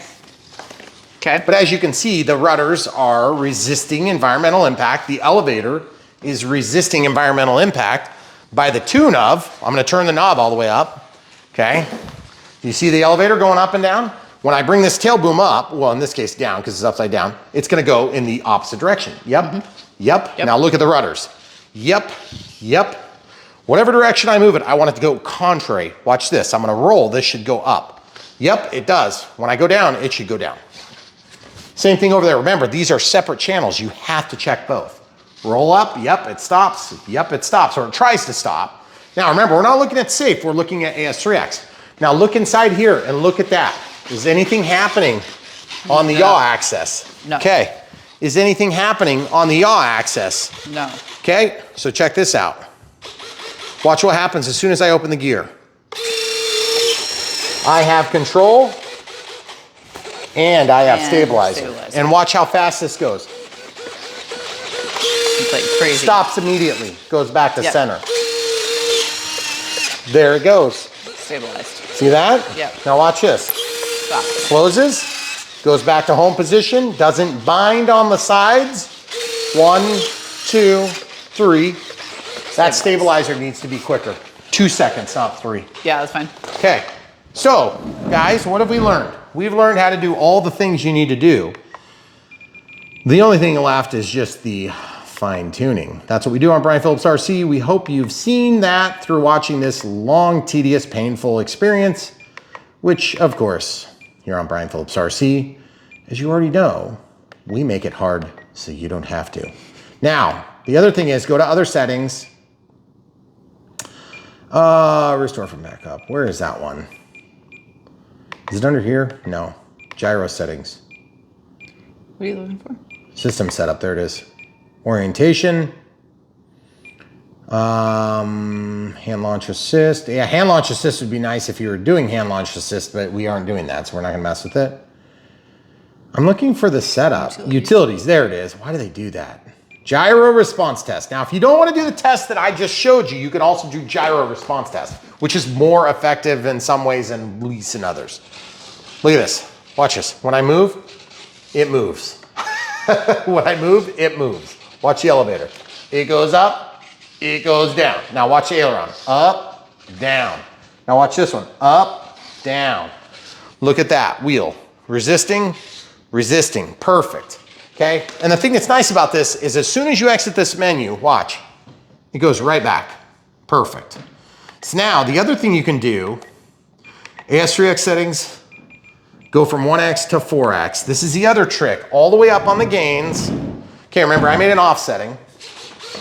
So it's got pretty aggressive correction. Now off. Safe, same thing, off. All the way up, 75%, 50%, 25%, 1, 0, 50%, okay? Now I'm gonna change this from 4 back down to 1. Then I'm gonna walk back out, okay? So my goal is to have this about 50% so I can go from plane to plane to plane without having to make massive changes. Now, with safe on, we gotta check and see if it tries to auto level. Look at the elevator, look at the elevator, it's going up. Trying to bring it to level, trying to bring it to level. When it's level, it stops. Watch the ailerons, try to bring it level, trying to bring it level. Now when it's upside down, watch for the midpoint. Quickest route to level, quickest route to level, quickest route to level, quickest route to level. So auto leveling has been tested, verified to be correct in its orientation, speed, and all the other functions. We have all the servos going in the right direction. We're gonna go back to off. We're gonna make sure everything works. Yep. We're gonna go back to on. AS3X is on, elevator's up, elevator's down. Roll left, roll right. Yaw left, yaw right. Steerable nose gear. Roll left, or yaw left, yaw right. Guys, this plane is completely set up. It's completely ready to fly. And by the way, we haven't even talked about one more thing. We'll pause and come right back. Okay, so what we need to do is we need to look at this. So scroll over to the right and you can see what the telemetry stuff is, okay? 24.3 volts, beautiful. So there's a couple of warnings that are gonna be obnoxious that we wanna avoid, okay? So now that we have this plane ready to fly, we can go down to telemetry and I wanna go down to volts. I wanna change this LiPo from 1S to 6S.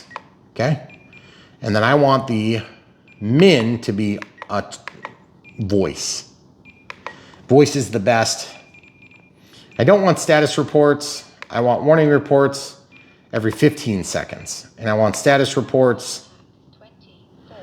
I mean, you could do like once every minute. Problem is she's gonna start talking and I'm gonna think there's a problem. I usually just ignore her.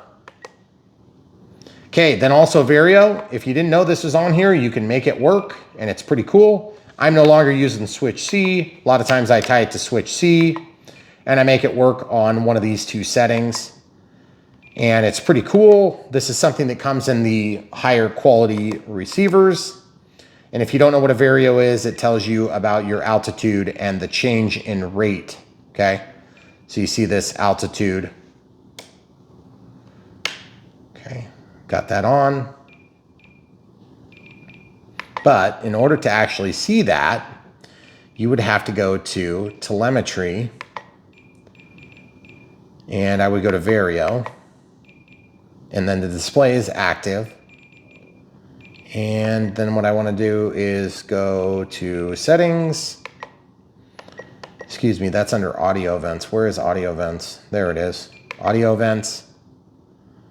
Telemetry warnings, Vario, and you see it's kind of the same stuff, okay? So under switch C, and I'll just show you how this works.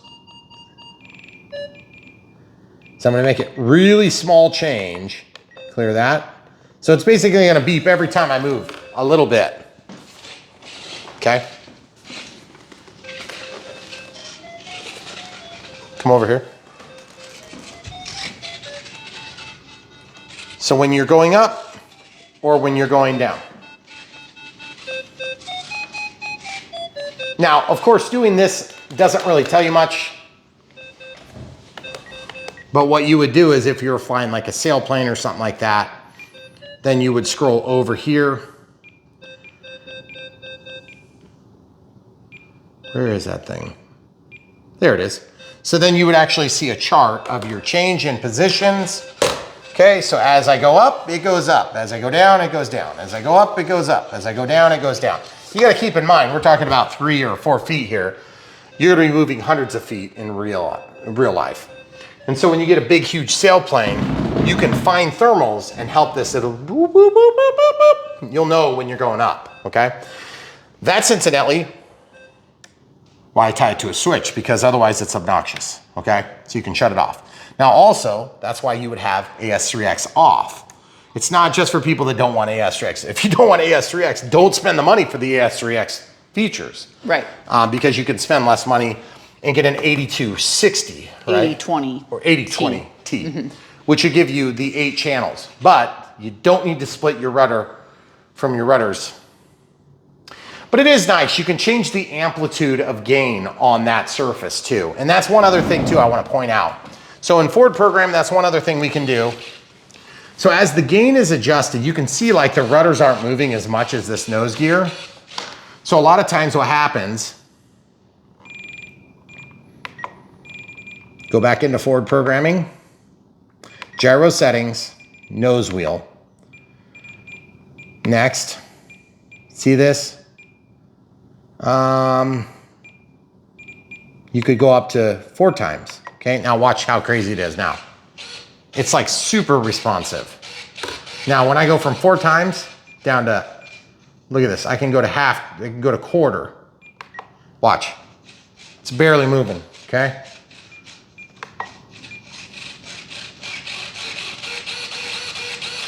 See how fast it is now? So I want at least double, okay?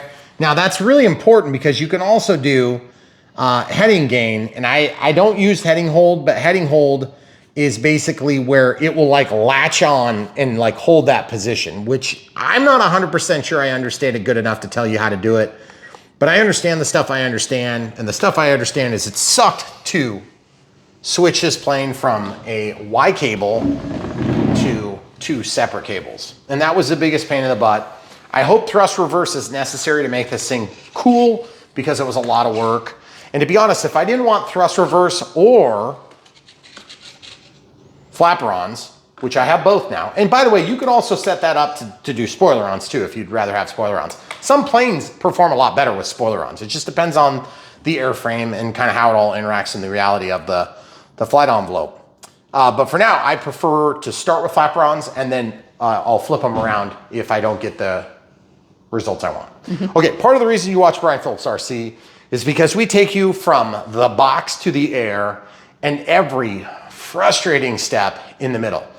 Obviously, for us, we've done many planes. This is just what's in the backdrop. There's hundreds more, okay? There's another probably 1,500 square feet of this house and then a couple of containers full and soon to be a big building that's gonna hopefully take over all the storage needs. And we're getting ready to build that. But here on Brian Phillips RC, we take it very seriously, the fact that people need help.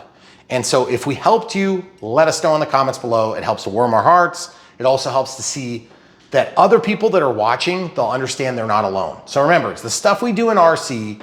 It's not always about Brian. It's not always about Megan. It's not always about whoever's at the flying field with you.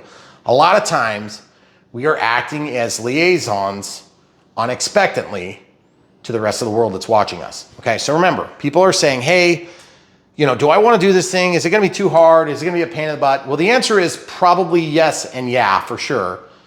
But you want to do it because it's worth it. And that's the thing is, remember, when we take people under our wing, pun intended, for a little bit when they're brand new and they need more help than you probably think they do, or maybe for a little bit longer than than you might think they need, it's really important that we give them the encouragement they need when they're brand new. And that's part of the reason we do this stuff, okay?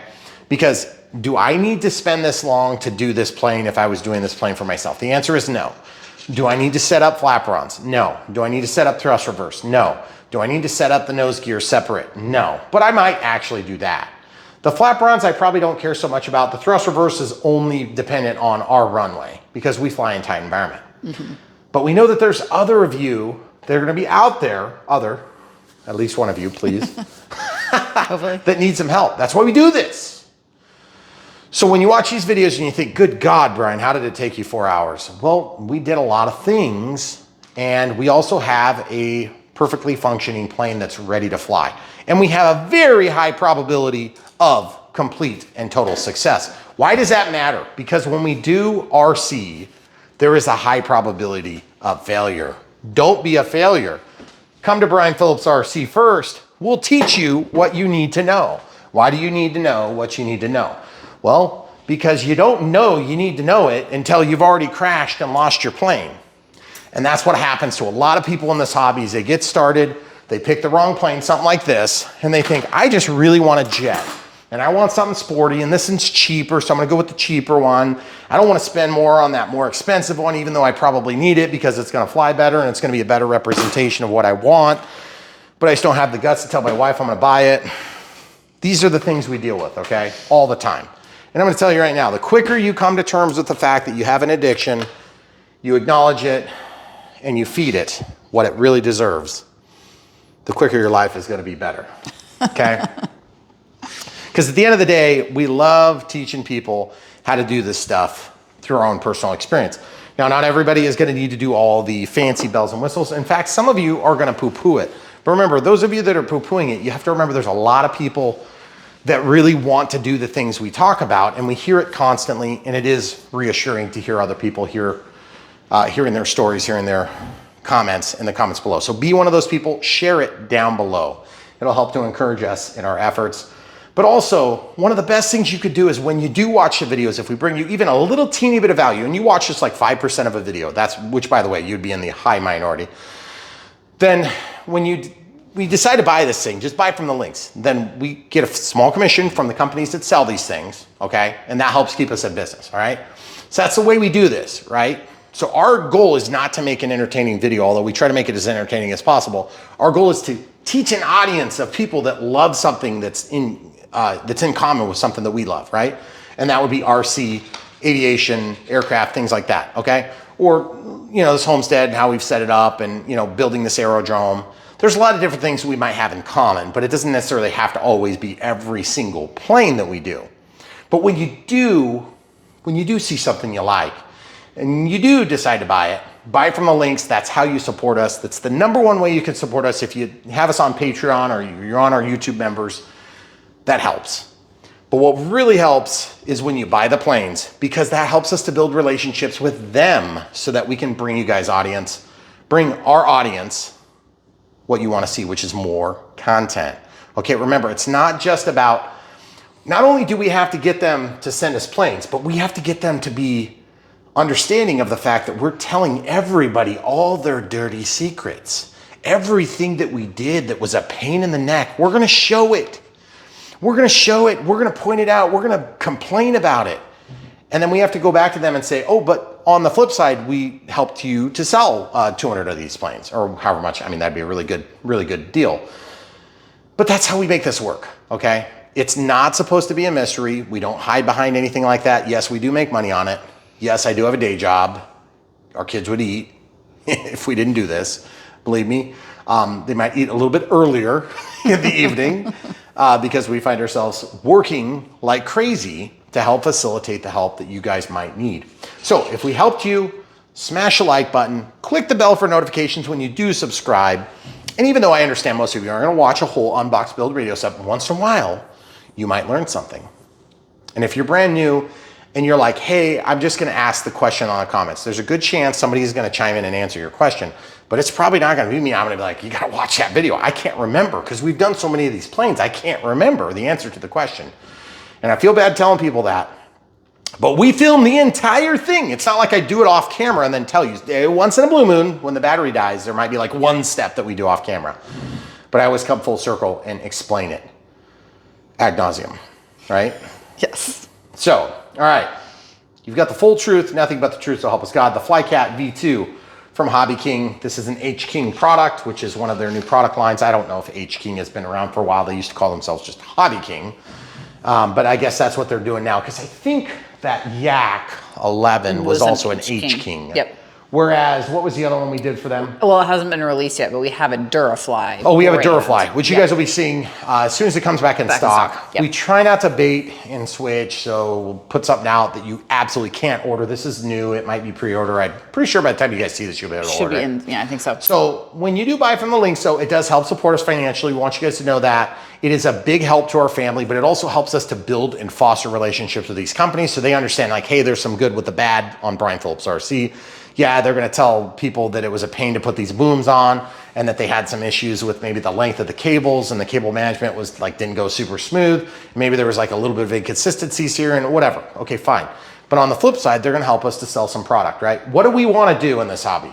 We wanna help people that are just coming back to the hobby, okay, to pick the right thing, not what they tell you. We wanna help people that are coming back to the hobby not to pick this because they tell you to. We want you to pick the right thing for you. We're gonna help you understand that by showing the full truth, nothing but the truth, so help us God. And that's not what the competitors are doing right now. The competitors are telling you exactly what they've been told to tell you. I don't understand why they do it. It doesn't make sense. It's kind of insulting the intelligence of the audience. Yes, I know I might insult your time pocketbook, but there's one thing I'm not gonna do, and that is insult your intelligence. You guys know what you're seeing when you see it. Unless somebody lies to you. And that's the problem, is that the Chinese don't always have the best reputation for being fully truthful. So we're gonna help be truth detectors for you. That doesn't always mean we're gonna poo-poo everything about a plane. We try to put it in perspective. But at the end of the day, if this is a $260 plane, and that's a $620 plane, obviously we're gonna be harder on that than we are on this, right? Hopefully that answers your questions. Hopefully that gets you guys fully up to speed, and hopefully we answered all your questions about how to set this plane up. We have literally given this all the features I think you can give it without changing components out. Complaint number one, no lights. I'm bummed. At the same time, it's a fast jet. I'm probably not gonna fly a smaller fast jet at twilight, but a couple LEDs. Come on guys, you're killing us. Put the LEDs in. It's not that hard. Steal the power from the servo. You've already got the wire out here. You don't have to have a second power surface. Just do a Y cable, embed it in the wing, run the wire out here, make it serviceable. It's gonna be gorgeous. Day bright, please. 2 of them. At least red and green nav lights. There will come a time, mark my words, some idiot politician's gonna make us have them, okay? So just do it now, get used to it. If it drives up the cost a little bit, I think most people are gonna be willing to bear it. I can't speak for the whole market. Secondly, there was another complaint on this that we found earlier. What was that complaint? There was something about it was awkward to put together. Yeah. Oh yeah, like those wood things should have been hand starched. Right. The booms make sense. You gotta, you know, save where you can save. Fit I it suppose. in the box. Yeah. But at the same time, I mean, that could all be assembled, and it could be packaged alongside it, and the wings could sit on top of it. It would take up the same package space, but you're gonna get more breakage and transportation, so whatever. So all in all, the Flycat V2, I think it's gonna be a good plane. Hobby King is moving in the right direction, guys. Definitely. Are they perfect? No, but nobody is really perfect in this environment. I mean, we're certainly not perfect. We make a lot of mistakes. We point them out. We laugh at them. You know, the other day I tried to fly that plane right into that Frigidaire stove. Yeah. And fortunately, I was unsuccessful. You were, well, sort of. Well, I did fly it into the stove. Yes. But it was unintentional. It was. So guys, at the end of the day, we just want to help propagate a hobby that we really love, and you guys are in the right place. So thanks for being here. Thanks for being part of this presentation, but also thanks for being part of this aerodrome as we build it, because every one of these videos is another nail in the coffin. Sorry, that was not the right word I was looking for. Wrong. Wrong analogy. No, what we're seriously trying to say is that we're chipping away at all this stuff, and it's a big, huge, like, expensive thing. And the Damn Gift Shop is the next big move. After the Damn Gift Shop is done, on stage 2 of the Damn Gift Shop, we'll be putting in some aprons, the FBO, which is the office on the first floor. Eventually there'll be a second floor. It's not going to be necessarily talked about for a while because it's like probably 3 years down the road. And then the Damn runway itself and the actual extension of the main runway and the intersection that takes us out there, and then the intersection past and intersection past. that's all like 200 yards of concrete right there. And then that building is like 400 yards of concrete plus the building itself. Let's just say it's a lot of money. And so you haven't connected the dots. I have a day job. I do that. That pays our normal bills. The YouTube channel, pretty much 100%. And then times 2 or 3 or 4 or 5 or 10, it gets respent on my obsession. So if you think you're obsessed, just show up sometime and you can see how obsessed I am. So if you want to share and live a little bit vicariously through me, but then also get out of the chair and into the air, then you're at the right place. So stay tuned. There's so much more right around the corner. Thanks for watching. Come back for more.